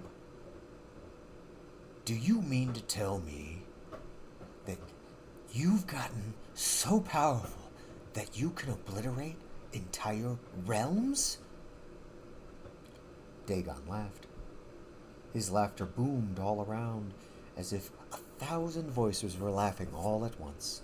Yes, Jarius, that is correct. I am more powerful. I am almost powerful enough to destroy the realm you currently occupy, if I desired. Loth fears me, yet she fears you even more. Why is that? Because I am unpredictable. Also, yes, I am impressed. The Jason in my head is jealous of the power you wield, by the way. Pfft, that's a mere fabrication. The altar shook. You have very little time. They are coming for you, Jarius. I know. The mist cleared away as the altar reverted to normal stone. Jarius pointed at Climo. Dismiss. A similar beam exited his finger, touching the immobile Climo. His body twitched as he slowly got to his feet. Did you hear that, Climo? Jarius asked. Which part? The part where you serve a demon god, or the part where a demon god serves you? Dagon is destroying every demon. I thought you would be thrilled to learn that. Klimo spat. He has taken my brothers and sisters. Dagon must pay for his crimes. Jerry shook his head. Did you honestly believe that destroying every single demon would be without a cost? You've been fighting them for years, Klimo. Don't be so naive. Will the multiverse ever be rid of you? Klimo asked himself more than Jarius. Jarius laughed as he walked out of the altar room. The city of Klimo. The red Klimo stood motionless and bored. With all of their power, capability, and numbers, they could do nothing here in this limbo prison. They have long ago ran out of things to say to one another. The sky over the city of Klimo was dark as it had been since Dagon took over. The sky swirled into a vortex. The swirling formed a horizontal line across the sky from end to end. Taking note of the change, the Reds looked up. Opening up, the line revealed itself to be a massive blue eye. There was no white hue, only dark blue. Screaming in terror, the Reds scattered, trying to scramble away from the massive eye in the sky. A booming voice encompassed the entire city. No Red could deny the voice of Dagon. Klemos, came the demon god of psychics' voice. The Reds ceased their pointless running in circles and random patterns, accepting that there was nowhere to run. There was no escape from the clutches of Dagon. You can do as I bid or suffer, Dagon's voice roared. We will never serve you, demon, one red Klimo shouted to the sky. Dagon laughed, causing the buildings to shake. You sound as if you actually have a choice. We're powerful enough to kill you, and you know it. You cannot leave this place unless I will it. I have power over you. All you can do is keep the door shut. We're still all-powerful within our city. No. I control the city and everything in it. I can will the ground to attack you. The ground formed random figures and spikes, crushing two Reds in the process. I control the air. The air around one Red froze, then exploded, decapitating him. Time and space here are mine to command. By will alone, gravity ceased to function. The Reds floated up, not powerless. They can manifest an infinite number of different powers to return to the ground or take control of their body to prevent floating helplessly. I can kill any of you instantly. None of you can harm me. Now do you see? Dagon roared. Even if 100 years passed here, we would never follow any command from a demon. So be it. The eye of Dagon swirled counterclockwise as it closed. A flash of light occurred. Then the eye reopened. Is that still your opinion? Dagon asked. The Reds looked at each other. They all wore a bored, vague expression. How are you so patient, Dagon? You actually made us wait 100 years. You left us here alone, with nothing but ourselves to keep company for 100 years. Do you submit to my will now? Even with 1,000 years, we will never! Red was interrupted as the eye of Dagon closed once more with the same flash. The eye reopened. It looked directly at the Red who spoke last. Every Red was laying on the ground, lethargic and uncaring, fully consumed by boredom and despair. I have not made the full 1,000 years past as you insisted it would take. No, merely half of that. Do you submit to my will now? The same Red was drooling from his gaped mouth. Long ago, this one stopped moving. There was nothing for him or any of them to do here. With all of their powers, they still fail to have enough to cure boredom within this entrapment. He closed his mouth and slowly stood up. With dead eyes, Red looked up to the sky at the eye of Dagon. Please end this. We submit. I knew you would see things my way. I promise my little Clemos that none of you will ever be bored again. The Reds half smiled, uncaring about the loss of their will momentarily, but happy to finally end the never-ending boredom that lingered in the city of Clemo. Portals opened all around the city.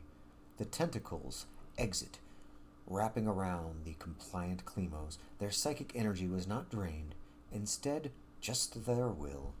Dagon planted in their heads not a mind seed, but a psychic stronghold over their consciousness that seeped all throughout their every thought. Red has been dominated. Under Dagon's control, they realize that no time has actually passed. Dagon only made time pass here. Dagon did not endure those thousands of years. Only Red's perception experienced that. They no longer cared all the same. Not just from their domination effect, but all from the 600 years of nothing in the mind of Jarius Kane. They are coming. Loth cannot return. I have not only expelled her this time, but fully drained the toxic, unholy water from your system. She has no power over you, Jason said. The mental form of Jason still remained gaseous and formless. The mental form of Jarius was identical to his young self. The naked, bodily image of Jarius held his arms out while he spoke. Yes, Jason, they are coming. How shall you fight, Loth? I do not see you preparing for battle. Surely the Zinkarlas are not enough. I will not need to do anything. Jarius chuckled. You could have just told me. It would have been faster. Jason's gaseous form glowed a neon green for a moment as he rummaged through the brain of Jarius. The gas reverted to the natural, clear color. Ah, I see. Well played, old man. Good. I'm glad that we are on the same page now. Jarius lowered his arms. Now, if you excuse me, I do not have time to chat with you in my head. I have work to do. The form of Jarius vanished. Twinkle, Gray, and Magic. This is stupid. What are we even doing? He's made his choice. We can't help him, Twinkle said. Gray pounded her hand on the table to express her annoyance. It doesn't matter. He doesn't know what he's doing. If he honestly had even half of the experience of me or you, he would have chosen us. Magic dismissed the scrying spell. The image of Junior Clemo and Jarius faded away. I miss Strong. Twinkle and Gray looked at Magic, then looked down, frowning. They shook their heads, agreeing. I miss the city, Twinkle said. I miss a good night's sleep without worrying about some demon lord or demon god trying to constantly kill us. Twinkle laughed. When was the last time something wasn't trying to kill us? He genuinely asked. Magic placed his hands on his chin. He joined the laughter. 16 years, I think? Remember that one time that dragon thought it was a good idea to swallow Strong whole? Gray asked. Twinkle wiped away a tear, still laughing. No way any of us will ever forget that. We thought he was nuts for letting the dragon do it.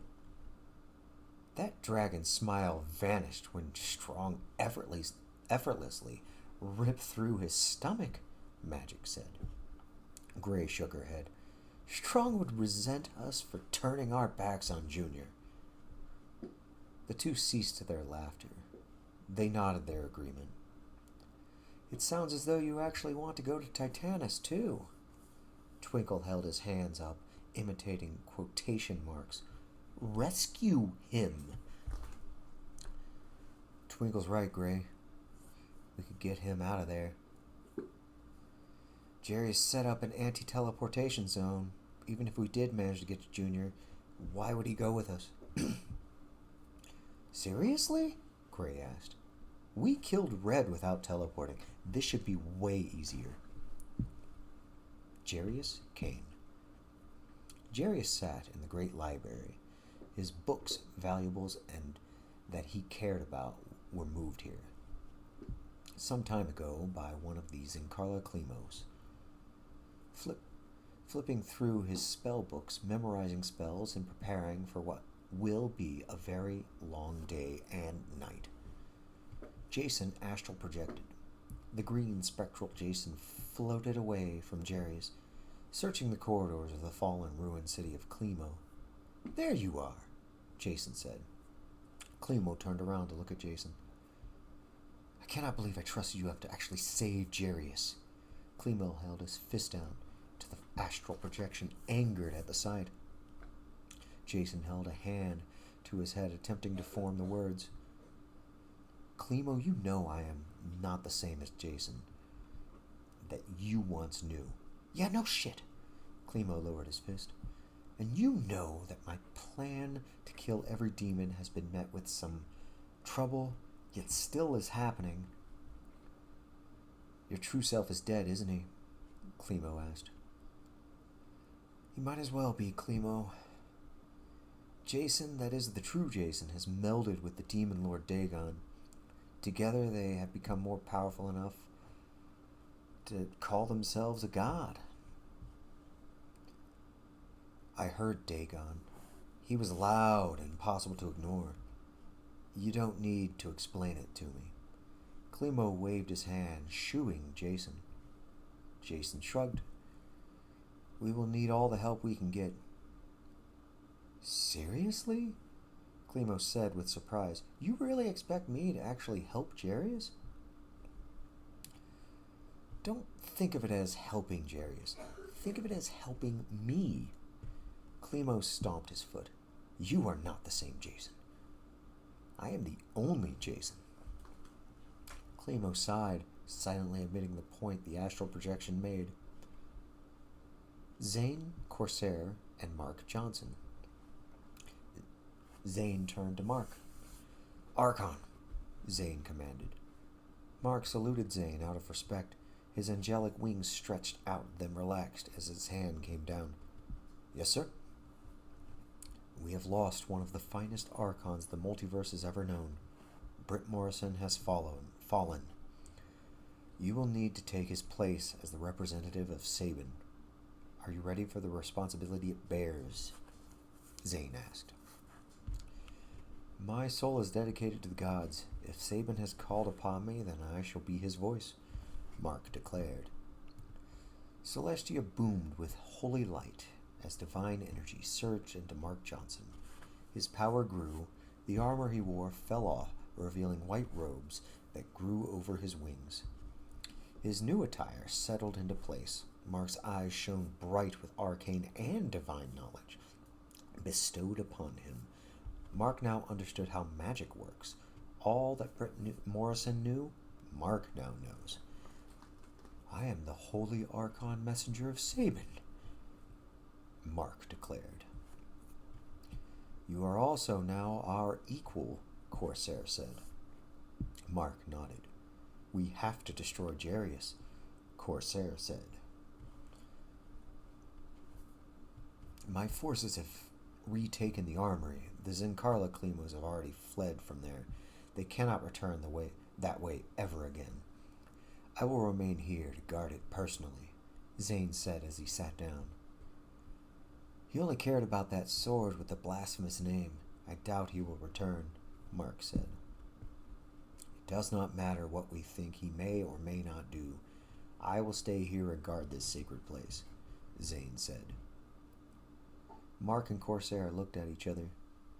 Then you and I go to attack Jarius and end him, Corsair said, raising his fist in heated excitement at the prospect. Mark frowned. He held his hand up to calm Corsair. No, I cannot go either. By proxy, neither can the angels and archons of Sabin, Corsair almost fell over with surprise.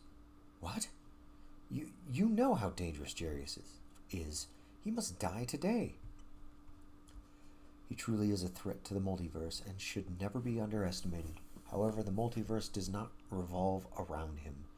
Saban's wisdom has been bestowed upon me, and I can see clearly now that we must tend to our responsibilities if we desire to keep evil at bay from the mortal realms.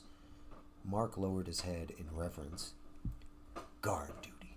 Pacifism. Have the two of you gone completely mad? Deities, angels, and archons will not relent. We attack him the moment we are ready, Corsair declared.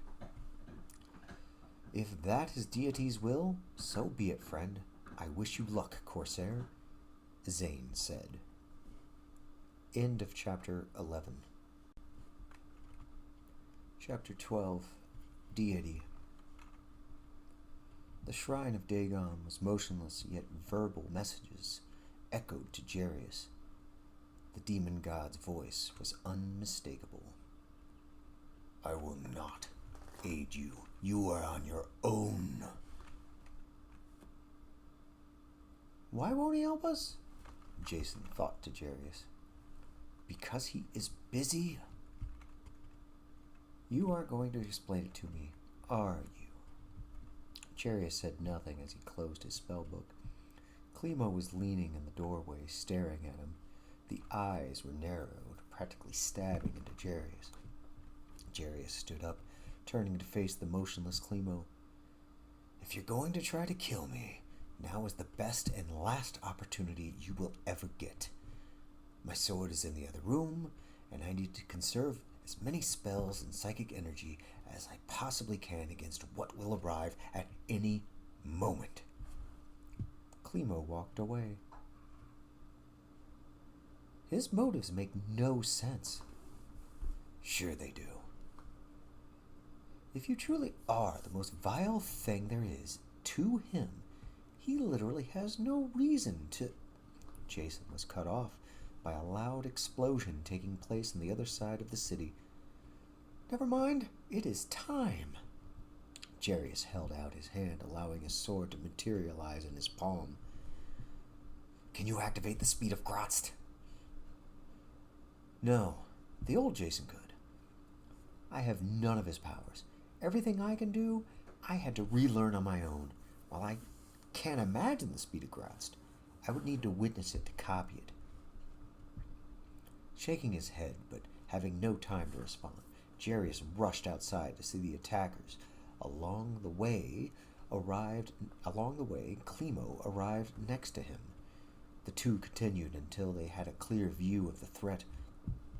The sky was filled with countless winged, human-shaped life forms. They were moving sporadically. Most of these creatures were attacking the countless undead on the ground. Those two winged things were too far away to fully make out. Jarius stopped running to look at the attackers. They attacked the outside of the city. He laughed at the sight. Clemo halted as well. Why are you laughing? He shouted. Still laughing, Jarius looked at Clemo. Don't you see what those stupid angels are doing? Clemo held his questioning gaze. Yeah, they are killing your army from the sky. Even if they attack my army for over 100 years like that, they might destroy 1% of my endless undead forces. We don't need to do anything. Those holy forces are going to exhaust themselves. Jarius proceeded to sit down. Clemo! Jarius snapped his fingers. What? Clemo answered annoyed. Not you. Running their way, a Zincarla Clemo arrived. Returning to the Zincarla, Jarius pointed at him. Order my flyers. The Zincarla rushed off to fulfill his order. Clemo drew vision to prepare himself for the oncoming battle. You don't need that yet. It will be a very long time before they get this close. But they are just outside the city, Jarius. They will come at any moment. I know how they think. No, they will not be coming anytime soon. My flyers will overwhelm them. These early attackers they have sent are not what we should be concerned about. What then? Illuminating the surrounding area, a green glow appeared between Clemo and Jarius. The astral projection of Jason manifested. Those angels and archons in the sky are a distraction. Yes, I know. Jarius responded calmly. Jason turned to Jarius. What will we do then? Clemo sheathed vision. What is going to happen? How can we possibly fight the forces of a good god, Jason? This feels wrong. Jason turned back to Clemo. Looking in his friend's eyes, he saw his lost confusion. Clemo, I'm sorry that you do not understand. We will change that. The astral projection pointed at Clemo. A beam fired from his finger. Clemo braced himself for an attack. Instinctively, Clemo attempted to teleport away. Forgetting about the anti-teleport around the city, the beam surged into his eyes, rushing through his ocular sensors, traversing from neuron to neuron over the synapses within Clemo's brain. The manifested power hurled across the labyrinth mind of Clemo, finding his memory. Hugging onto a specific collection of neurons within the lobes, Jason planted memories, not altering, but adding new ones. Clemo fell to his knees from the sudden knowledge entering his brain. What have you done to me? He clutched his head. No pain existed. Instead, there was dizziness and disorientation. You will recover momentarily, my friend. I do not have time to fully explain our situation to you, so I have given you the memories. Focus on this, and you will then know what I know. Clemo relaxed on the ground, folding his legs together. Letting go of his head, he closed his eyes, relaxing his body. Clemo meditated on this new memory. The servants of the god deity number in the billions. Their servants include angels, archons, and loyal worshippers. The loyal worshippers are mortals who pray to deity. These mortals include humans, elves, dwarves, orcs, goblins, and all manner of mortal creatures that dwell in the mortal planes. Deity is a good god of chaos. This is not new information to Clemo. Clemo witnessed Jarius Cain becoming a lich by torturing and sacrificing the souls of those 5 psychics, one of which was Clemo's own friend and comrade, Nezron, the brother of Jarius Cain. Clemo saw Jarius Cain sneak into the house of Jason as a very young boy and alter his mind to make him potentially become the Metamind. Not long after the prophecy of Jason, the Metamind, destroying heaven or hell, flashed past his eyes. Every good and evil denizen worries which Jason will choose.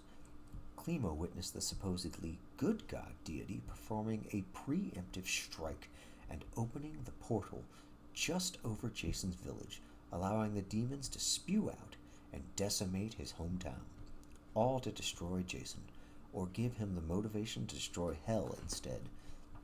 The new memories continued, flowing through his mind, showing Dagon wielding the power of countless psychics, including the original Jason. Clemo witnessed the Reds under Dagon's control as well. Loth was held at bay by the power of Dagon. Loth controlled every remaining demon within her demon web of that final stretch of the abyss. 200 abysmal layers remained. Dagon became so powerful that he was actually obliterating abysmal layers. Loth, being a powerful goddess, was hindered by Dagon's power, ceasing entry from her realm. Finally, Clemo saw the attack deity himself was actively doing. The main forces of deity were distracted by the plethora of undead that surrounded the city. They will soon be overrun by the flyers Jarius has just dispatched. Teleporting in the city was impossible, thus preventing a direct assault. Jason revealed to Clemo that in a few hours there will be sent a covert force to attack them from within the city. They will sneak in through the same tunnels that Orcus dug when he attacked the same city. Clemo, along with the forces of Jarius, will meet them head-on. After a long battle, Corsair will show up. There will be a showdown between his best and Jarius's best. If they win, Deity will have one option. Retreat is not that option. Deity will have to show up personally to stop Jarius himself. It will be at this time that Deity can be vulnerable. The moment Deity enters the third dimension is when they can fight him. Most importantly, Clemo now knows that the original Jason is not dead, but is a willing prisoner of Dagon. Through this, his goals can be accomplished. Clemo opened his eyes. His face held a sad expression as a tear fell from his eye. Jason, Clemo didn't know what to say. His words ceased. I know, Clemo. It's a terrible knowledge to know that a good god would utilize demons in such a manipulative plot. Now you know why I will kill him, Jason said. Does it have to be this way, Jason? Inevitably, yes it does. I could continue to work with the good gods, but after knowing this, knowing that they tried to kill me, doesn't bother me, is knowing that they killed everyone I know and cared about just to kill me, and I cannot forgive. So you choose to fulfill the horrid part of the prophecy then? You spare hell to destroy heaven? Clemo accused, pointing at Jason. No, my friend, I do not. Jason began as Clemo contorted his face in confusion. You see, Clemo, I choose to destroy both. Clemo pointed at Jarius. And what about him? You know this is exactly what he wants. Why can't you destroy him and accomplish your goals? His desires are irrelevant. I don't care if he gets what he wants. The important thing is to destroy every god. Gods are terrible things, Clemo. While mortals are content with worshipping what they think are good gods, demons and devils worship evil, vile gods. Clemo held his hand to his head. This is too much, Jason. All of this revelation all at once. What are you going to do? I already told you, Clemo. I will destroy every god, good and evil. Since a good god has taken the initiative and attacked us first, I'll start with that one, after which I will proceed to the evil ones. Clemo shook his head with disappointment in Jason. I will still follow you, Jason. Jarius looked out to the sky, no longer interested in their conversation.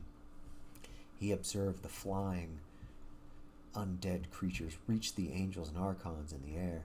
Looking further into the distance, the wizard watched several angels have their wings ripped off. They fell to the ground, immediately unable to sustain their flight.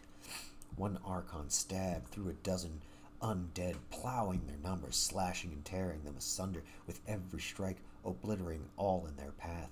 He spun his weapon, disintegrating all within a dozen paces. The undead continued to move to him, ignoring his power and might. I wonder how long he will keep that up. Probably a few hours. He looks strong, Jason answered his question. The fighting continued for hours, all throughout the long day on Titanus. Ashta, the Dark Star, rose to the east, turning everything a deep blue. Fighting never ceased. Angels and archons never relented. Undead forces never slowed down. It was rare that any angelic soldier was killed. Only when they became careless did any of them fall in the heat of this battle. Flying undead things died by the hundreds from each flying enemy. The good forces rarely fell from the sky, and even when they did, they were far from defenseless. Zincarla, Jarius called out. Soon it arrived. How may I serve? It asked. Jarius touched his forehead. I bestow upon you a portion of my power. I allow you to raise the dead in my name, We will go to the battlefield and raise every servant of deity that falls. The necrotic green glow surrounded the undead Clemo. He absorbed it into himself, and without a word, he left to do as told. Twinkle, Magic, and Gray. The three worked their way through the tunnel, leading into Moor, the last city on Titanus. Undead were easy for these three to kill. They dispatched them quietly and quickly without being noticed by other undead. Twinkle led the other two. Gray used her enchanted eyes to warn of upcoming undead. "Magic, why don't you make us invisible to them?" she whispered. "My spell won't last that long, but when we're ready to be invisible to the undead, I will cast it. It will only last an hour at the most. We will use it when we have to," Magic whispered. As they snuck past three zombies, Twinkle signed to the others. "Don't waste time on them." "How much further?" Gray asked. "Should be up just ahead. Once discovered, we will be in non-stop combat," Twinkle signed. "What is that up ahead?" Magic fumbled with his hands, nervous at the sight. He saw him, but disbelieved it. The hands of the figure ahead of them raised. A power manifested, causing a bubble to form around the three Clemos. A second hand under the first raised. A light shined out. Undead noticed the light, causing them to move towards the Clemos. They scraped and clawed at the impenetrable barrier, unable to get to the three. Light grew from the source, exploding into a massive force, obliterating every undead within the tunnel. Gray looked at the source of this power to see the face of a red Clemo smiling. "What is going on?" Twinkle shouted. The tunnel dimmed again. Red manifested a light from one of his hands as he approached the trapped three Clemos. Everyone looked at him, standing just outside of their entrapment. "You killed me earlier," he said. "He can only know that if the Reds are mind-linked," Magic said. "And we are," Red said. "Magic, get us out of here," Twinkle ordered. Magic scolded Red. "I have no spell powerful enough to—" "No, you don't," Red laughed. Gray kept her swords drawn. "You will have to lower this power if you want to absorb us, Red, and we will put up one hell of a fight."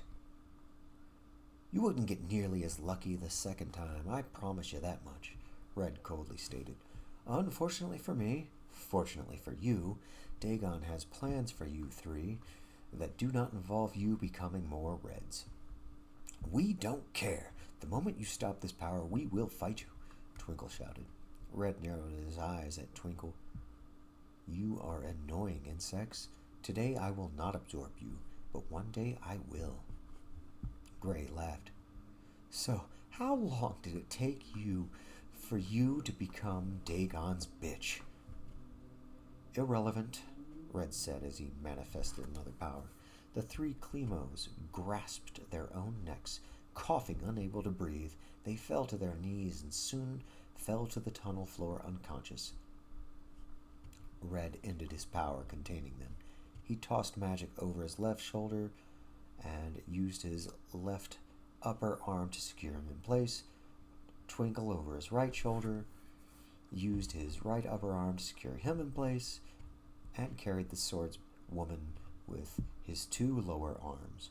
Red floated in the air, manifesting another power, causing the four to become ethereal. They passed through the tunnel ceiling and floated up into the city.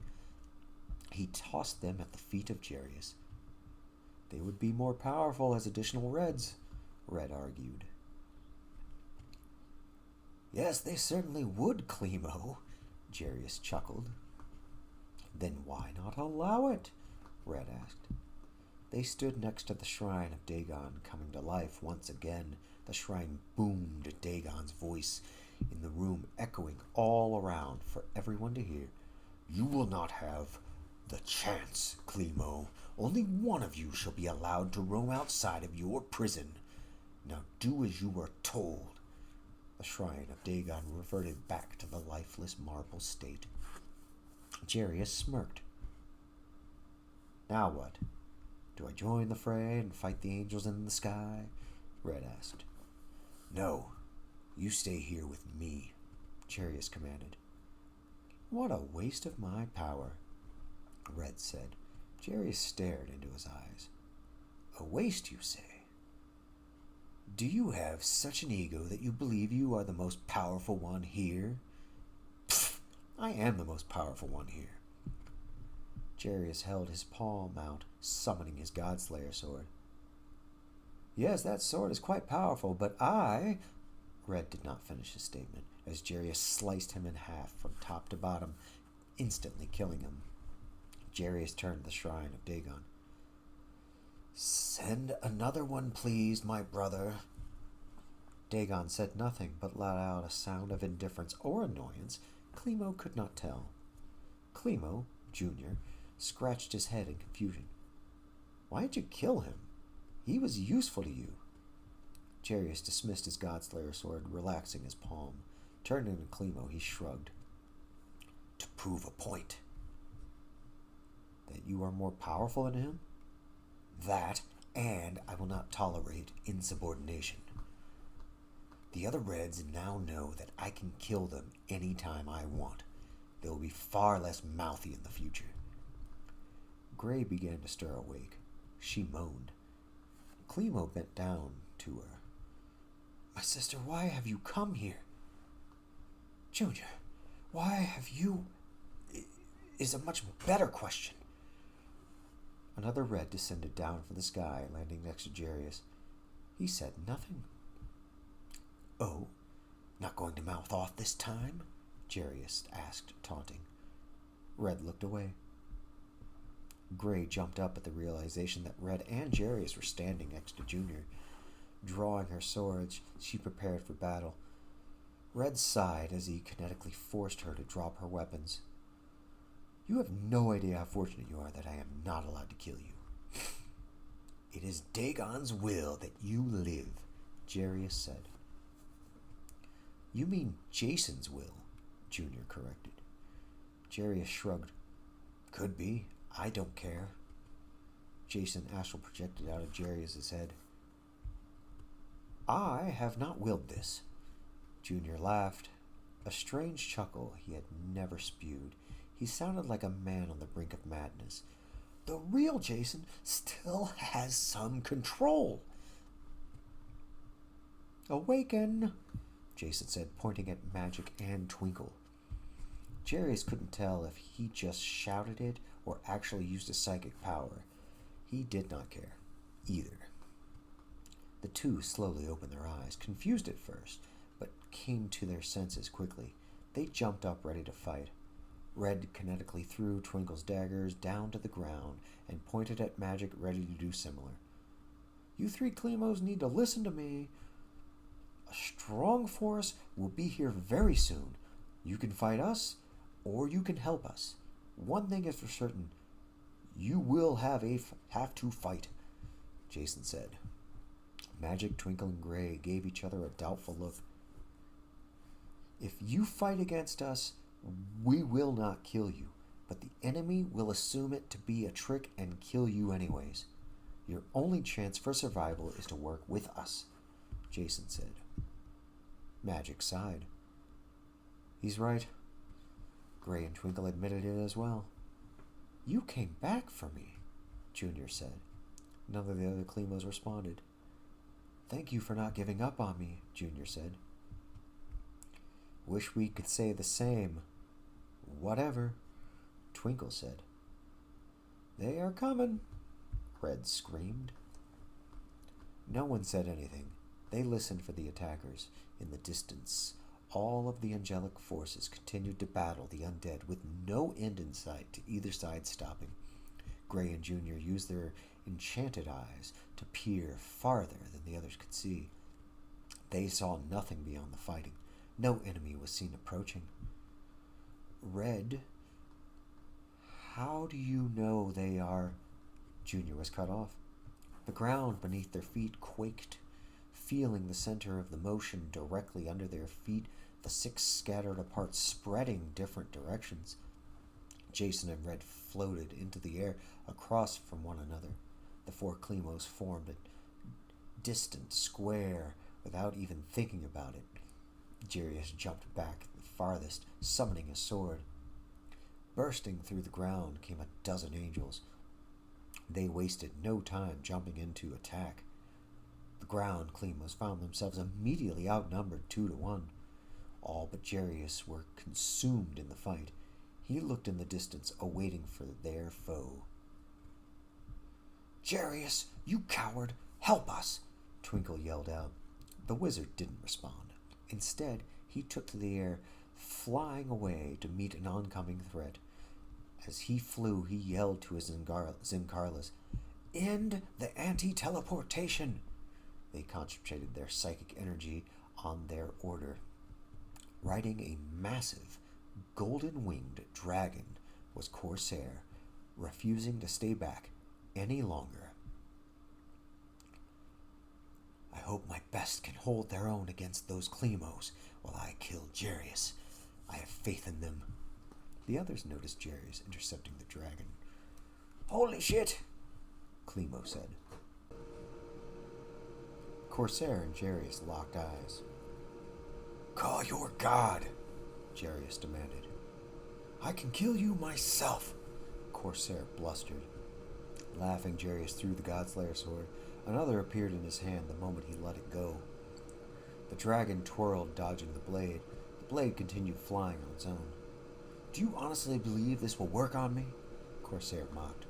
Jarius cast his warlock invocations to teleport on top of the dragon next to Corsair. "Counter!"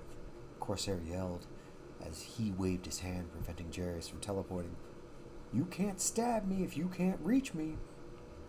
Jarius puffed into smoke, disappearing then reappearing in the same location, failing his teleport. Corsair's halo lit up, readying an attack. At the same moment, the dragon took in a deep breath, ready to spew fire all over the warlock. "Shit!" Jarius shout, attempting to throw another sword at the dragon, knowing it would not reach in time. A spectral wall appeared between Jarius and the dragon the moment the fire streamed out, stopping the flames from reaching him. "You need to either help us until we can help you, or do better on your own," Jason thought to Jarius. "I am fine," Jarius shouted. "Not for long," Corsair taunted back. He wouldn't care, even if he knew his foe was addressing a voice in his head. Jarius rushed forward, attempting to hit the dragon with his sword. The dragon teleported behind him. Corsair leapt off, stabbing downward with his lance, aimed at his enemy. The halo empowered his attack.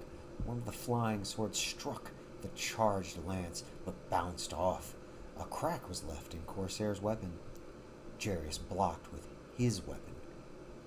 "Impressive, but I will still kill you." The dragon hit the vile Jarius from behind with its massive claw, knocking him down from the sky.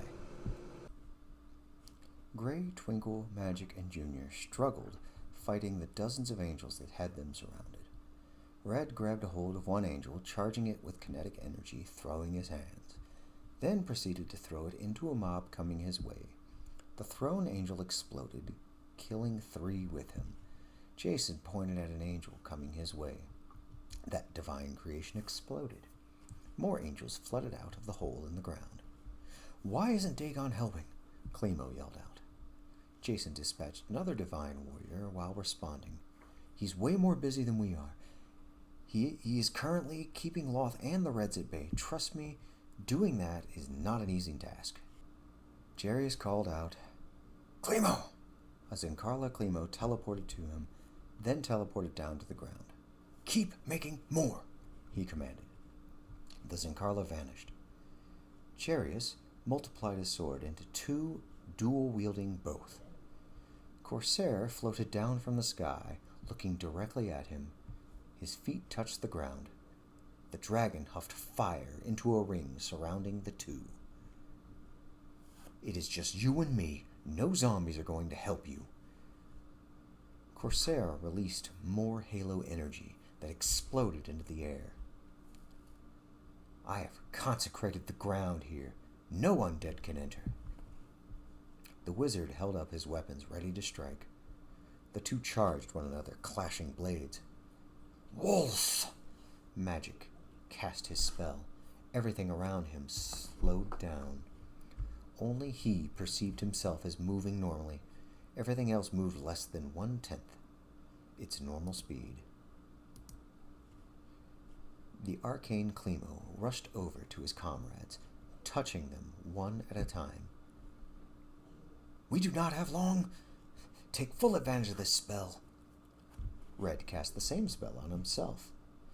The 5 Clemos, according to Jason's point of view, moved lightning fast. I miss the speed of Grotst, Jason commented. Angels dropped like flies by the speed and force of the 5 Clemos. Corsair buckled down on his knees, trying to hold his ground. Jarius pushed down further. His lance shattered from the strain. Jarius threw his sword down. He grabbed Corsair by the neck, lifting him up by one hand. Call your god! Corsair spat on Jarius. Call yours! Jarius smiled as the spittle slid down his face. Is deity such a coward?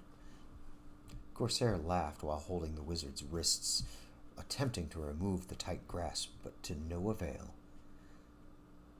I am sure that sort of taunting works on fools. You will lose, Cretan. Then call your god and make me lose. I do not command deity. He commands me. Jarius shrugged. Meh.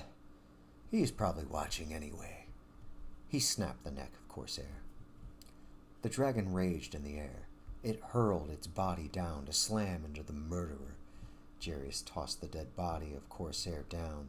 As the body landed, it shimmered and faded exactly as Britt Morrison's did. He adjusted his footing, holding his hands out to the air, ready for the dragon's impact. Sword! He called out, summoning a sword to teleport into his hands. The dragon smashed down. He jumped fully into the crash. The old dragon burrowed deep into the ground, forming a crater on impact. A loud boom shook the entire city and surrounding area. Jarius jumped through and out of the golden dragon. Having stabbed through, his body leaped into the air. Well, deity, I killed your messenger. You're chosen, and soon we'll kill you too. Show yourself, and we will end this quickly. He hovered in the air, covered in dragon's blood. Jason and the 5 Clemos continued fighting, even through the quake. No one took note or cared what caused the shaking. They were too busy fighting the endless angels that flew towards them. Jason charged his psychic energy to fire into the hole that had them coming out constantly. As Junior held one angel with their swords clashing and the others continued to fight, they all staggered as every single angel puffed into smoke, disappearing from sight entirely. They're gone, Twinkle called out. Confirmed. My eyes would reveal them if they were invisible or hiding, Gray responded, loud enough for everyone to hear. The 5 Clemos approached one another. We will kill you, Red. But not right now, Gray said. Save your empty threats. The only reason you ever stood any chance to kill me is due to me holding back, because I would rather absorb you than kill you. You already know that I'm more powerful enough to kill you with a thought, Red boasted. And I'm powerful enough to do the same to you, Red Clemo, Jason threatened. Listen, we can't do this right now, Magic interjected. Something's wrong. The angels, where did they go? Junior raised his finger. A massive booming voice, like no other they have ever heard, echoed through the entire city. Banish vile creatures of evil and darkness. The voice was similar to Dagon's, only not shadowy in nature, but divine in every aspect. Everyone looked out to see the sky lit up in every direction. The dark star Ashta brightened as something came out of it. A holy flame burst all throughout the city and surrounding area. Thousands of miles were covered in the blink of an eye. The Zinkarlas and every undead within that light fell to the ground, lifeless once more. Their bodies disintegrated right before everyone's eyes. "Holy shit!" Klimo yelled. "Ironic choice of words," Red laughed. "Deity's here," Magic said. The six rushed to meet each other. Their taunting worked. Deity arrived. "I have been watching you, cretin." Deity's voice thundered in the sky, standing over 1,000 feet tall with a body covered in the blue flame of the dark star Ashta. Deity's horns were that of a stag. Engulfed in flame, his wings spread out across the sky. Even with his feet touching the ground, the god touched the sky, standing like a mountain, his claws stretched out, pointing directly at Jarius. Only eyes were visible on the face of Deity. They were pure white, with a hint of white fire etched out on the sides. Jarius clutched his sword tightly with both hands. Klimo looked at him and noticed that for the first time, Jarius was actually nervous. The realization hit Klimo, and fear engulfed him as well. "We have angered a god," Klimo said loud enough for the others to hear. Red chuckled. "I must say, this will be fun." Twinkle, Gray, and Klimo looked at Red. "You are insane. We are damned even if we win," Twinkle said. Still chuckling, Red responded, "I accepted that over 2 centuries ago." The swordswoman scolded him, but said nothing more. As badly as she wanted to kill him, that mountain-sized god before them was by far a bigger threat at the moment. Jason's astral projection grew 200 feet taller. His body only reached the knees of Deity. Red was the first to approach the god of chaos and good. Swinging wildly into the air, he flew to meet a true challenge, believing both he and Deity were even. The god swat Red out of the sky long before he got close enough to attack. Red's body disintegrated before the ashes touched the ground. The remains of the evil Klimo crashed into the scalded dirt, spreading across as dried black and white ash. Gray and Twinkle looked at the sight with mouths gaped open in astonishment. He was no god after all. Red can be killed. We killed one ourselves. Jarius killed another one. It is no surprise that Deity killed one, Junior said, teleporting away. Klimo reappeared above Deity's head, plunging Fission down, allowing gravity to work for him. "Holy shit, he's as insane as Red," Magic blurted. "He won't be doing this alone." Teleporting closer to Deity, he charged a spell. Gray looked at the sky, seeing Jarius floating, staring at Deity, doing nothing. "Asshole." She teleported next to Magic in an attempt to use her teleporting talent to damage their massive foe. The astral projection of Jason levitated into the air. He concentrated his mental energy to attack this god. Jason fired a beam of pure energy. Junior noticed Deity was surrounded by a glow that his enchanted vision could see, but had no clue as to what that glow was. Klimo continued to fall to Deity, only to be deflected by that normally invisible barrier. Pain entered him as he touched the barrier that could only be described as fire, cold, acid, electricity, and booming vibrations encompassed Klimo, attacking him all over. With this overwhelming surge overtaking him, he had no other option but to abandon his attack. Attempting to teleport away, he failed due to the pain preventing him from focusing. He could do nothing except writhe in agony. His natural psychic ability to heal himself was draining his psychic energy, exponentially preventing him from teleporting away. Twinkle took note of Junior's plight. He canceled his own attack. Instead, Twinkle teleported Junior away. Both Junior and Twinkle appeared next to their two friends. Gray's teleporting attack was met by that same barrier. Magic fired his own spell, forming a red and yellow beam that was parallel with Jason's psionic attack. They were also stopped by the same barrier around Deity. How can we get past that? Gray's own psychic attack met the two beams, attempting to damage it also. The three attacks were enough to shatter the barrier. Jarius hardened his grasp. The old wizard propelled his body towards Deity. You can attack now! Jarius screamed at the Klemos. Junior looked at Jarius. I don't believe you. Gray and Twinkle paused. Deity swung his massive, blunt club weapon, slamming into the astral projection of Jason. The psychic entity vanished from the single blow, returning to the mind of Jarius. He is too powerful, Jason thought to Jarius. Deity swung again, smashing the area around the Klemos. The four disappeared under his might. Jarius reached Deity. I am not alone. He slashed his sword, cutting through the thick skin of the god. The damage was evident but minor.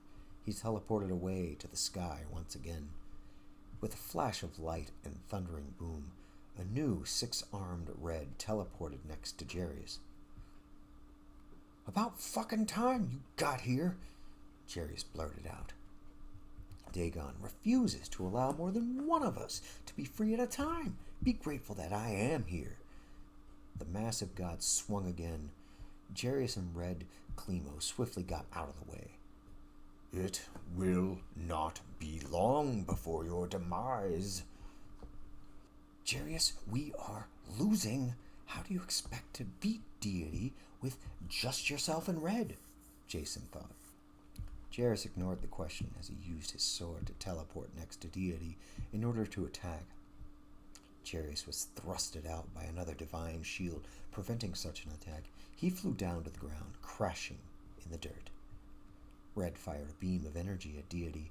The swing of Deity's weapon engulfed both the blast and Red. Red was obliterated for a second time. That's it. I'm getting us out of here. I am taking control of Jarius. What? No!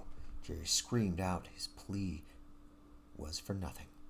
His eyes calmed down with a blank expression. A vein on his forehead pulsated as psychic energy surrounded his body. Just as the sword of Deity made its way to Jarius, the mortal vanished from sight, teleporting away. Klemo opened his eyes, feeling weak and helpless. Looking around without moving his head, he saw his three comrade Klemos just in front of himself, floating in an endless indigo space. We, Klemo struggled to talk, are in the astral plane. Magic, who was already awake, turned his head to Junior. Yes, brother, we are. After we heal, you cannot join Jarius for any reason. Junior nodded his agreement and frowned. He already knew they were right. That truth couldn't be denied. I'm sorry. You should be, Gray yelled, folding her arms in disappointment to Junior. Klemo, Fission spoke. We need to stay with your fellow Klemos. There are so few left, and it pains me to see you and them bicker like this. Junior didn't respond to Fission, his sword.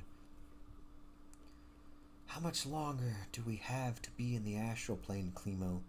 Fission asked. Until we are fully healed. You may not know this, Fission, but as Klemos can return here instead of dying, at least this is a chance we can return here if we are quick enough to teleport away just before death.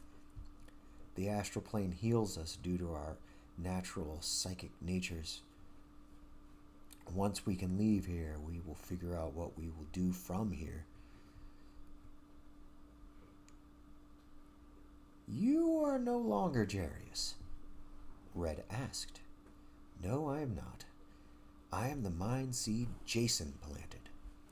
The voice of Jarius responded.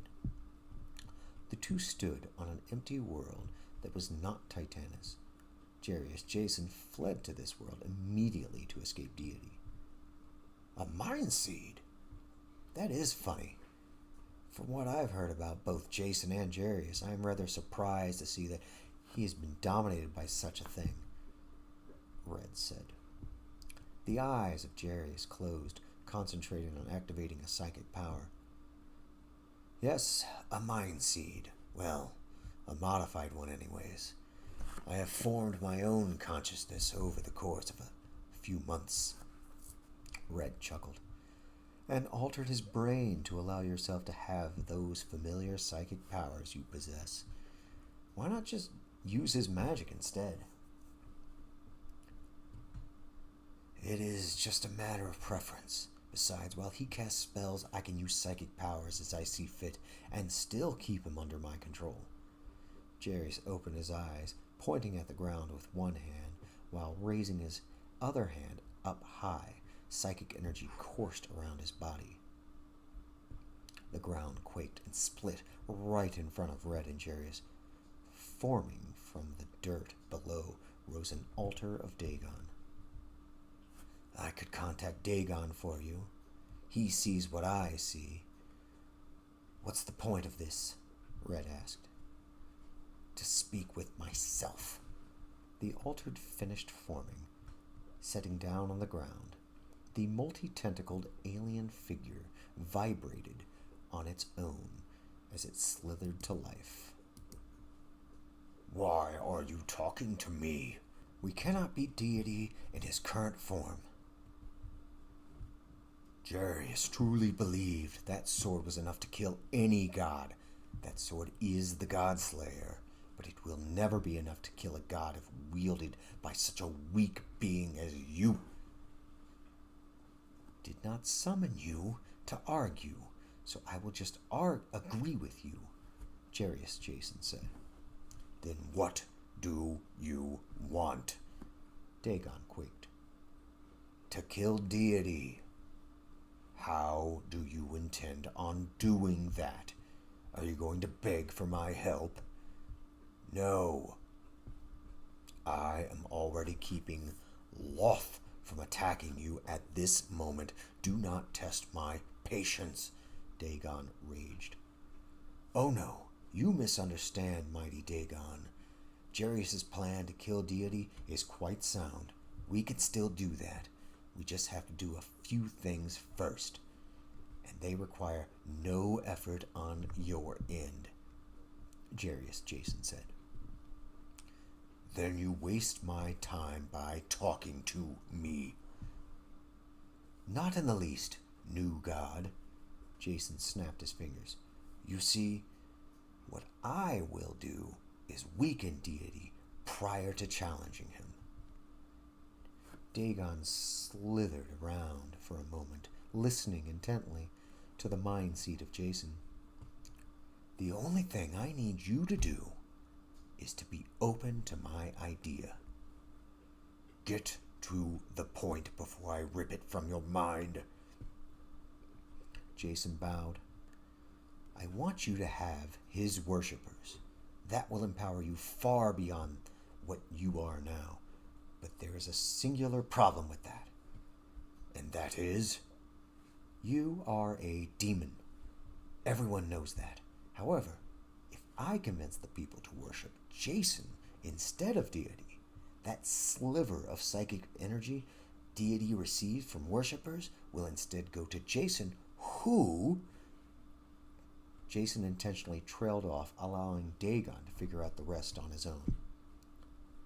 Who I own and control completely. The power would automatically become mine. Dagon paused momentarily to allow the thought of converting deity's followers sink in. Jason waited for Dagon to respond. The air thickened with Dagon's dark mist.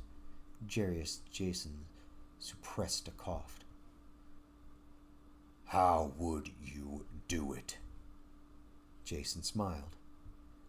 You, Dagon, are going to love this. Chapter 13. To Kill a God. A church bell rang on a service morning. Reverent feet walked across the wood floor, moving in between the two aisles of pews, taking seats while no one said a word. Organ music was heard, not seen, coming from the back of the temple room. Calm and serene music gave the worshippers a relaxed, somber feeling once the feet finished shuffling to their seats and organ ceased. No sound or movement occurred, not even the scurrying of mice. Complete and total silence existed in this room. The eyes of these people were motionless and hypnotic. Stuck in a stare, thoughtless and unconcerned, their world was here, yet their thoughts were empty. In this space, a singular denizen could not be seen by their normal human eyes. Hovering within the room, just 1 foot under the ceiling, existed a dark blue crystal that emanated a dark blue wave that vibrated across this room. The hypnotized people absorbed these strange waves. Their bodies absorbed each and every pulse. In the middle of the room was the astral projection of Jason. The people did not or could not notice him. Floating in a meditation, Jason waited. A gust of wind encircled the room as an angelic figure phased through the front doors. Deity knows you are a powerful copy of Jason, the angel mocked, but he did not believe you were stupid. I was wondering when you would show up. Do you like my creation? Jason said, pointing to the crystal. I call it psychic redirection. These people are being brainwashed even as we speak. Reprogram to... Jason was cut off. The angel lunged forward to attack. I do not care. I will destroy you and undo the damage you have wrought upon these good people. His body phased through pews and people. Jason opened his eyes, raising his arm, pointing to the oncoming angel. A beam of energy exited his fingertip, striking the servant of deity. This is interesting.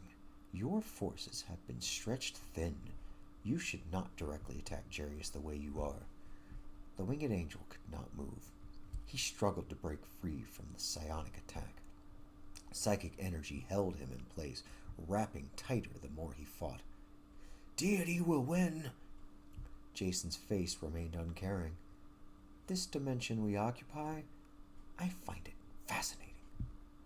You do not belong here, the angel screamed. Sure I do. At least I belong here as much as you do. From here I can use this psychic resonating power. Jason pointed to the dark blue crystal a second time to convert deity's worshippers to Dagons. The angel looked at the humans in prayer.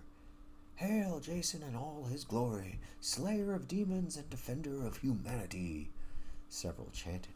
He looked back at Jason. Yes, I know the irony of these people empowering a demon and not knowing it, Jason said.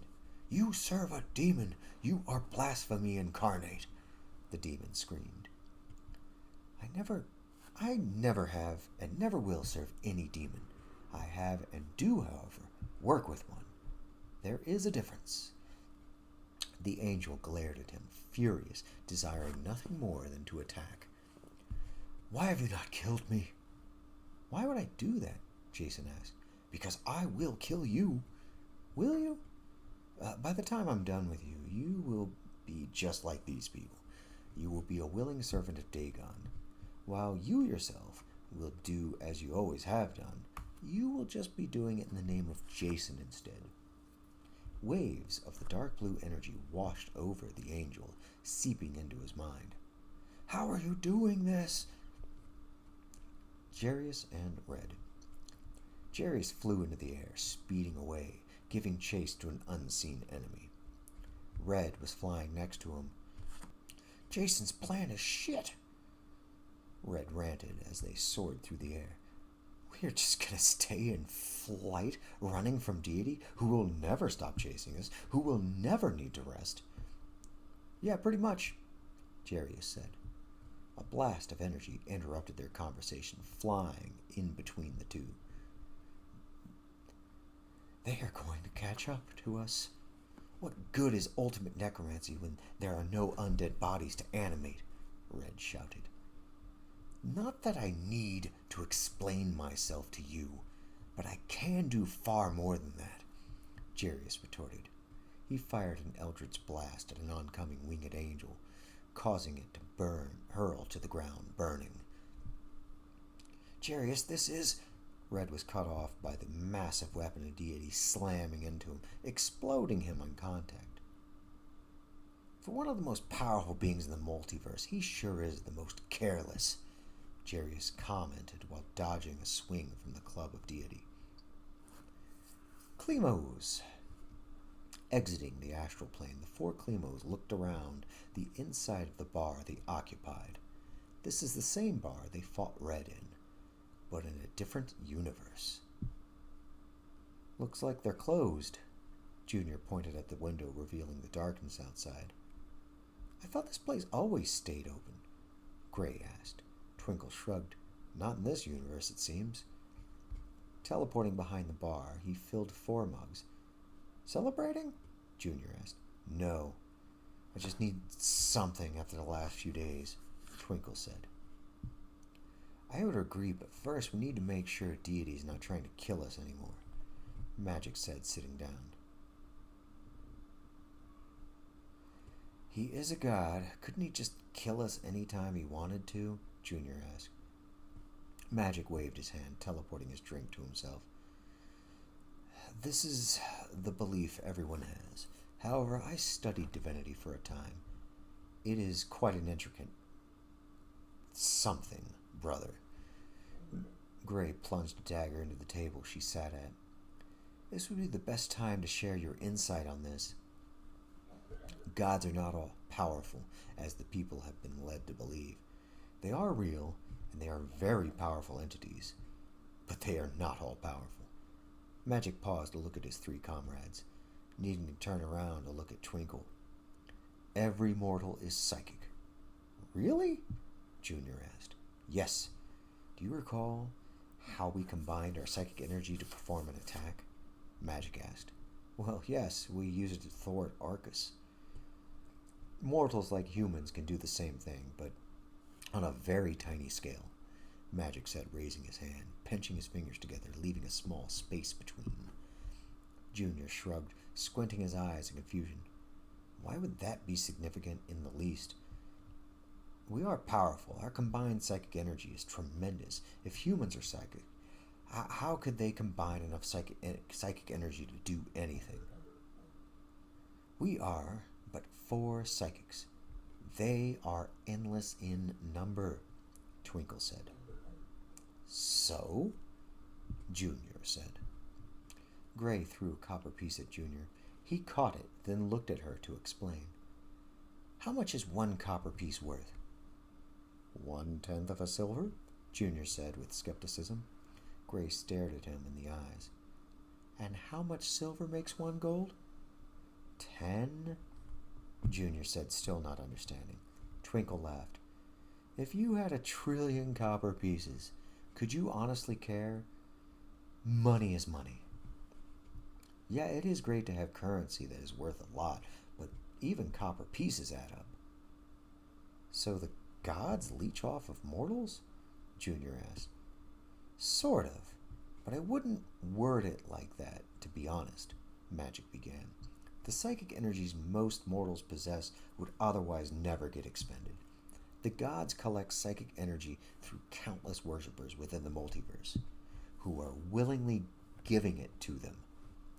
But what do the worshippers get in return? Junior asked. Euphoria, a place in society, social status, the list goes on, Twinkle said. But why not do what Red and Dagon have done and go after big psychics? Junior asked. There is far more psychic energy with the mortals than there is with powerful psychics like us. But it isn't just psychic energy. Magic slammed his mug down. The three looked directly at him. He hesitated for less than 3 seconds. Souls. Junior contorted his face, confused. Gray shook her head and Twinkle muffled. I knew it. What about souls? Junior asked. The gods use souls. Those things are very powerful. How so? Junior asked. Twinkle teleported Junior, wrapping his arm around his shoulder. Brother, you have seen it firsthand. Junior looked at Twinkle, awaiting an answer. Every warlock you have ever encountered. What about them? Wait, are you saying that invocations and all of the power that they do comes from their own soul and not the demon they make a pact with? Twinkle nodded, then teleported back to consume his drink. Demons make pacts with mortals, convincing them that they are bestowing powers to them. In truth, they are just allowing the human to use their own soul power. Devils, however, don't do this. They do not need to, Magic said. What do devils do differently? Junior asked.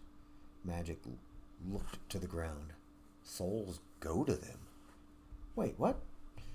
Junior realized the meaning and his eyes widened. Hell. Devils control hell. Every evil soul goes to hell. And every good soul goes to the good gods. But it can't possibly be so simple, so black and white. Nobody is good or evil. People do both good and evil, Junior said. Magic raised his hand while approaching Junior, which is precisely why there are more than 2 gods. If it were truly as black and white as that, there would only be one good god and one evil god. Twinkle scratched his head. Before Dagon, there was only one abysmal god, Loth. Hell has 9 gods. Garrix, the Fire Lord. Magic lifted a finger with each time he said a name. Dispator, god of torment. Levistus, the frozen god. Thosoth, god of lust. Mephistopheles, god of murder. Beelzebub, lord of the flies. Discroll, the right hand of Asmodeus. Ilsensign, lord of lies. And Asmodeus, ruler of hell. Junior shook his head, now understanding. Life has always been rough and confusing, and now things have taken a turn to complexity. We won't stay here long, but now you know why I insisted on stopping here for a quick drink. Twinkle finished his drink. Gray slammed her empty mug down. We should get moving. Magic looked at his 2/3 finished drink. The liquid vanished from sight. Mine is done. Junior looked at his drink. I'm only halfway done. This will take me a few minutes. Twinkle pointed at Junior's mug. The liquid vanished. You're done now. Junior grabbed his stomach, widening his eyes. Holy shit! Causing the others to laugh. Hey, whatever happened to Theresa? Twinkle asked Junior. Junior, still feeling the sudden consumption of alcohol imposition, struggled to speak. In her original universe, she is hiding. I can go to her any time. Why do you ask? We could probably use as much help as we can get. It would be a good start, too. The 4 nodded their agreement, disappearing with Junior's teleport leading the way. The Church of Deity. The angel's angered expression has altered to a calm, entranced one. Who is your god? Jason asked. The savior of all of mankind, Jason the Metamind. Hail, my god, my lord and master. The angel floated down to the ground, kneeling his submission. Jason smiled. Now you know that I am Jason's avatar, Jason asked. Yes, my lord, the angel said. Jason smiled, finding the submission of an angel humorous. He held in his laughter. And that my command is equal to his command. Yes, my lord, the angel said. Good. You have but one task, and one task only, until called upon. You must guard that crystal with your very life, if you must, Jason said. Yes, my lord. The angel repeated his expected phrase. Jason willed his astral projection to move just above the angel. He placed his hand on the angelic entity's head. We have much to do. Your part is very important. Jason vanished, ending his astral projection. Jarius Kane. Good news! I was successful on our Corvus, Jason thought to Jarius. Jarius dodged another swing from Deity's weapon. 3 angelic warriors chased after him. I am busy. Get to the next one. Jarius fired additional blasts at them. Wait, did you say Corvus? The mild confusion caused him to lose concentration, having one of his assailants sideswipe him in the face. Jarius fell to the ground. Don't let me distract you. And yes, Corvus, not just one small church. The resonation is so powerful it actually affected the entire planet. I worked really hard on that, just so you know. Jarius stopped his fall just prior to hitting the ground. It took me a very long time to perfect it. Maces swung at him, failing to hit him as Red teleported in, kinetically crushing them into useless clumps of metal pieces. About time he got back. What killed him this time? Clemo's an amateur, no matter how powerful he is, Jason, Jarius said. I'm right here, Red said. Jarius looked at Red as he blasted one of the angels into oblivion. Yeah? So? Red shrugged, saying nothing more. Anyways, Jason, I'm glad to hear that my creation is doing as expected. I was prepared to accept that it would only work in a small area, but hoped it would be successful. I have no idea what you're talking about, Red said as both he and Jarius took flight, escaping yet another attack from Deity himself. Thank you for the update, Jason, but you have a lot more work to get done, Jarius said. The former Lich felt a mental shrug as Jason astral projected away. We are alone again, Red. Red didn't bother to look at Jarius. I don't care. The town of Laguna in Corvus. The 4 Clemos appeared in the middle of the street. So Theresa is here somewhere? Twinkle asked. She should be, yes, Junior said, walking towards one of the buildings. Remember the Psionics Guild is still overrun by Dagon's power. Twinkle looked around at the scenery. Yes, of course, but how has she managed to elude Dagon? Magic walked along with them, placing his hand on his chin. My best guess is that Dagon has only invaded areas of concentrated psychic energy. He might view it as a waste of time to track down individual psychics. Pfft, demon lords aren't that complex. You're completely correct, brother. They are lazy and careless. Why, I remember back when Grotzt... Clemo stopped speaking. What is it? Gray asked as Twinkle and herself drew their weapons preparing for combat. Junior raised his hand to calm the other 3 down. We are not under attack. I just had a thought. They sheathed their weapons. Theresa and I are from different universes, Twinkle shrugged. Yeah, so? It's just weird that I've never met her in my own universe, Junior remarked. She might not even exist in your universe, Junior, Magic said. The youngest Clemo looked at Magic. Yes, I considered that a possibility. It doesn't matter, I guess. The 4 stopped in front of a house. Junior knocked on the door. After a moment, the door opened, revealing the astral projection of Theresa. Glowing light dimmed vanishing as she ended her power. Immediate footsteps were heard rushing to the door. Theresa lunged out, wrapping her arms around Clemo. I thought the worst might have happened. It was hard enough to save you from your city, but... She choked on her words, stopping her sentence. Junior hugged her back. With so few psychics left, we were thinking about gathering as many as we can. Theresa let go of him. For what? Her face held an expression of genuine confusion.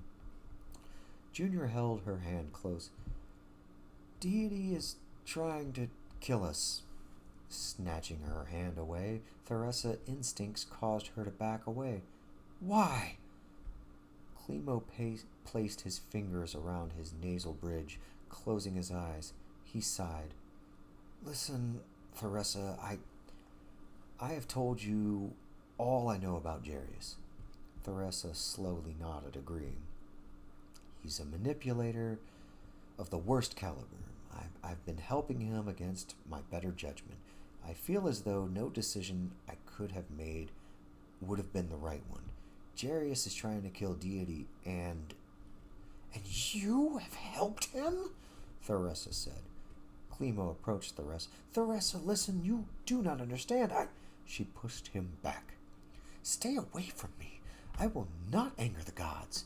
Clemo, I hope that Deity can forgive you for your heresy. Be gone from my sight. She walked into her home, slamming the door shut. Twinkle placed his hand on Junior's shoulder to comfort him. Junior slumped down as depression overcame him. Gray stepped in front of Junior. I'm sorry if you're lost, brother, but we cannot stay here. She's probably praying to Deity as we speak. We need to go. I suggest the bar just to reorganize. They did not wait for Junior to respond. Twinkle teleported the four away. What is going on? Twinkle outburst. The four turned their heads all around, trying to absorb their surroundings. They saw sand in every direction. The sky was bright while the sun was hot, beating down on them with relentless heat. Where the fuck are we? My teleport was diverted. Twinkle screamed to his comrades. They prepared for battle, drawing their swords, while magic charged an attack spell. Looking up, Junior saw Red and Jerry's descending down to them. Of course, Junior spat on the ground. Red pointed to the four Clemos. I brought them here like you wanted. You diverted my teleport. Twinkle scowled. Twinkle vanished, reappearing behind Red. Red pursed his lips, whispering a word of magic. The spell wrapped around Twinkle, causing him to move 12 times slower. Red turned around. Yes, I diverted your pathetic teleport. You have no clue how powerful I am, do you? I don't need you to teleport to bring you to me. Jerry stepped forward. Clemo, he is going to release you. We only have a few seconds. Do not waste them attacking us. Deity is coming. Fight with us, or you will die here and now. Clemo. Jarius looked at Red. Red waved his hand, dismissing the spell. Junior turned to Gray. Holy shit! He could have summoned us any time he wanted? Yes, he can. The psychic energy he's collected really does make him a demigod, Magic said. The god of Clemos, Red said. The god of the unimaginative, Jarius scoffed. Red glared angrily. Now listen up. You 5 Clemos. Deity has backed off, but not to retreat, but to send everything he has to us, because he knows what I am doing. Committing suicide, I know, Magic said. If I die, you die with me, Jarius threatened. Magic shook his head, giving up. Twinkle walked back to his 3 comrades. If we willingly help you, we would be damned to hell for cowardice. Jarius laughed. Stop acting as though you have a choice. He pointed to the sky. Do you see that darkness in the distance that is rapidly getting bigger? He paused, allowing them to look. That is coming for us. Seriously, Jarius, you have bitten off more than you can chew, Magic said. Jarius smiled. Just fight with me, and you will live. I am done talking. End of chapter 13. Chapter 14. The New God. The endless tide of angels, archons, flying beasts, spectral entities, fierce dragons with elven archers mounted on top, and an endless variety of other creatures and things that were the full force of chaos and good. Deity sent everything he had, fully disregarding all other matters.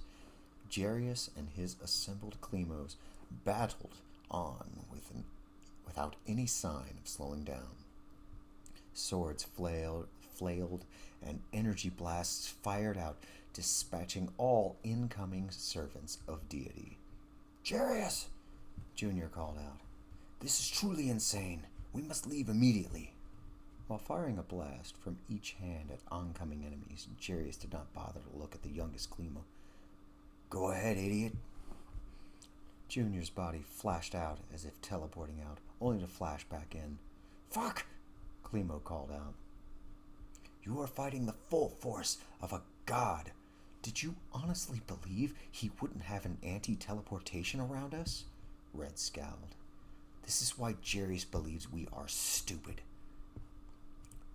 The swordswoman sliced the wings off of an angel, then teleported to another angel to do the same. Junior looked up in the sky, seeing her teleport without difficulty, his head tilted in confusion at the sight. How is she... He ended his question before finishing it, as a dragon had its mouth open, preparing to exhale the deadly breath weapon. Twinkle, the trick teleporter, traversed space, ending on top of the beast's head, stabbing down through the thing's skull, saving his comrade in the process. You will one day advance enough to teleport through most forms of anti-teleportation, holding you back. Most, Red thought to himself, sighing in his mind.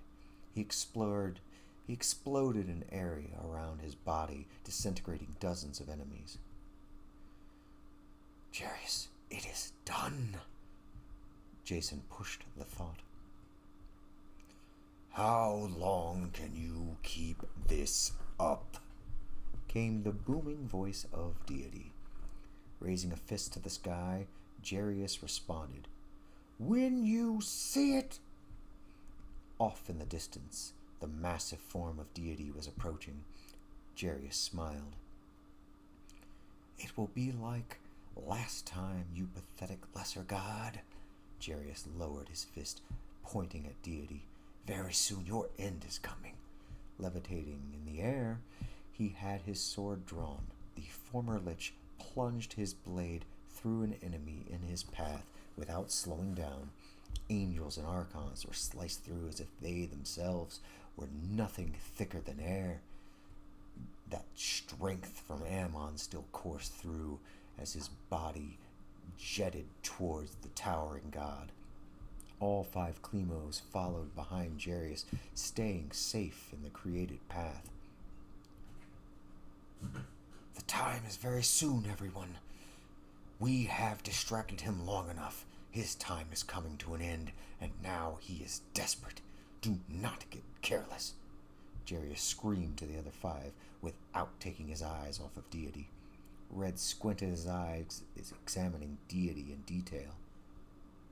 He's not as big as last time, nor is he glowing as bright. Come to think about it, he's moving slower than before. What has Jarius been doing? Is he actually going to kill deity? Jarius stopped moving, hovering in place just outside the hitting range of deity's weapon, causing the 5 Klemos to bump into each other. They said nothing as they spread out. Junior, Twinkle, and Gray teleported to the ground, preventing their bodies from falling. Red and Magic hovered by their own power on the left and right of Jarius. With his sword pointing at deity, Jarius laughed. There was absolutely nothing you could have done to prevent this. The enormous frame of the massive god bellowed, "I do not care." Jarius let go of his sword, allowing it to fall to the ground. "You know what? Neither do I." "What?" came the surprise of 5 Klemos. The air smelled foul as the star brightened. The ground quaked, tearing apart all around. Junior, held by Twinkle and Gray, teleported around, avoiding the ground swallowing them whole. Red and Magic looked around nervously as Jarius stared right into Deity's eyes. Angels and Archons swarmed in, attempting to kill him. Angelic forces moved in vain as every single servant of Deity was consumed by white fire. Their bodies burned bright, and lives were extinguished in the blink of an eye. Black ash rained down from the sky. There remained no sign of any that were helping Deity. Deity stepped back, realizing what it was happening. "How?" Jarius held his perpetual madman smile. "Not so all-knowing after all, are you?" he said more than asked. "No, he is not." A new voice bellowed in the sky, one that spoke with more than one voice, speaking at the same time.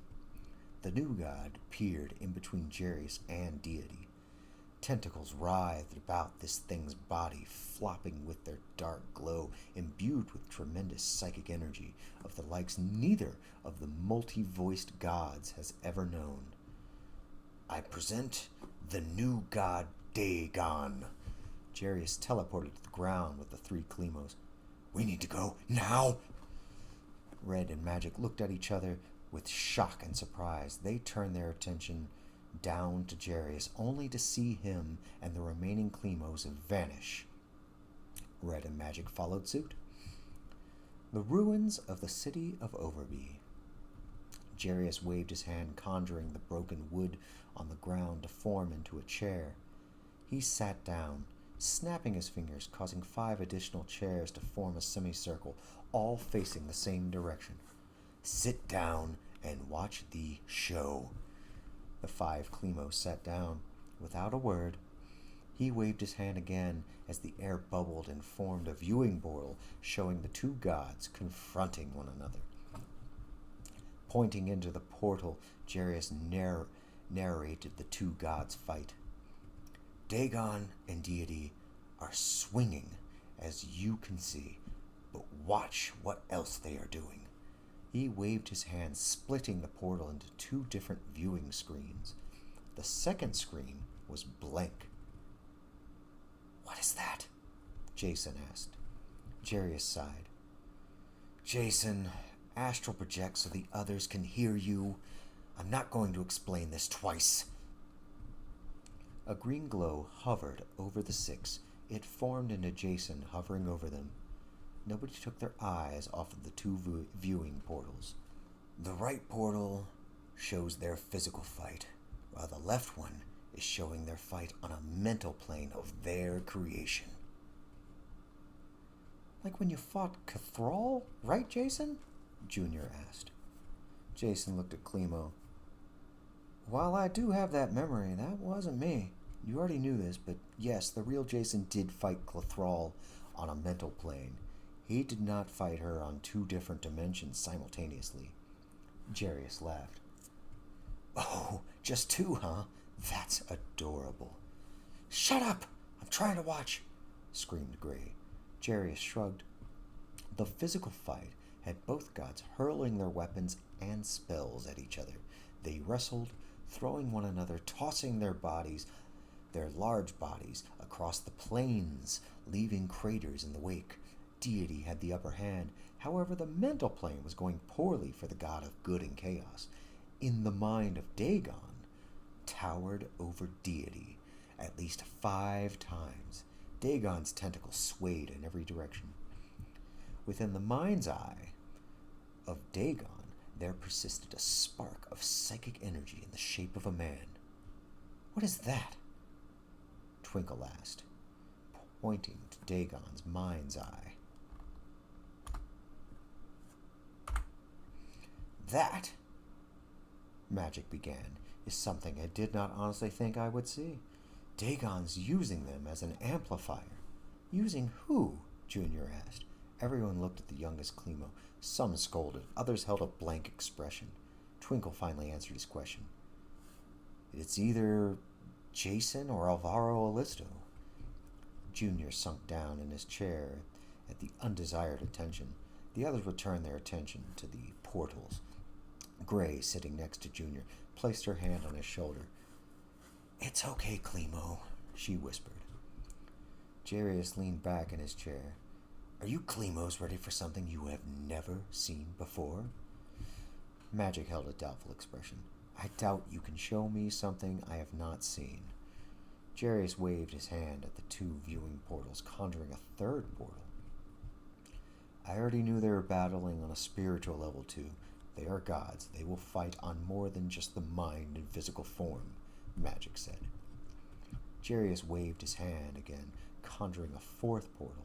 Magic interjected again. And on an arcane level too, their concentration is split into 4 facets. Jarius waved his hands, conjuring 7 additional portals. He turned around, looking directly at Magic Clemo. And these? What are they? Magic stared into the first portal, revealing countless millions of angels and archons fighting the same tentacle invasion that still had a grip on the city of Clemo. Dagon is fighting them and Deity at the same time. Jarius laughed as he pointed to the 6th portal of 11. It was completely black. Do you know what that is? Magic held his chin, contemplating. He snapped his fingers, casting a minor spell. His eyes illuminated, allowing him to see through darkness. Dagon is attacking Loth's abysmal realms.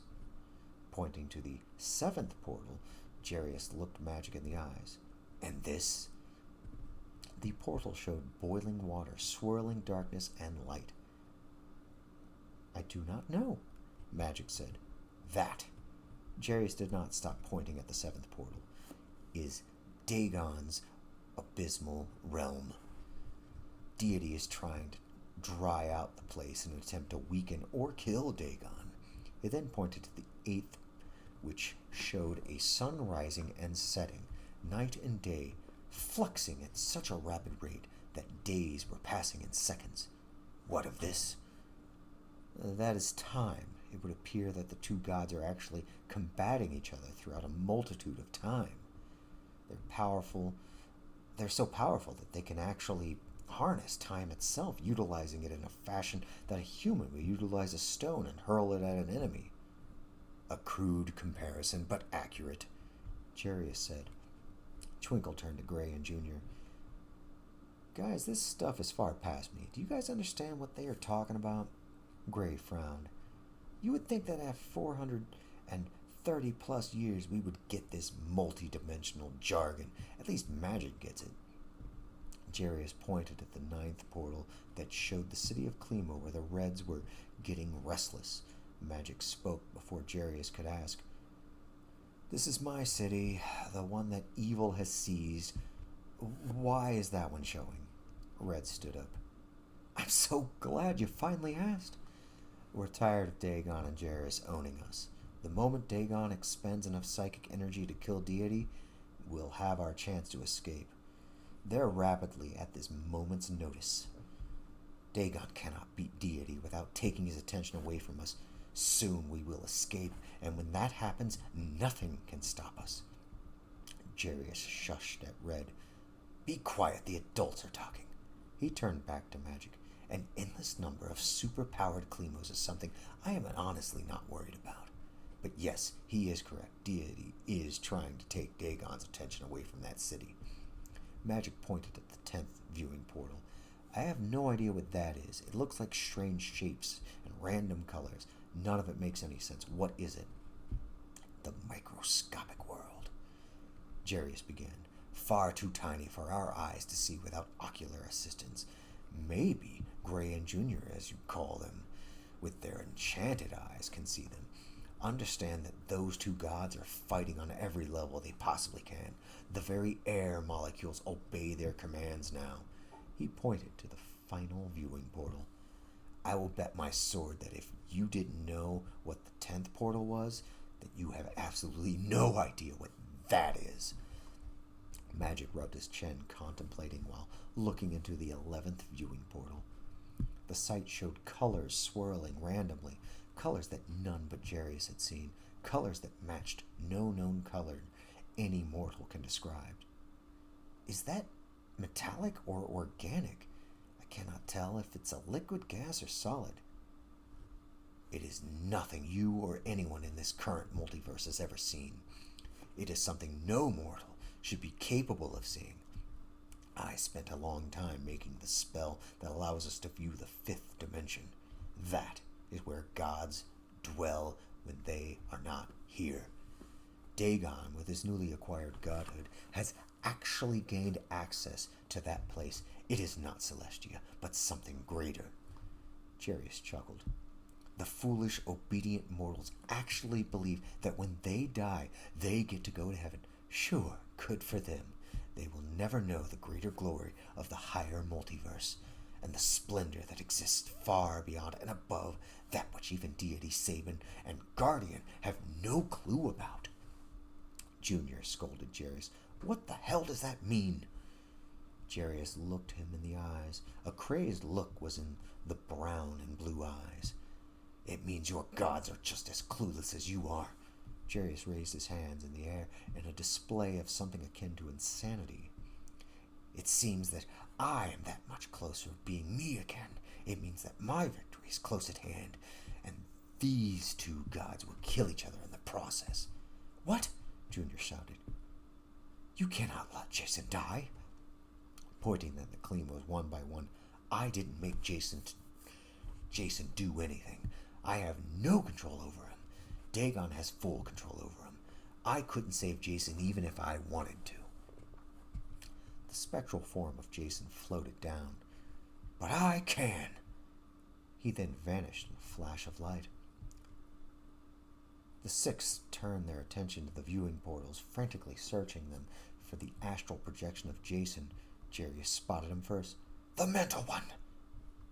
The massive form of Dagon had its tentacles fully wrapped around the smaller mental form of Deity.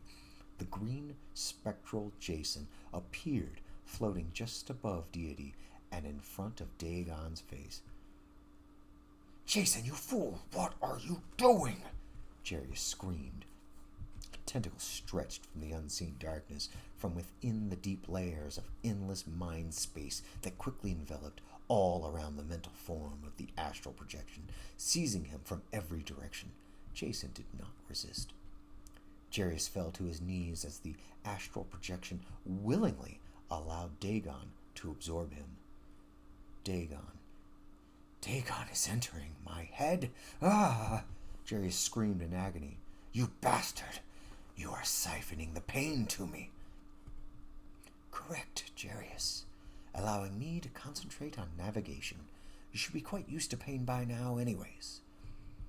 The mental form of Jason melted into the tentacles, moving like liquid lightning, following the path from tentacles to the main mental body of Dagon.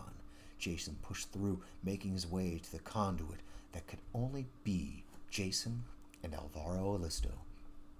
Jarius passed out from the intense pain. Foam fell from his mouth. He went into a coma. The psychic prisoners brightened up, illuminating the entire mental realm. The energy from the astral projection did the work, wrapping around the psychic forms of a singular psychic force. Alvaro or Jason, I do not know which one you are, but I am freeing you. I will die in the process, but this is a far better outcome than what Jarius was going for. The conduit broke, free, disappearing from sight.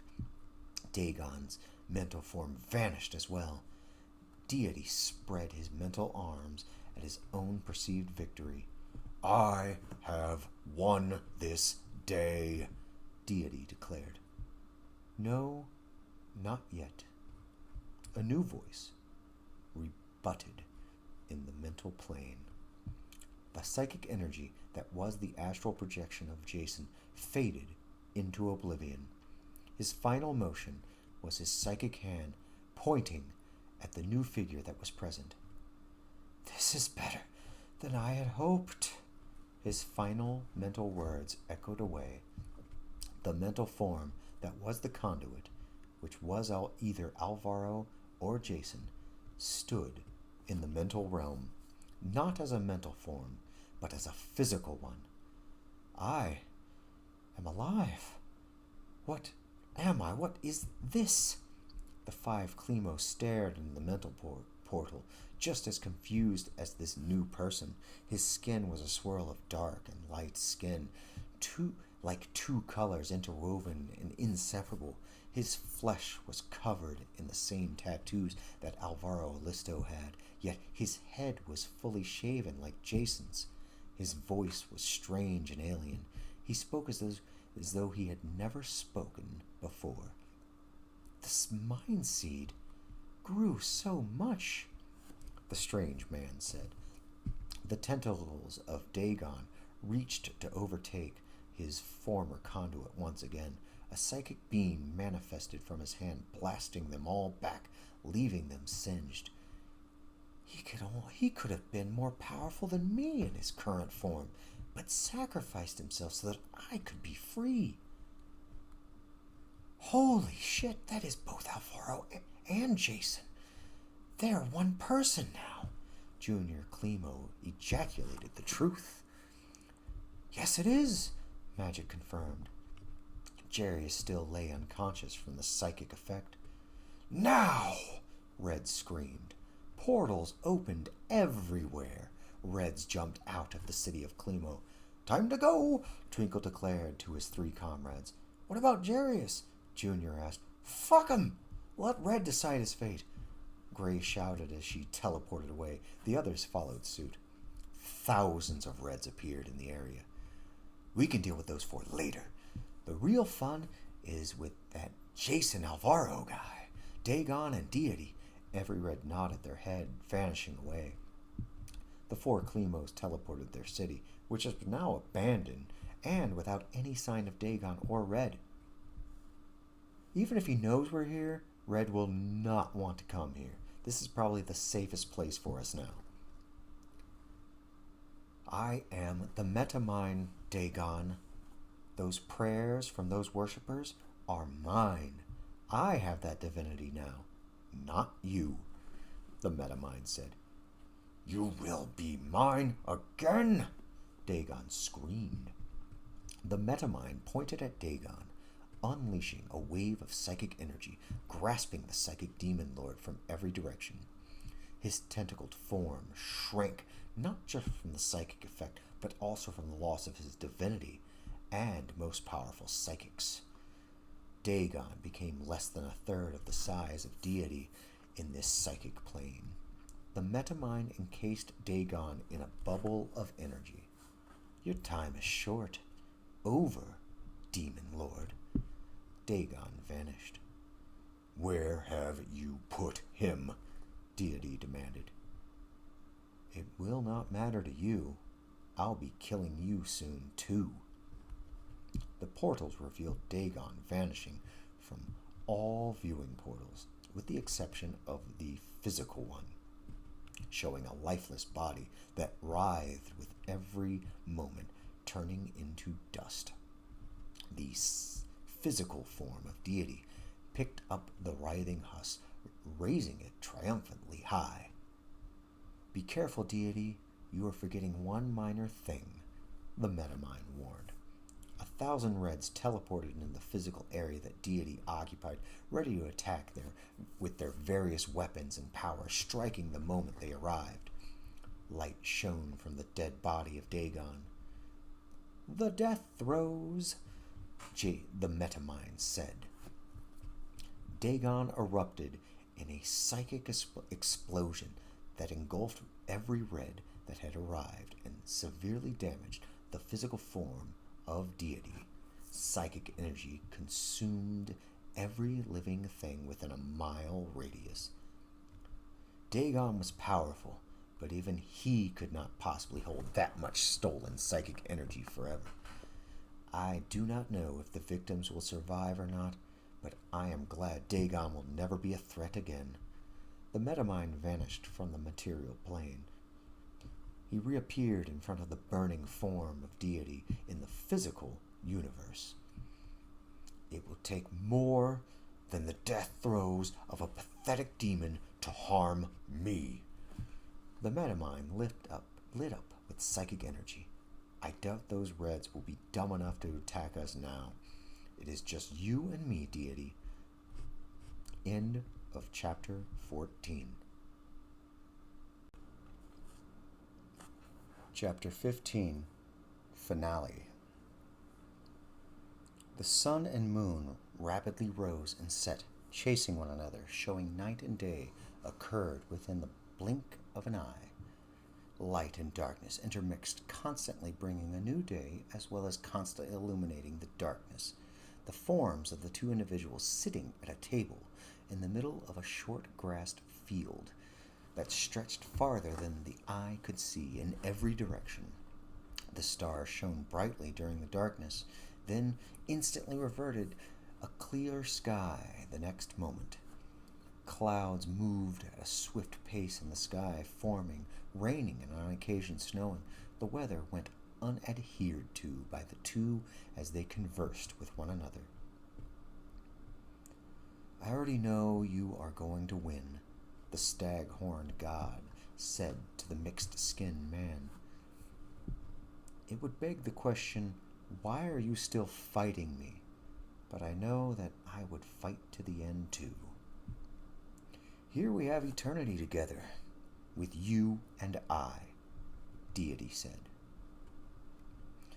I must admit that it is strange fighting you in every dimension on multiple planes while sitting here talking to you in this eternal moment of time. The meta's mind stood up casually. An eternity with you. The god who is responsible for killing Jason's family, Jason being half of me. Yes, an eternity with the god who intentionally let loose a horde of demons to kill your family with the intent of killing you. I do not regret my attempts in killing you. The metamind slammed his fist down on the table. You were wrong to have done it. After you kill me, you will kill my brother Sabin and Guardian. Eventually, yes, the three of you were and are powerful enough to wipe the multiverse of all demons and devils, yet you tolerate their existence. Why should I allow you to exist when you could have made everything better for everyone? Sometimes evil is necessary, deity responded. The new god frowned. Absurd. You waste the lives of my family when it would have not had made any difference if you killed me or not. How so? If you died, this would not be happening now.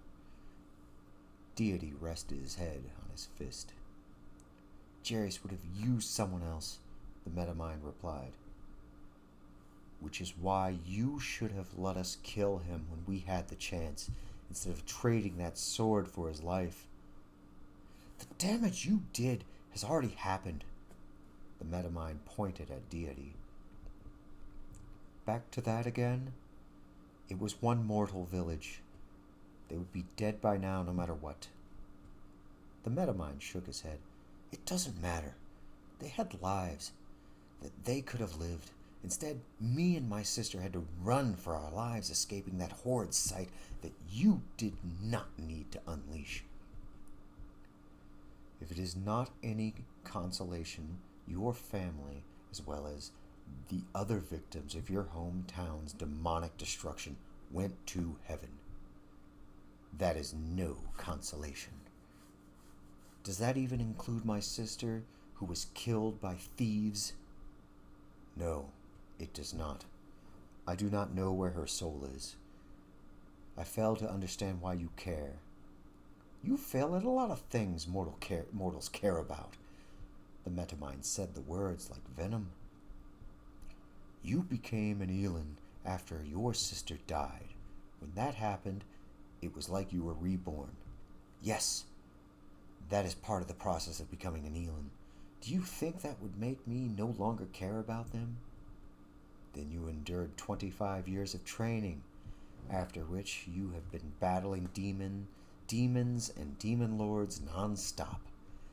Now you've fused with Alvaro Listo. The memories from your first life should be watered down to the point of indifference. Deity argued.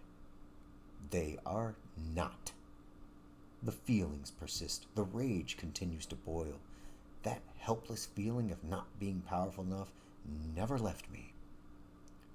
Until now. The metamind nodded his agreement. Until now. So after you kill me, all of my forces cease to exist. You do realize that a lot of people are depending on us, right? You should have thought of that before killing my family. This is exactly what Jarius wants. So? Evil will overtake the multiverse. If you think one small town being overrun by demons is bad, wait until the good gods are no longer there to hold back demons and devils from doing whatever they want to whomever they want. The metamind tilted his head, confused by the statement. This begs my previous question. Why didn't you simply end the evil creatures? You are wrong about us being powerful enough to end them. Such a confrontation like you were doing would leave so much damage in the wake that there would be nothing left to defend. Look at what has happened to the city of Overby and the planet Titanus. All of this is your doing. Yes, when pushed, demons try to push back harder. I already knew they would retaliate any way they could, Jason Alvaro said. Then every innocent mortal who has died in the crossfire is your fault, Deity said. This in turn makes you worse than what you are accusing me of being. No, unlike you, I will make up for every lost life taken indirectly by my actions, Jason Alvaro said. We send victims to heaven. That makes up for their sacrifice, Deity retorted. The metamind smirked. No, it does not. Not by a long shot. When everything's over, when every demon and angel is wiped from the multiverse, I will recreate it, all without any sort of good or evil to taint creation. A perfect world. I've seen other gods with such aspirations before. You will not like the results. I'm intelligent enough to find a way that works better than your way. Yes, Jason, you are more intelligent than I. This I do not doubt, but you are more arrogant than I. This will be your downfall. Tell me, metamind, after you kill me, what will you do next? Kill Loth. And then, whatever demon lords and demon gods are left. Deity casually stood up. His hooves touched the grass. He paced back and forth for a moment. Do you think there will be anything left after the devastation you will cause? I already told you that I will recreate everything. Is that supposed to make up for the suffering every mortal will endure? How exactly will your way be superior to mine? The metamind waved his hand, dismissing the question. I don't have to explain myself to you. As you first said, I will win our fight. You do not need to waste... He didn't finish the sentence. Deity laughed. Time? We have eternity here. The new god laughed too. Yes, I'm still getting used to all of this. The psychic energy I wield now is tremendous. All of those prayers empower me a great deal. When my followers die, their souls go to me. I should create some sort of heaven. Deity scolded his foe. You stole those worshippers from me. They had free will and gave their energy willingly. You have taken their psychic energy. You are a thought thief. The new god did not respond. While you are not as horrible as Cretan, you are his instrument, and he will only use you to resurrect himself. You are even aware that the previous multiverse was destroyed just to rid him from existence. You need to kill him, Jason.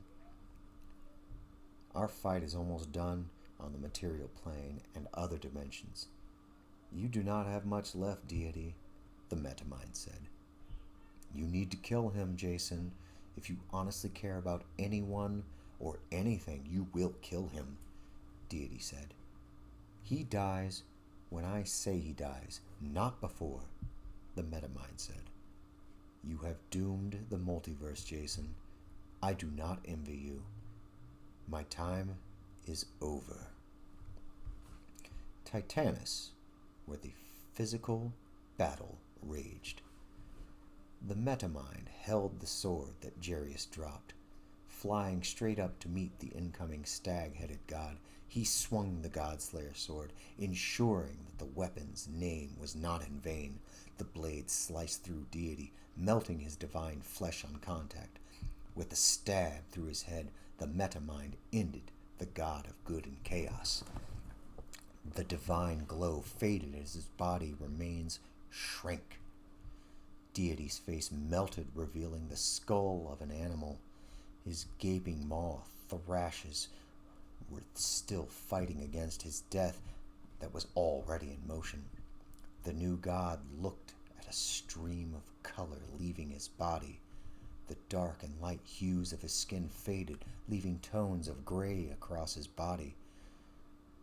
The color of his eyes fluttered, leaving only gray, black, white, and in between. Looking around, everything was witnessed to have the same result. Grass, trees, even the sky were all losing color. The colors rushed to the corpse of deity, swarming into his body from every visible place the Metamind saw. What is this? His death throes are different. He looked all around, witnessing everything change. The trees, aside from losing their color, reshaped themselves. Their leaves, branches, and trunks straightened, smoothed out. The grass lengthened and shortened itself to match the same length. Rocks smoothed themselves out, and clouds all looked identical. There is no more chaos in the material plane. End of chapter 15. End of Dagon, part 6 of the Second Universe series.